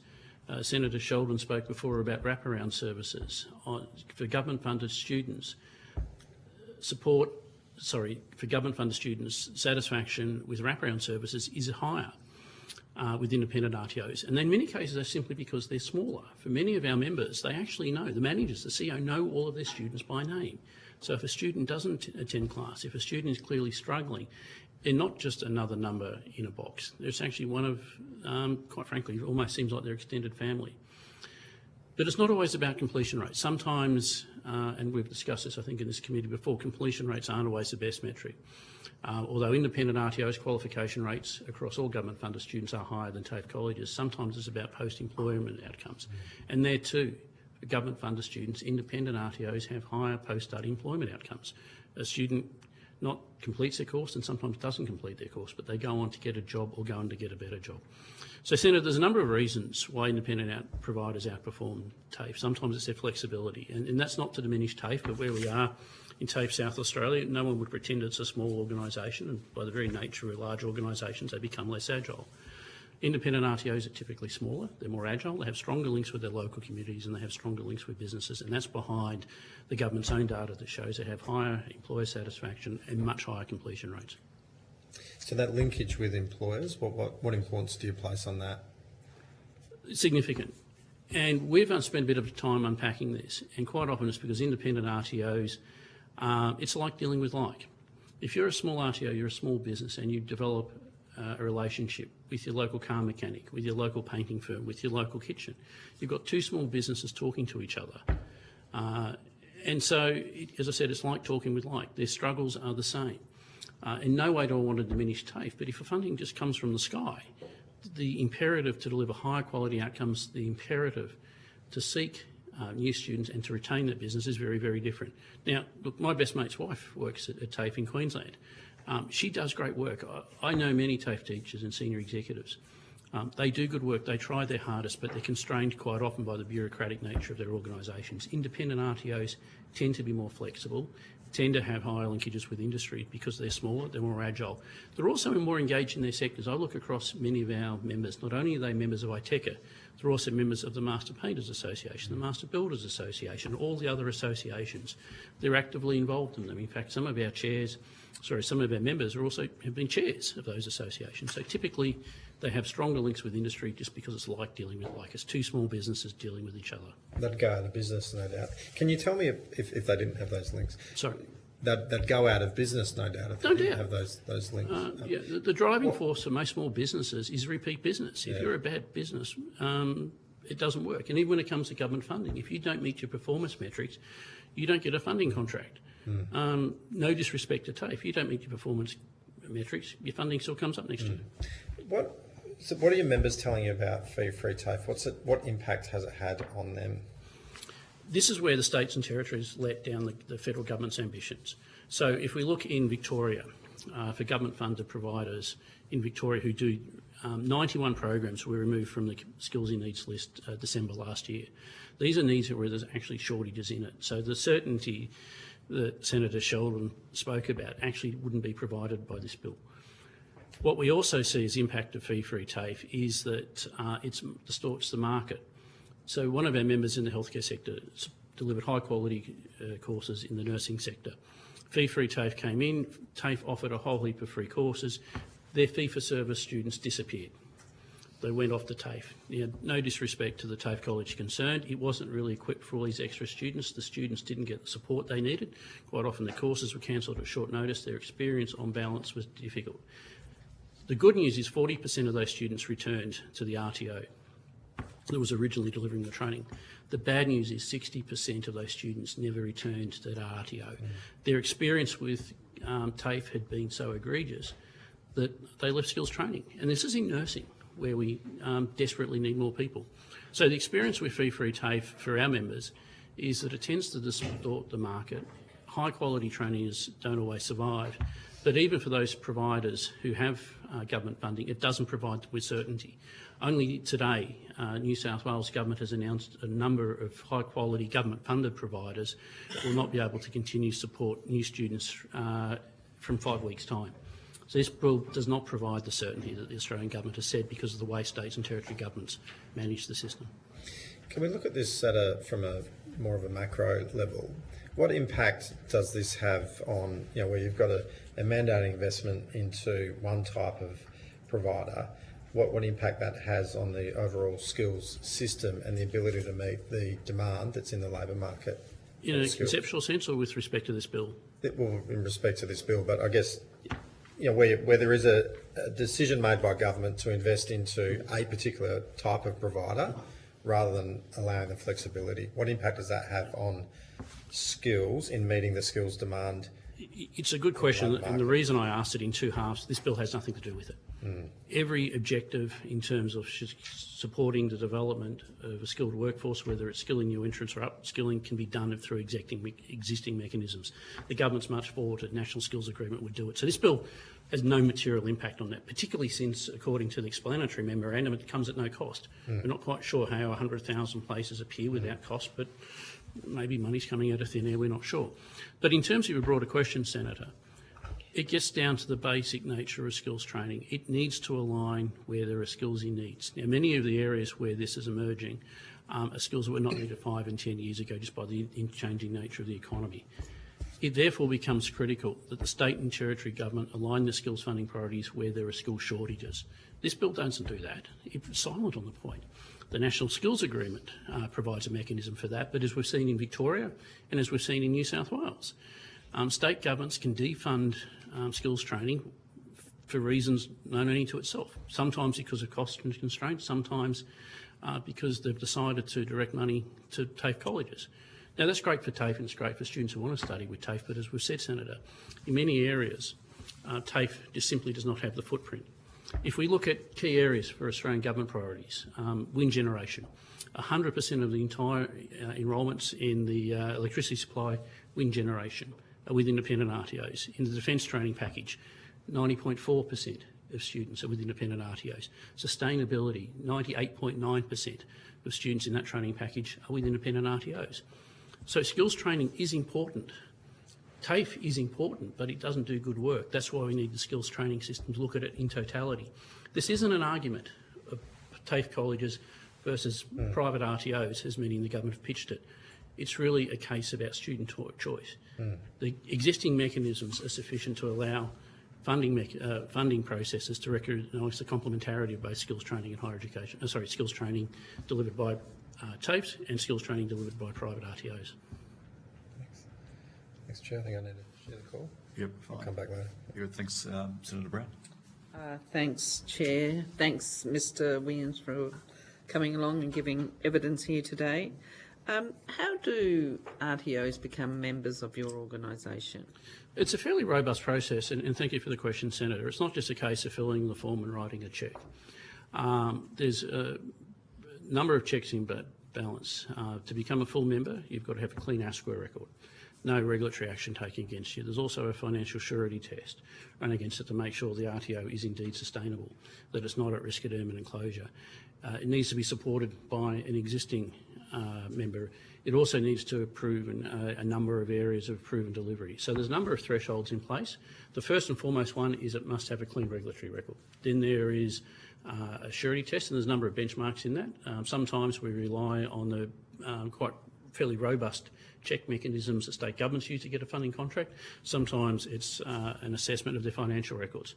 As I said, it is a fairly robust process. It's not just a case of signing up. Of course, like every industry association, we need to be a little bit cognizant of the Competition Consumer Act. It's not an exclusive club. We would be having an unfortunate discussion with the ACCC if it was. But it's a multi-step process. A proven record delivering quality training, a reasonable degree of financial robustness, but also to a clean regulatory record. And if they don't meet any of those, and there's no egregious error, so if it's a relative new RTO, they become an associate member until they're able to reach that threshold. On balance, probably 30% of applications we get, they can't meet those thresholds, and those the applications are either set aside until they can meet them, or in some cases they're just not progressed with. Do you provide any support for those organisations in the 30% category? Depends on the nature. If they're of a new RTO, we have a number of mechanisms to help them not only comply with their frameworks, but also to look at quality. Our focus is not on compliance as a threshold, it's on quality and continuing quality. So there's a number of programs that we run, and look, the vet sector particularly is well supported by good quality third-party providers. Some are non-government, some are for-profit providers. So to the extent that we can, we receive no federal government funding for those type of programs. We receive no government funding, federal government funding at all. To the extent that we can, we deliver those programs. But there are a number of other parties. We also have within our membership, for example, accountants and regulatory affairs consultants who can support good quality RTO centred on that journey. Right. So is your membership publicly available? No. So you wouldn't supply it to this committee? No, Senator. We could do so under confidentiality. Under a previous environment, the regulator was somewhat wayward. ITECA our ACPET as we were, would call them out, and our members and a disproportionate number of board members suddenly found themselves subject to audit. Now that chief of that regulator is no longer there, but there is still a fear of that. The other reason is that some of our members don't like being seen to be victimised by some, quite frankly, in government for being private RTOs. But first and foremost, we can provide that list to you on a confidential basis. I don't see an issue with that, so I'll have to take it on notice. It's not a decision for me. Sure. But it's not publicly available. The committee has a right to request the material. You have an obligation under standing orders to provide that material. If you request that it be held in camera, and the committee can consider it being held in camera, but that doesn't change the reason that you have to provide it. No. There are also issues of confidentiality there, and these have been well versed. But we're happy to take that on notice. You are certainly welcome to put those things to the committee, but you have an obligation to provide the material, not make a decision or somebody else make the decision whether it will be provided or not. Senator, I'll have to take the standing orders. You've been in front of committees long enough. I appreciate you have some reluctance of giving that information, but you have an obligation to give it to the committee, and you can make a request on confidentiality issues, and you can make a request regards in camera, which the committee will dutifully consider as well. Understood. Senator, you're also aware there are caveats. That is not an unlimited power, so we can do that. It applies to the production of documents, not necessarily to other materials. So so we're not asking for documents, so it can be clear to you it is a document, yes? Well, it doesn't exist in a single document. I could not furnish it. You don't have your membership list in not as a single document. Not even a mailing list. Not as a document. It sits on a CRM. Which you can extract a list from. Yeah. I could. Well, yes. But this gets down to the legal semantics, and I'm happy to take that question. No, it's not legal semantics, but I'll be very clear to you that you do have an obligation to make it available, and in respect to your comments that you've made, you'd like You indicated that you prefer the documents, any documents, if they were provided and they were required to be provided, would be done in camera or done confidentially, and the committee would consider that. I don't wish you to be in contempt of the Senate. I wish you to cooperate with us. You've made a whole series of assertions. I think it should be appropriate that you make those. The assertions I've made, Senator, with respect to the performance of the skills training system. That information is readily available. In fact, it's the government's own data. You said there was some difficulty of even working out who your members are and putting it together in one place. You do have until Friday the 14th of February, so you've got plenty of time. Yes, Senator, happy to take that question on So, notice. yes, so I'll put the request in that I'll you be- do that, and then if you... I'll be holding the state government to the same standard. I ask them questions on notice and they'll be held to the same standard. Sorry. Yeah, okay, that's fine. I just want to, so you have until the date that the chair's read out, either to supply it or to put in writing the reasons why. No, as I said, I'm happy to deal with that as Thanks. appropriate. For the sake of clarity, there's no doubt whatsoever. ITECA will meet its obligations as they are required to. Okay, so are you able to tell me what proportion of your membership are for-profit RTOs? I'd have to take the detailed nature of that question on notice. I don't have it before me, but it would be around 60%. Right, okay, thank The you. rest involve community associations, community colleges, industry associations which run RTOs, a number of faith-based organisations that run RTOs. So, yeah, but I don't have that number in front of me. Get a breakdown, that'd be great. Thanks. So, are any of the following RTOs your members, or have they ever been a member? DSA Ventures Proprietary Limited? No. Gills College Australia? No. The International Institute of Education No. and Training? Luvian, which I think trades as Australian Education and Career College? No, Senator, I suspect we're reading off the same list. Yes, so and you understand why I've asked that question, because They wouldn't those have met the four... thresholds, Senator. I know, but... But no, I can say that they're not members. Have you ever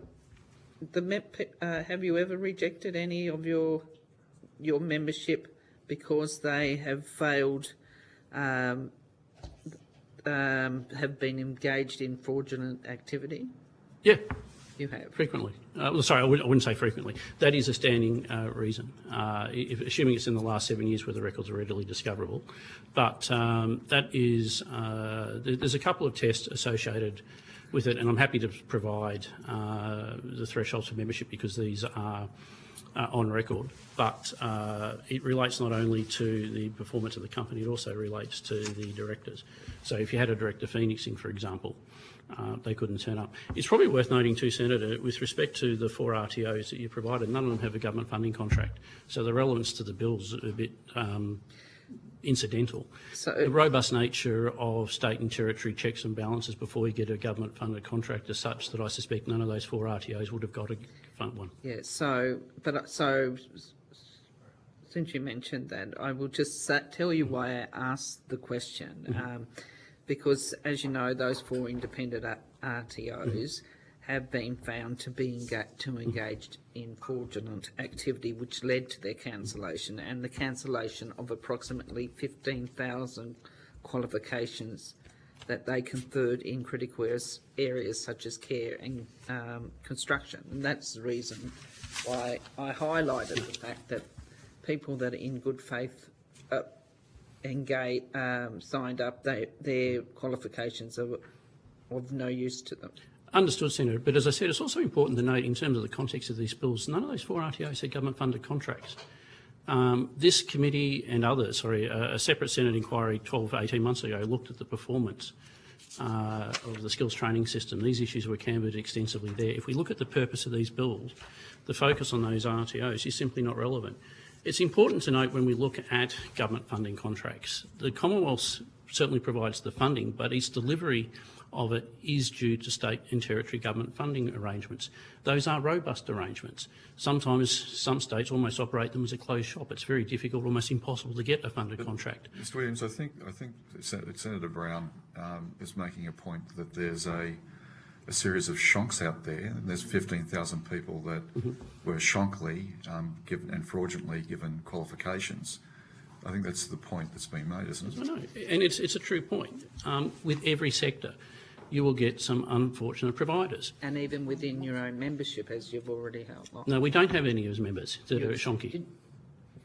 Did you not say that you expelled? No, I said they were not admitted as members. I asked the question, well, I may have... Sorry, I may have misunderstood it, yeah. Yes. No, sorry. No, what happens if they're unable to meet those thresholds? I understand that, but I asked the subsequent question, have you expelled... Oh, sorry, I misunderstood that question. RTOs from your... I've been the Chief Executive for 6 years. We haven't expelled any member for non-compliance. Now, at the start of every year, they need to make a compliance check. It's not just a case of renewing. When they make their annual declaration, there's a number of checks. Basically, it's a verification that they continue to meet the same criteria when they first applied. Right. Have they all been readmitted? When they've reapplied, yes. Right. At least in the time there. I can only speak for the last 6 or 7 years that I've been there. Okay. All right. So, one last question, Chair. Yeah. Do you think that students who don't pay for their training don't value it? No. I believe that all students value their training. We've just heard very ably from Ms Moline, who was a benefit of free training, they value it.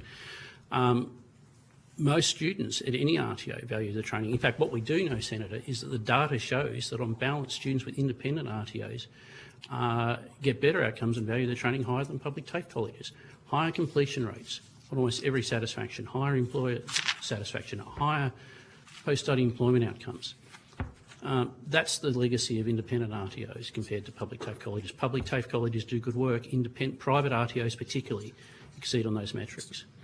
It's interesting when you look at the data, outcomes for government-funded students or fee-for-service, the difference between outcomes doesn't vary significantly. So free training provides very good outcomes, whether they're at TAFE or whether they're with private RTOs.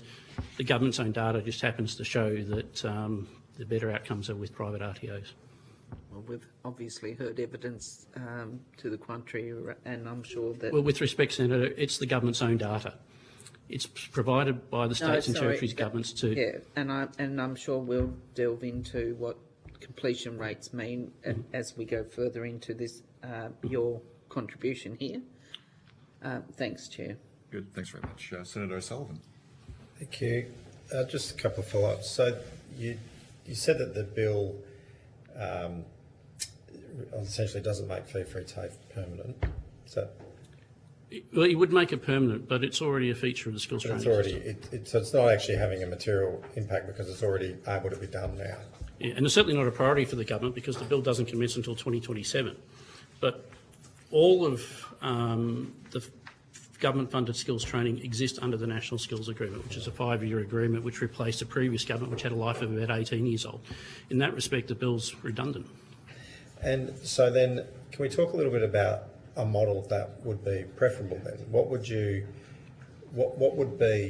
better meet the needs of both students and employers alike? It's a really good question, and what you end up with is a hybrid model where the funding priorities are determined by Jobs and Skills Australia and its counterparts in the states and territories. So government funding is going where there's either a very strong employment need or in some cases, as we've heard, where there's a need to support student cohorts, whether they're Indigenous Australians or the prison population. So the programs that are funded meet either skills needs goals or other society goals.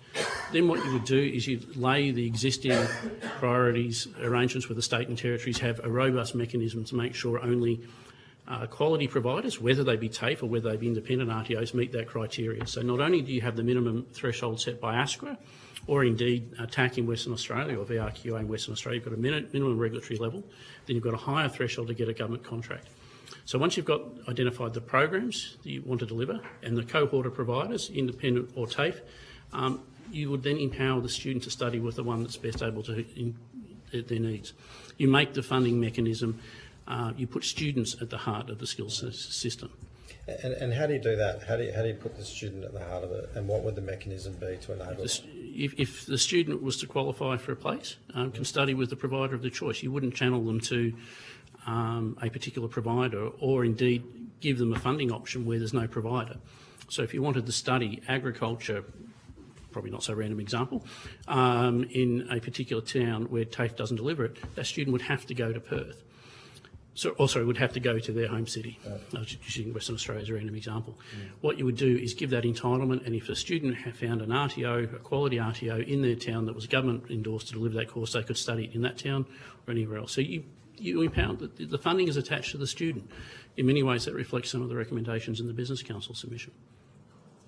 And earlier we discussed the importance of the linkage with an employer for training providers, regardless of who they are, frankly, whether they're TAFE, whether they're independent RTO, that linkage with an employer is important because ultimately they're the end line customer, if you like. That's the purpose for skills training. So. Yes.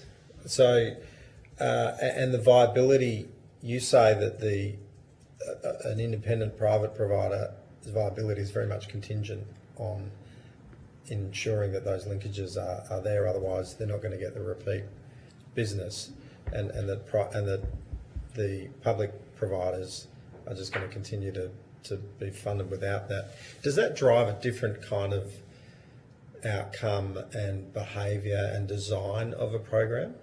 Within the constraint of the training packages, yes. So the training packages both a focus on outcomes and also the contextualisation, the environment in which they can be delivered. And that's the real strength of the skills training system. And independent providers, because they're smaller, because they're nimble, can actually quite often sit down with employers and design a program bespoke to their requirements within the context of the training package. And it's not just in terms of the resources delivered and also and how it's delivered, but also the timing in which it's delivered.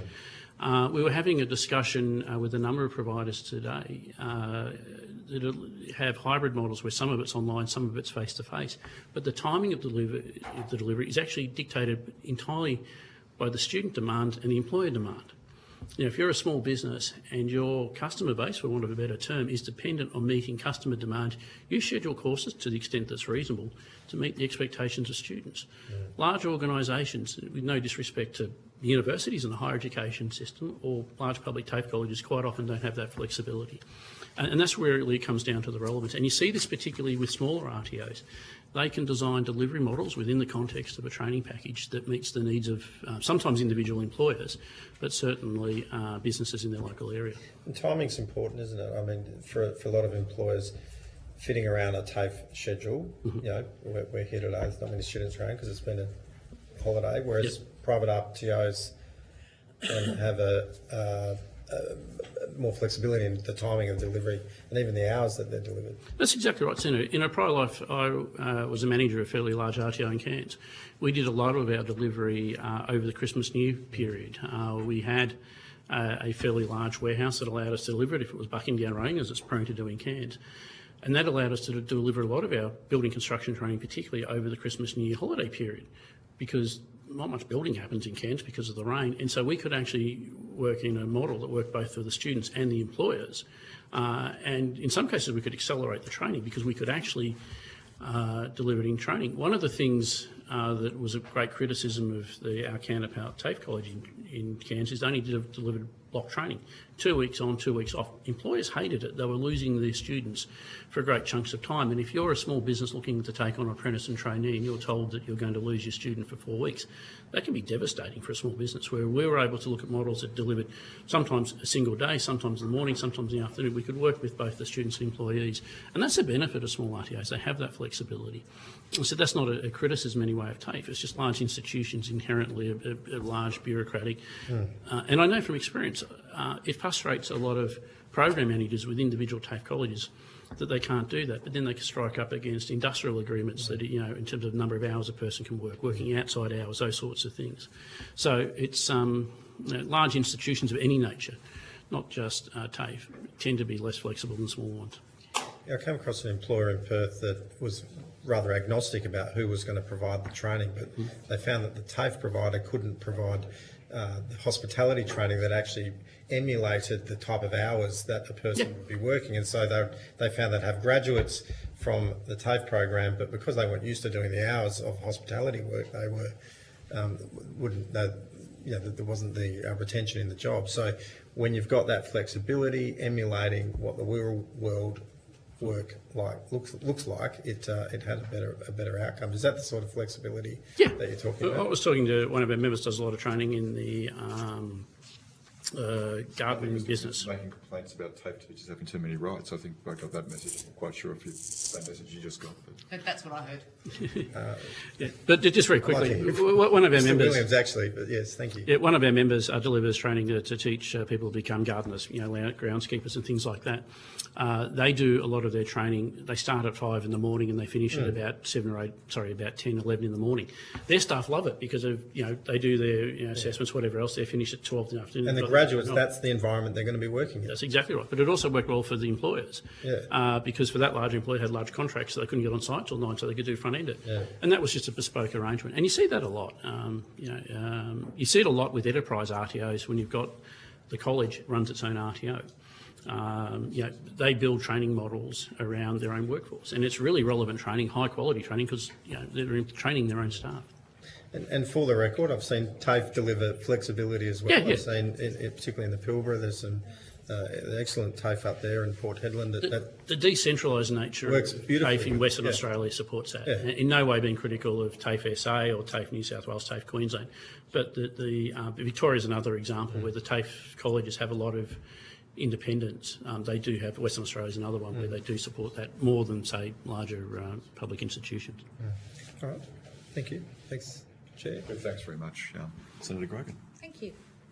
Mr. Williams, I've found your testimony a little bit frustrating, but let me contextualise first. Okay, sure. My background, I used to work in, back in the 90s, I worked for the Northern Territory Chamber of Commerce, training on both fee-for-service and subsidised programs. I've worked in not-for-profit RTOs. In fact, I ran one for a number of years. And I love TAFE.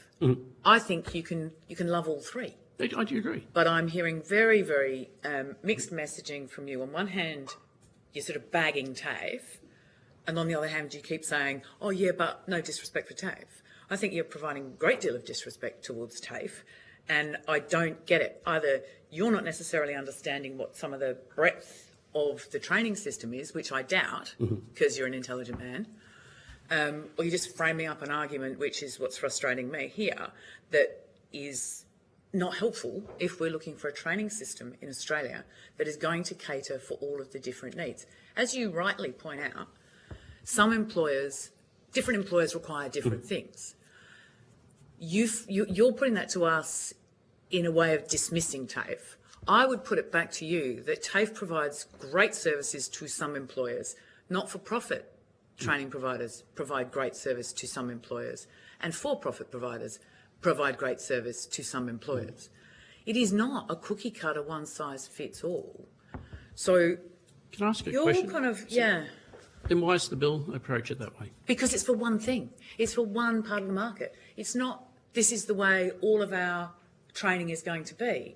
This is for 1,000 places a year. It's one part of the market. I think it's for 100,000. And it has 100,000. Sorry. 100,000.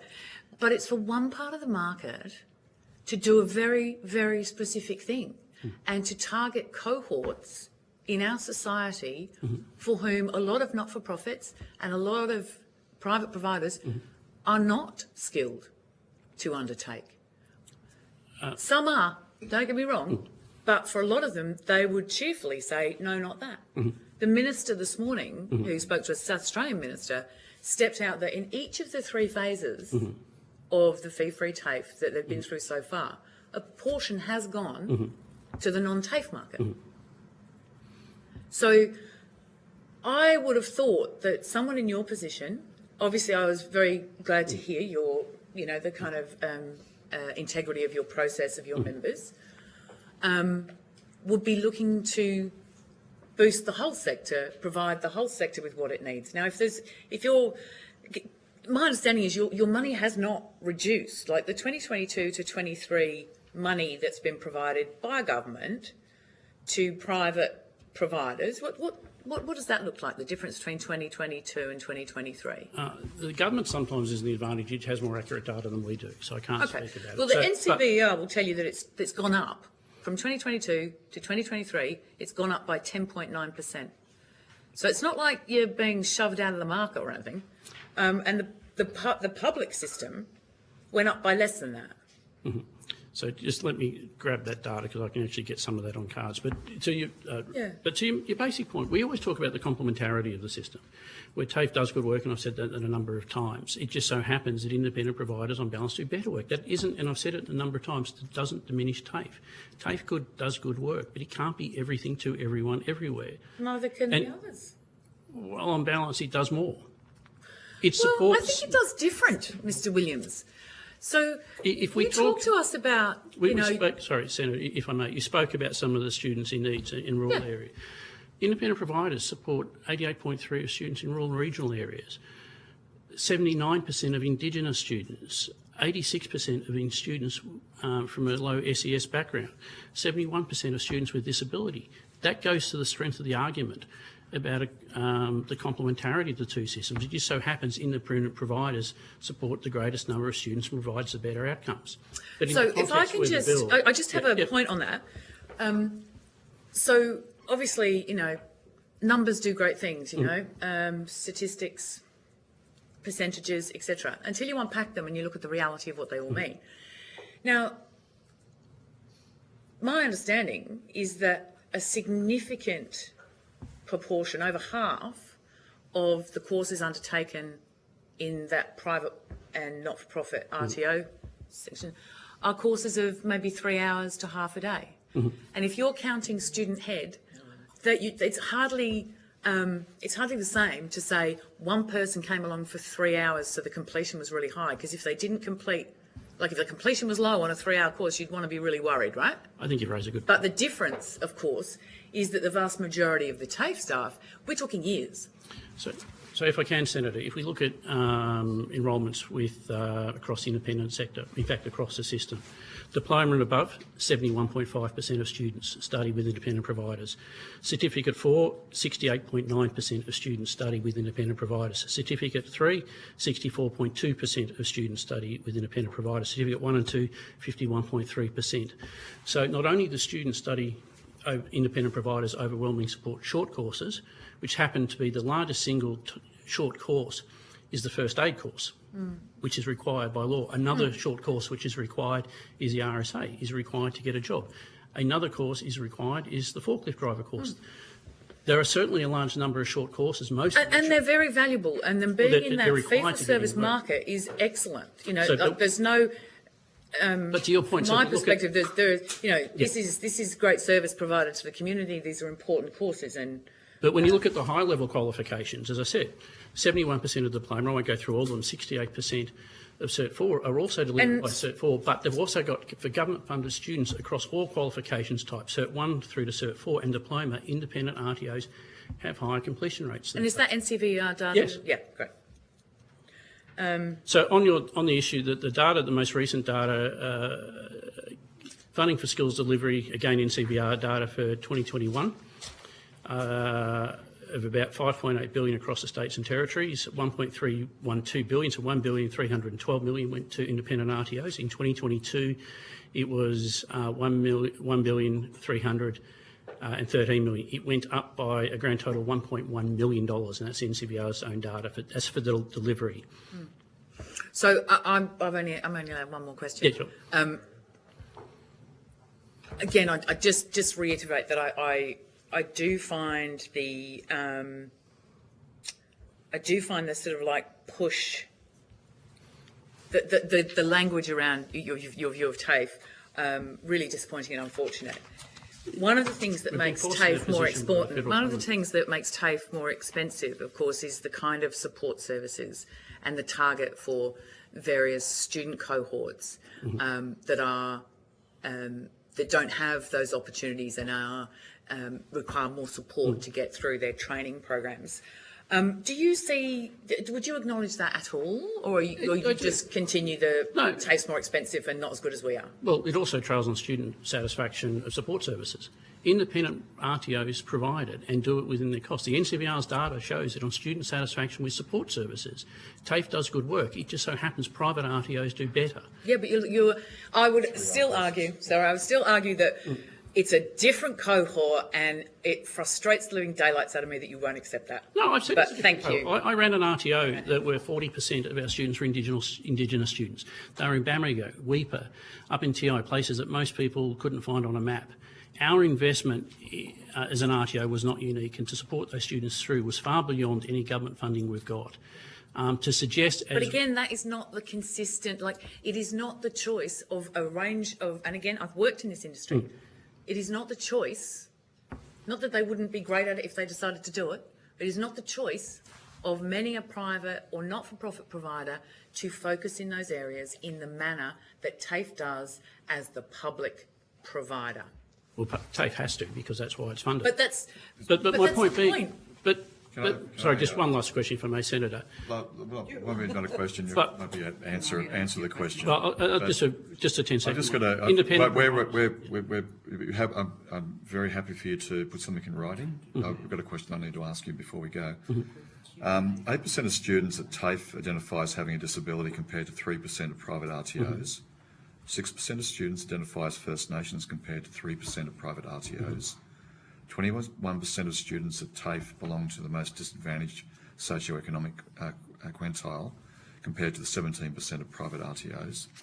And 29% of students at TAFE were from inner or outer regional areas compared to 24% of private RTOs. And they're DWAR figures are also contained in the submission. So, I appreciate you're trying to compare apples with oranges, but when you compare apples with apples, that's the figures. Well, it's not quite apples with apples, but... And if you want to, you're more than welcome to take that on notice if you have a different view from those DWAR figures that I just gave you, but they're on the record. They are facts. And with that, the overwhelming issue is all of those students study with the majority of all students in all those the vast majority of students in all those cohorts study with independent RTOs. That's the fact. Oh, so the figures are wrong? No, that's not what I said. The vast majority of students in all of those cohorts study with independent RTOs. The proportions might be different because TAFE has a smaller footprint, but the government's own data shows, and I won't go through them, but it's about 80% overall. Mr. Williams, can you do me a favour? Can you put in writing what your assertions are and what you're basing the assertions on? The NCVR data is our submission. You put it in writing to the exact question, to narrow down to the exact question and what the basis of your account of view, if you can take that on notice. I look forward to that reply as I'm looking forward to seeing your membership. Thank you. Have a very good evening, and if you take any questions on notice, including the ones that we're all aware you'll have, including the last one, if you could please, but are required though, to respond by the 14th of February 2025. Wish you the best of luck at the National Farmers Federation. Thanks, Senator. I'm sure you'll feel at home. Thank you.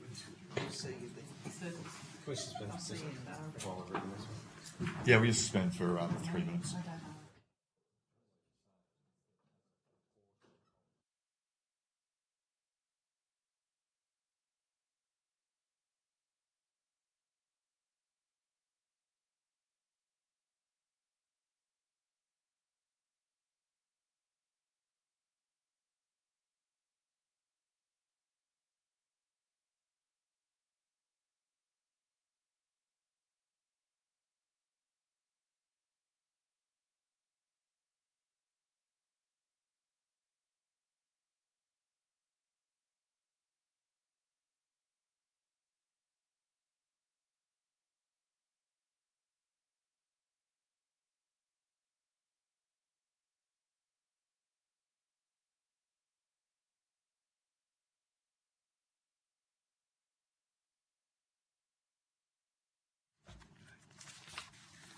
Now welcome in person representatives from the Council of Small Business Organisations Australia.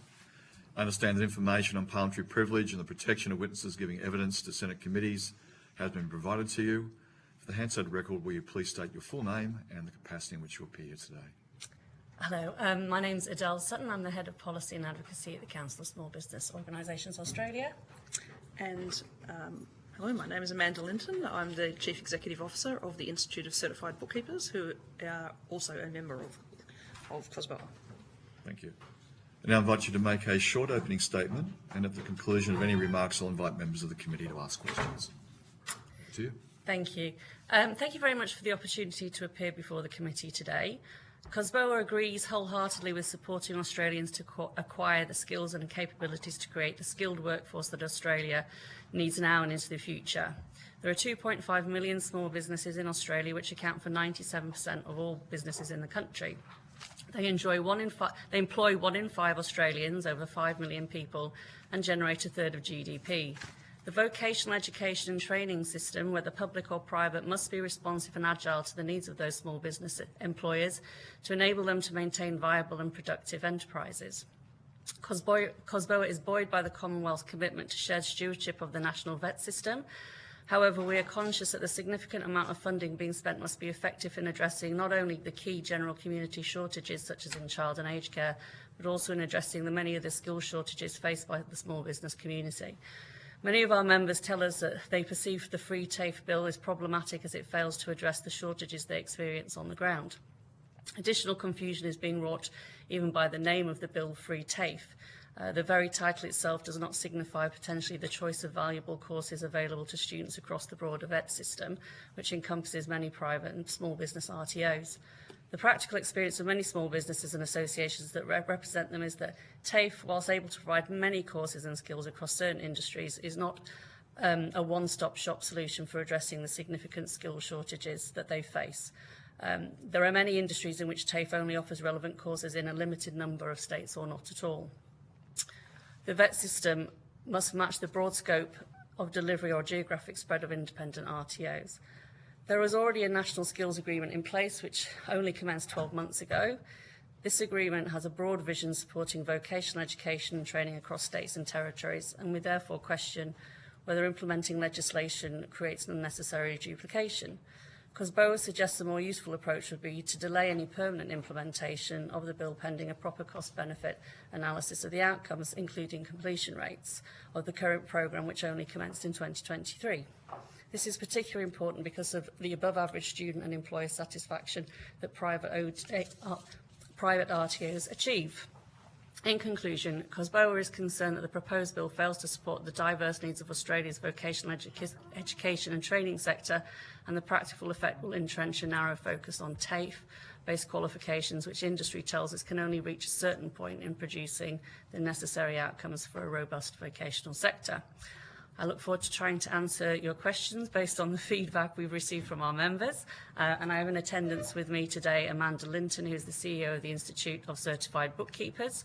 Amanda's also on our Workplace Skills Expert Council and numerous industry skills councils.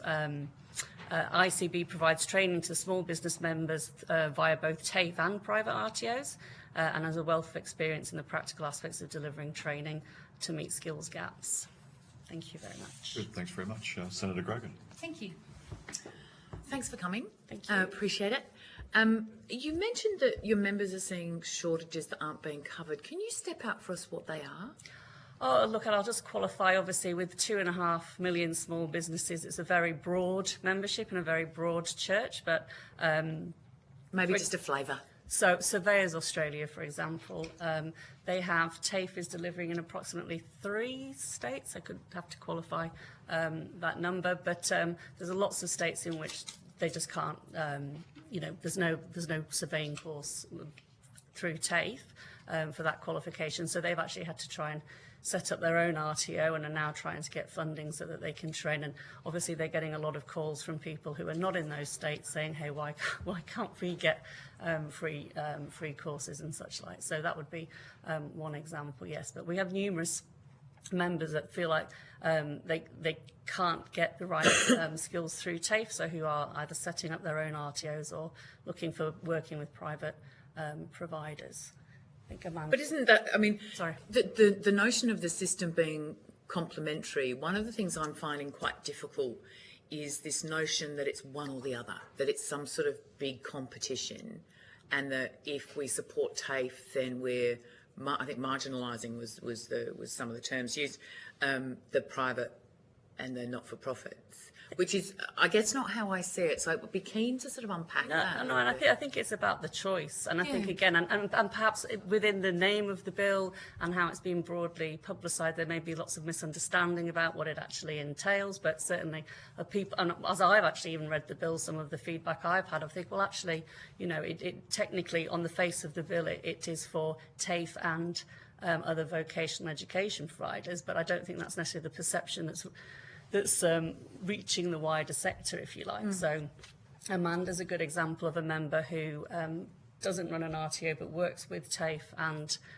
private providers. On their website you'll see a whole list of TAFEs that they work with and also private providers. So she may want to tell you her experience in how they actually then use both sectors of the vet sector to train their bookkeepers, who are predominantly women. Well, maybe you could. And do you do that because you have to, or because you see it as getting the right training at the right time for the right people? So for us, it is the right training at the right time for the right people. It's absolutely placing the student outcomes at the centre of the whole conversation. So from our perspective, so we currently have 11 accredited training partners that we partner with. Now we're considered to be a medium-sized association. We represent 7,500, just shy of 7,500 members, of which 2,500 are students. And the vast majority of the student referrals that we get actually come through the private RTO sector. And the main reason that we believe that is that we constantly face barriers through funding arrangements, etc., that TAFEs are governed by, to enable them to actually engage with us as an industry body to the level that they would love for us to do and that we would love for them to do. Now, as an association, you know, we have, yes, we're a sizable membership base, but we have a just over $2.6 million turnover associated with us. So that does limit the amount that we can do. So what we've actually found is that the private sector has been much more willing to help us, not only from an administrative support perspective, but also too from a financial perspective, for us to be able to better engage with them and their students for better student outcomes, or their perception of better student outcomes. So for us, it was about taking a broader scope approach. As I said, I would love to bring the entire TAFE network in under our accredited training partner program. Now, just to unpack what that actually is. So at the moment, the accredited training partner program, it's a $2,500 administrative contribution, which doesn't come anywhere close to covering our costs, however. But for that, we actually award student membership, free student membership, to over 2,500 students on an annual basis. Now, that is approximately $300,000 worth of reinvestment back into our space. And also too, as well as that, the RTOs that sign up also have a free membership for their educators, who are providing to make sure that their industry competency and their industry currency, more to the point, is up to date. So that's our contribution back into the sector. And you would hope that they would then, as they finish their studies, then go on to become a member. Correct.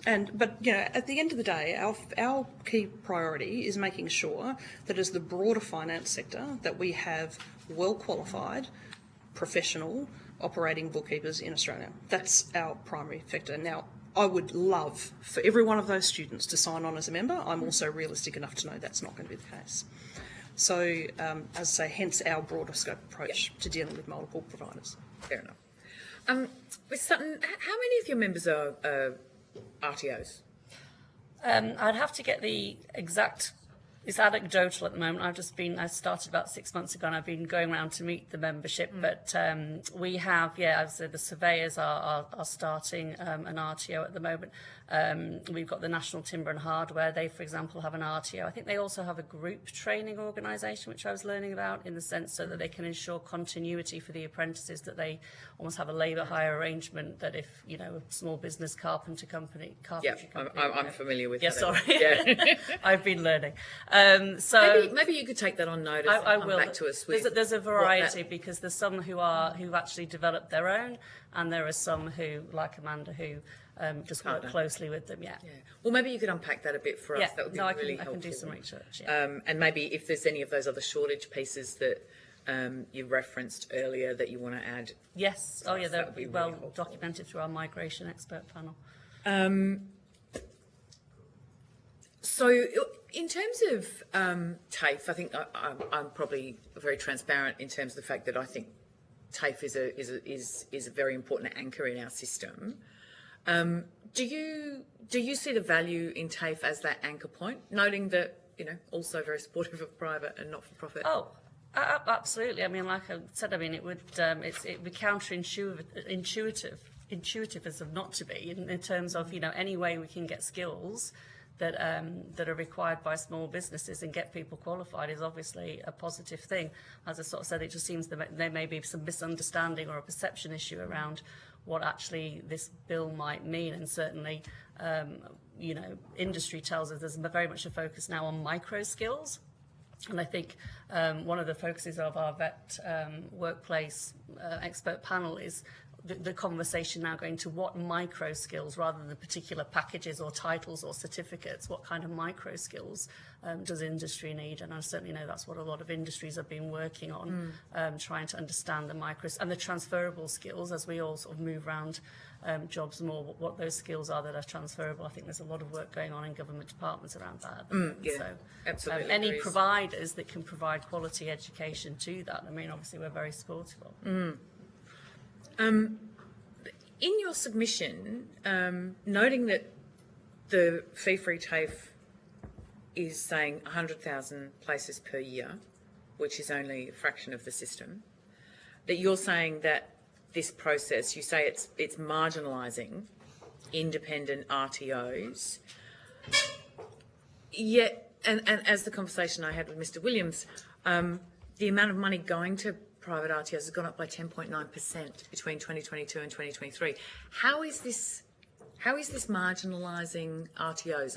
I'd really like you to unpack that for us. Well, I think the feedback, again, I'm just taking feedback from our members and their perception, just around, for example, I think you'll probably be speaking to our members like the Master Builders next week. They've got some data. Again, industry hasn't got the live data, for example, so it's a bit difficult to understand from a cost-benefit analysis, but they've certainly seen shifts away from private RTOs to TAFE with this, and I'm not questioning the validity of the TAFE courses, but that's just, I think they've, through some of this NCVR data, they've seen shifts, and they'll be able to tell you more about that. And I guess what the feedback is coming really is, do we know what the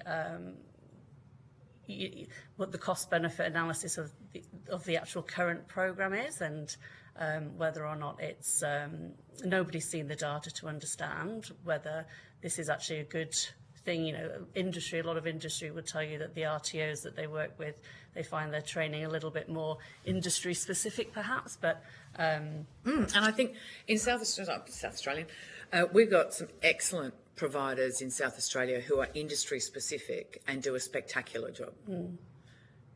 That's not what we're not looking to unpack or get rid of any of that. This is about adding to the system. Industry's perspective is, is hoping that fee-free TAFE would increase apprenticeships, increase numbers and such like. And I think they're just wanting to, I think business generally is wanting to understand, is that what's going to happen as the result of the system that's already been put in place? Well, I would say we had a witness earlier today, operates in Victoria, who was saying that some of their completion data that they have is showing that people are coming in to do the fee-free course, and then partway through are being offered traineeships or jobs with the employers that they work with, and so they're moving on to there.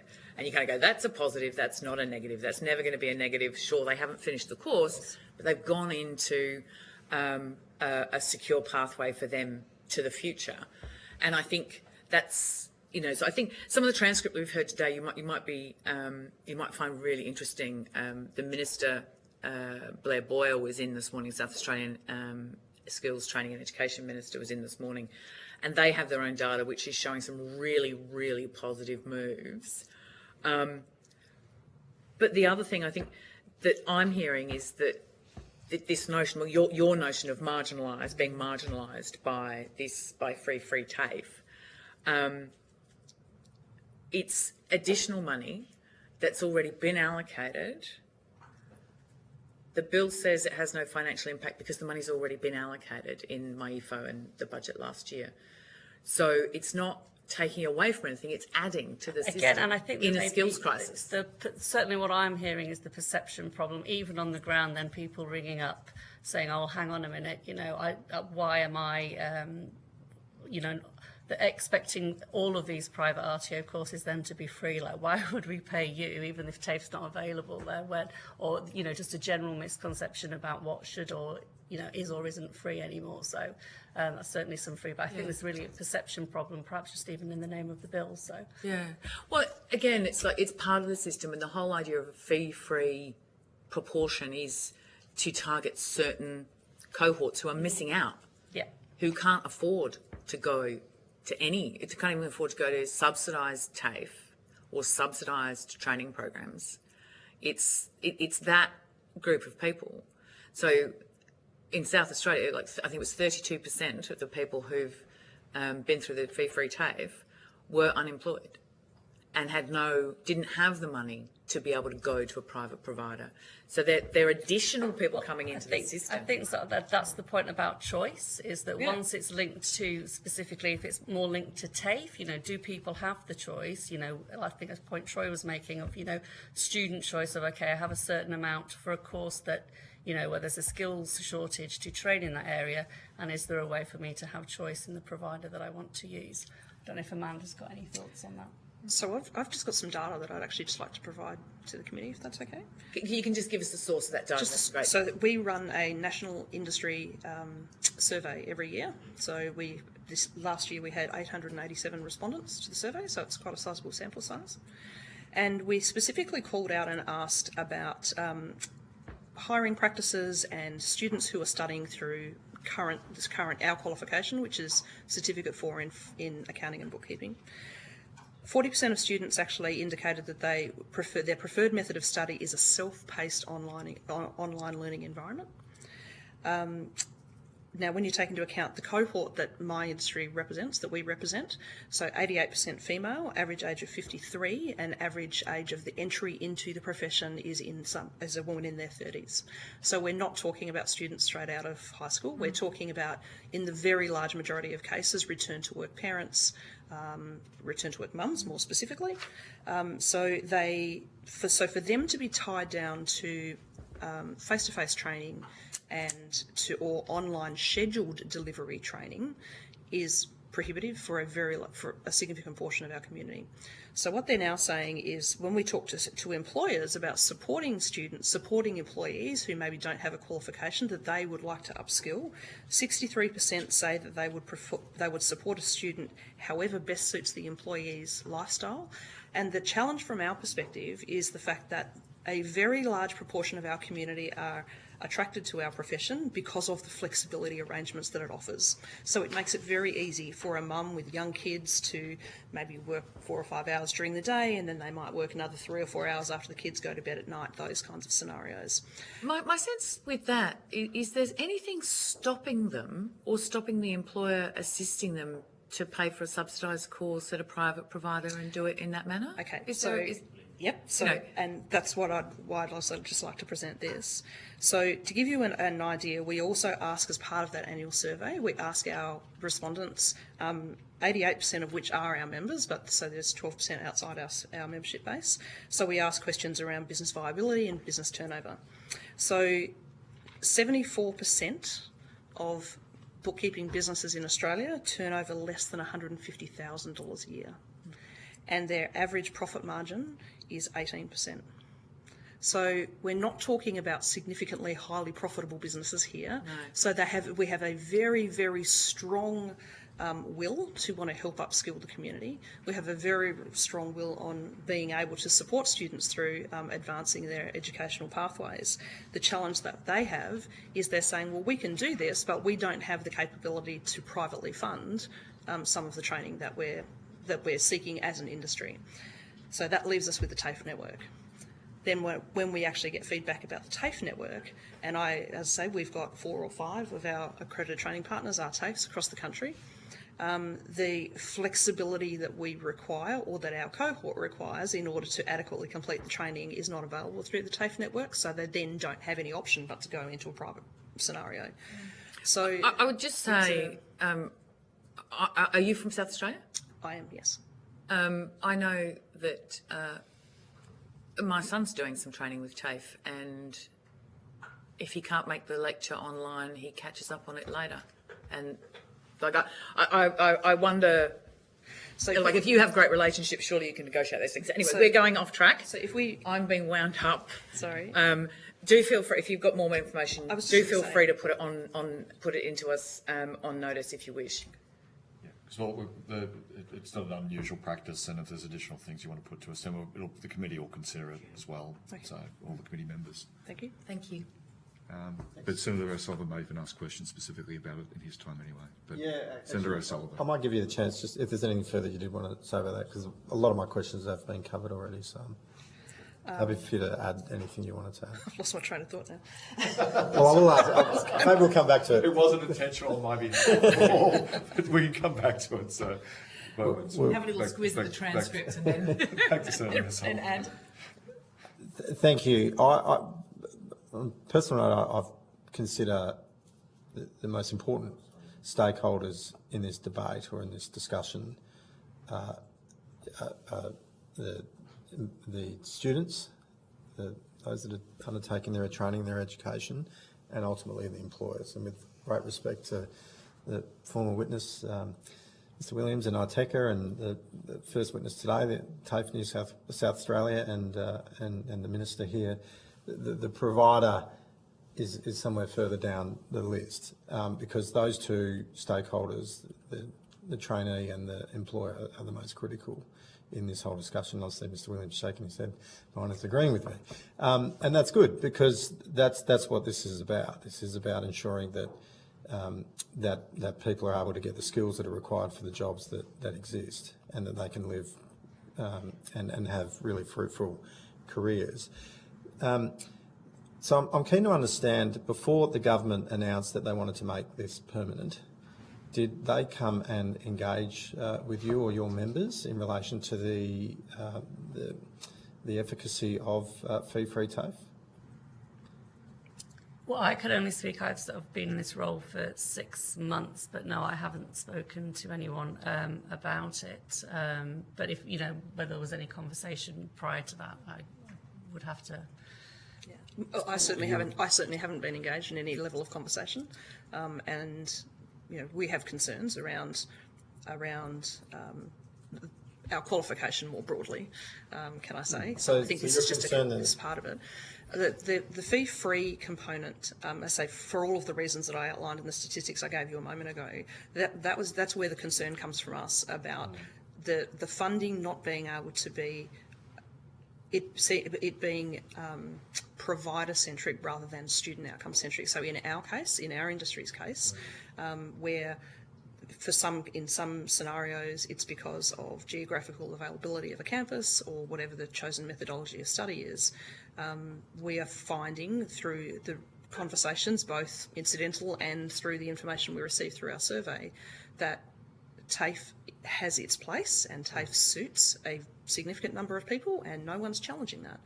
But what we are saying is that for those that are looking for greater flexibility, that the real world experience of those students who are trying to undertake this study are saying that flexibility is not available to them within the TAFE sector. Now, we are constantly looking to try and engage with the TAFE sector as an industry body to be able to talk these conversations through. The point I was going to make before, classic example, and I'm thankful that Senator Grogan actually raised it. So yes, so we're a national body. I'm located here in South Australia. I've been trying to get a meeting with the industry representatives from TAFE South Australia for 2 years. Wow. And I cannot get past the gatekeeper of an EA. Now, I'm a CEO of a not small they're listening and they're going association, so I really hope they read the transcript. But I've been trying to get in front of industry to be able to open up these conversations to see what can we do as an industry to better help bolster the system, and I get nowhere. blows my mind. So consequently, after such a significant period of time, where am I now going to spend my efforts? I'm going to spend my efforts talking to the RTOs that are prepared to talk to us, which in my experience is the independent RTOs. So. And so, put aside TAFE versus private. Yeah. Like just from a policy position, are you concerned that the government is making a decision about a program, in this case fee-free TAFE, making it permanent when there has been no evaluation, there's been no engagement in relation to with the key stakeholder in this? So from a COSBOA perspective, and acknowledging it's a very complicated debate, and I think also we probably haven't been as involved from a COSBOA, we have an expert panel, but we haven't sort of been as overly engaged in this because there's just been so much consultation going on in the last 12 months. Everybody across industry associations, it's been phenomenal just on all areas of legislation and consultation across governments. It's been a very busy time, but we would the feedback from all of the members that are working in the space that have come to us has been yes, they don't think it should be implemented permanently at this time until there's been more of an evaluation of the cost-benefit analysis and what the completion rates is and what the outcomes are. And so on outcomes, could having a TAFE-only focus result in poorer outcomes for students? If it were TAFE only. Or TAFE-only focus? I think all of the members that we have are using a combination of TAFE or RTOs or their own RTOs. I don't think anybody I've spoken to relies solely on TAFE. And in fact, there are some industries where funding's just been withdrawn altogether. I was talking to the Myotherapist Association last week, and I think their funding's just been taken away altogether. So there's no funding options if you want to go into that space. Yeah, thank you. I did actually want to ask you for any examples of where you've seen providers pushed out of the space as a result of this policy. Yeah, there's no funding for that cost. And then there's other really niche areas. You talk to the Music Association, apparently you would only need funding for 10 flute repairers.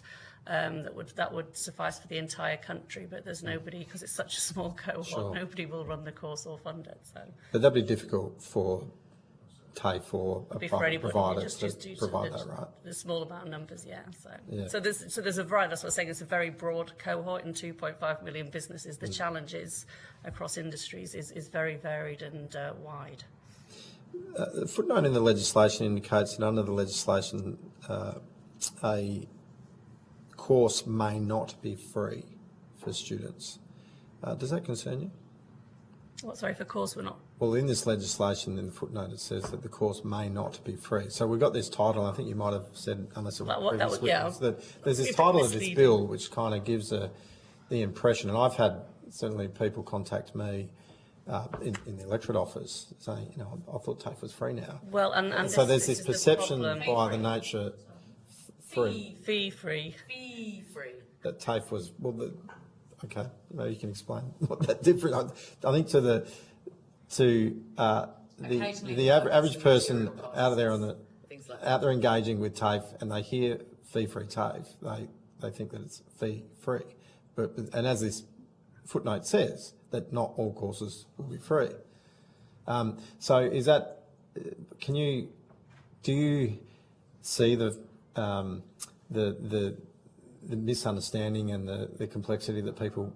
Yeah, I think it's been in some of the submissions from our members that there's a perception now people don't understand, not even why perhaps certain courses at TAFE wouldn't be fee-free, but also, why they're not free then at RTOs more generally. I think there's a lot of misunderstanding that's sort of coming through just from the general population, and again, this is the sort of the issue when you have sort of headlines in the bill, but one member did suggest it should be called free vocational education, given the fact it's this focus on TAFE that is confusing. Yeah, and putting the choice with the individual. Yeah.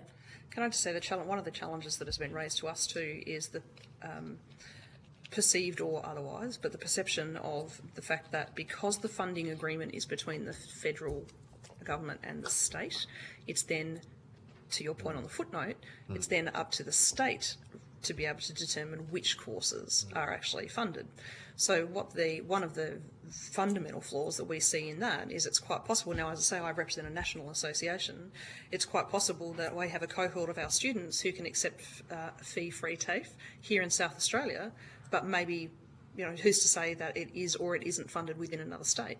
So as an industry, we're sitting back saying, well, hang on, you know, there's nothing in the bill to protect us as an industry body or an employer group to be able to say, well, you know, the funding agreement is, and I know I've had conversations with, as Adele mentioned, I actually sit on a number of industry reference groups with a number of our independent RTOs and a number of TAFEs, and they all tell me the same thing. Oh, so why should we include your course within the fee-free funding? And part of the framework and conversation that I have is I'm having that with, you know, dozens of different TAFE cohorts rather than dealing with one. Sorry, Senator O'Sullivan, if you don't mind. Sure. Ms. Linton, you are aware that bookkeeping and accounting Cert 4 is on the fee-free TAFE list and is I think it's the 5th most popular. It's extremely popular. Completion rates aren't depends great, on the jurisdiction. but depends on the jurisdiction. But the point that's being made is there's nothing in the bill that actually says, well. So I got the impression from your earlier testimony that there wasn't any training in your area on the fee-free. No. We know. No, we're aware that it's on the list. Yeah, we're aware it's on the list, and we're aware that it's you know, one of the more popular courses. Yeah, the concern that we have is that there's nothing within the bill, and part of our concern over the bill is we're a little confused as to what the bill actually achieves above the national skills agreement, because I say there's nothing in here that protects any industry, doesn't matter what industry it is, you know, to be able to say, well, it's up to the state government as to what's funded here and here. Now, the conversations I've had have been, well, the appetite for this particular course in this state is good, so we'll place it on the list, but in this state, it's not so good, so it won't go on the list. Maybe it's about needs. You spoke about, like different needs in different earlier you spoke about the employers' desire for micro-credentials. You know, getting training for particular skill sets. Is there any feedback from your members in relation to the willingness of TAFE to be able to provide that, particularly as a fee-free? I haven't drilled down to that level of detail with our specific members, but again, I'll defer to Amanda. We run a micro-credential program. We've only just started building it because of the size of the association. It's a slow build for us, but the reason that we're doing that is nothing to do with the fact that providers won't provide, you know, additional training. It's the fact that there are fundamental flaws within the actual training package itself. So we are picking those up, and a number of private RTOs are picking those up as well. Now, I'm not suggesting TAFE aren't. I'm saying I'm not aware of them, and I would have to take that on notice to explore a little bit more with the TAFEs that we partner with as to whether or not they are offering those. But we're also, on the very large numbers of students that we are talking to, they're all telling us they're not interested in 2- and 3-year qualifications anymore. That's not how they want to work. That's not how they want to study. They want to be working while they're studying, and they want to study what they need, when they need it, as they need it. So there's a fundamental shift which goes outside the scope, I believe, of what we're discussing for the bill. Yeah. But I think that all feeds into this much broader discussion. If it's helpful, sorry, you might. I won't take it from your time. That's all right. Go ahead, Chair. You are the Chair. Isn't the discussion you just had with Senator O'Sullivan, Ms. Linton, about the length and what students want? You would agree that the students want a number of different things, and there's a number of cohorts of students that want different opportunities about training. There's employers who want different programs about training. There's private, not-for-profit and TAFE that have capacity to provide different aspects of training because within their structures and where they're targeting the training format. So having those different cohorts actually makes it training more agile. Like it does in itself makes it training more agile to a degree. Like you might prefer to have TAFE do it a different way, but TAFE is actually, you know, it's got the fifth of the fee-free TAFE, the 5th largest group is accounting and bookkeeping. Some of that that's been provided in your testimony, if I understand correctly, is that well, not all students like it done that way, but they do have a chance to do it a different way. So, like, why should the one format just change to be the same as every other format? The fact that we've got a multiple approach to this is actually meeting hopefully the whole cohort of all the people who want to be trained in various different ways of doing it. So, off the back... As a very broad principle. As a very broad principle. And off the back of what we've been discussing around the National Training Package, and I think, I'm not sure if that's within the scope of the committee, but I'm happy to comment on it, is the fact that fundamentally the way there's a very strong appetite for conversation between not only varying industry and employer groups, but also amongst student cohorts that we talk to, who are saying that the current framework of, for example, if we take our Cert 4 in accounting and bookkeeping, it's comprised of 13 units, of which 10 are compulsory. And so what they're actually saying is well, hang on, those 10 units are not fit for purpose. Not from an industry perspective, they don't meet industry's needs. So a student who completes is not actually meeting employer and industry needs. And the students are saying, well, we're spending all this time studying this stuff. Those needs have changed over time. Yeah, is that what you're saying? That's what they're saying. So, and the fact that it has to be more adaptable and more agile. In an industry like ours, where technology can change, a student can study something using technology today, and by the end of this year, it'll be redundant, right? And so there are fundamental, broader structural issues to the way in which education is delivered in Australia that we would like to engage in a bigger conversation on. So, sorry, no, you go. No, you go. I'll ask. It's fine. I've only got one more. Isn't this the difficulties? There isn't private sector getting it all right. There isn't TAFE getting it 100% right. I agree. There isn't not-for-profits getting it 100% right. Because right, as you say, is a dynamic question, and it's really in the eye of the beholder as well, because there's different expectations from different cohorts of people. But having the multitude of different approaches, and this being one of those add-ons where extra funding has been put into fee-free TAFE, seems to be an additional opportunity for people to be doing training. And I note, so I still listen to what your comments were, so it's something additional to that, which I respect. But the point really is that this isn't substitutes for other people doing training. This is actually additional money that's gone to training from the government for private providers. We're well over 10%. There's been additional monies that have gone to public institutions, which is, I think, is just over 9%. So this is like, I don't quite understand why. I sort of get a bit of the feeling, certainly with our previous speaker, that the sky's half falling in but we're actually doing better. I think for me, it's targeted delivery of the placement. So I absolutely support, and the young lady who was here a couple of witnesses ago, Miss Lee, she was great. She, so much of her story I can resonate with, and she has an amazing, they're a very disadvantaged cohort, and I absolutely support being able to, the ability to access to training for people in, marginalised and in marginalised communities and other cohorts. But I still fundamentally believe that we should be able to have a structured system whereby it is the choice of the student as to where the outcome comes from. Now, she made the point of availability of education within, in her experience, and the fact that that's restricted. My point is that I don't think that TAFE is necessarily, I'm not saying TAFE is or isn't the right institution to be able to deliver that, but surely we can open the conversation to say, well, what is the best delivery mechanism for the student? For the student. Yeah. And in some cases, the TAFE framework will allow for the flexibility of that. In some cases, it won't.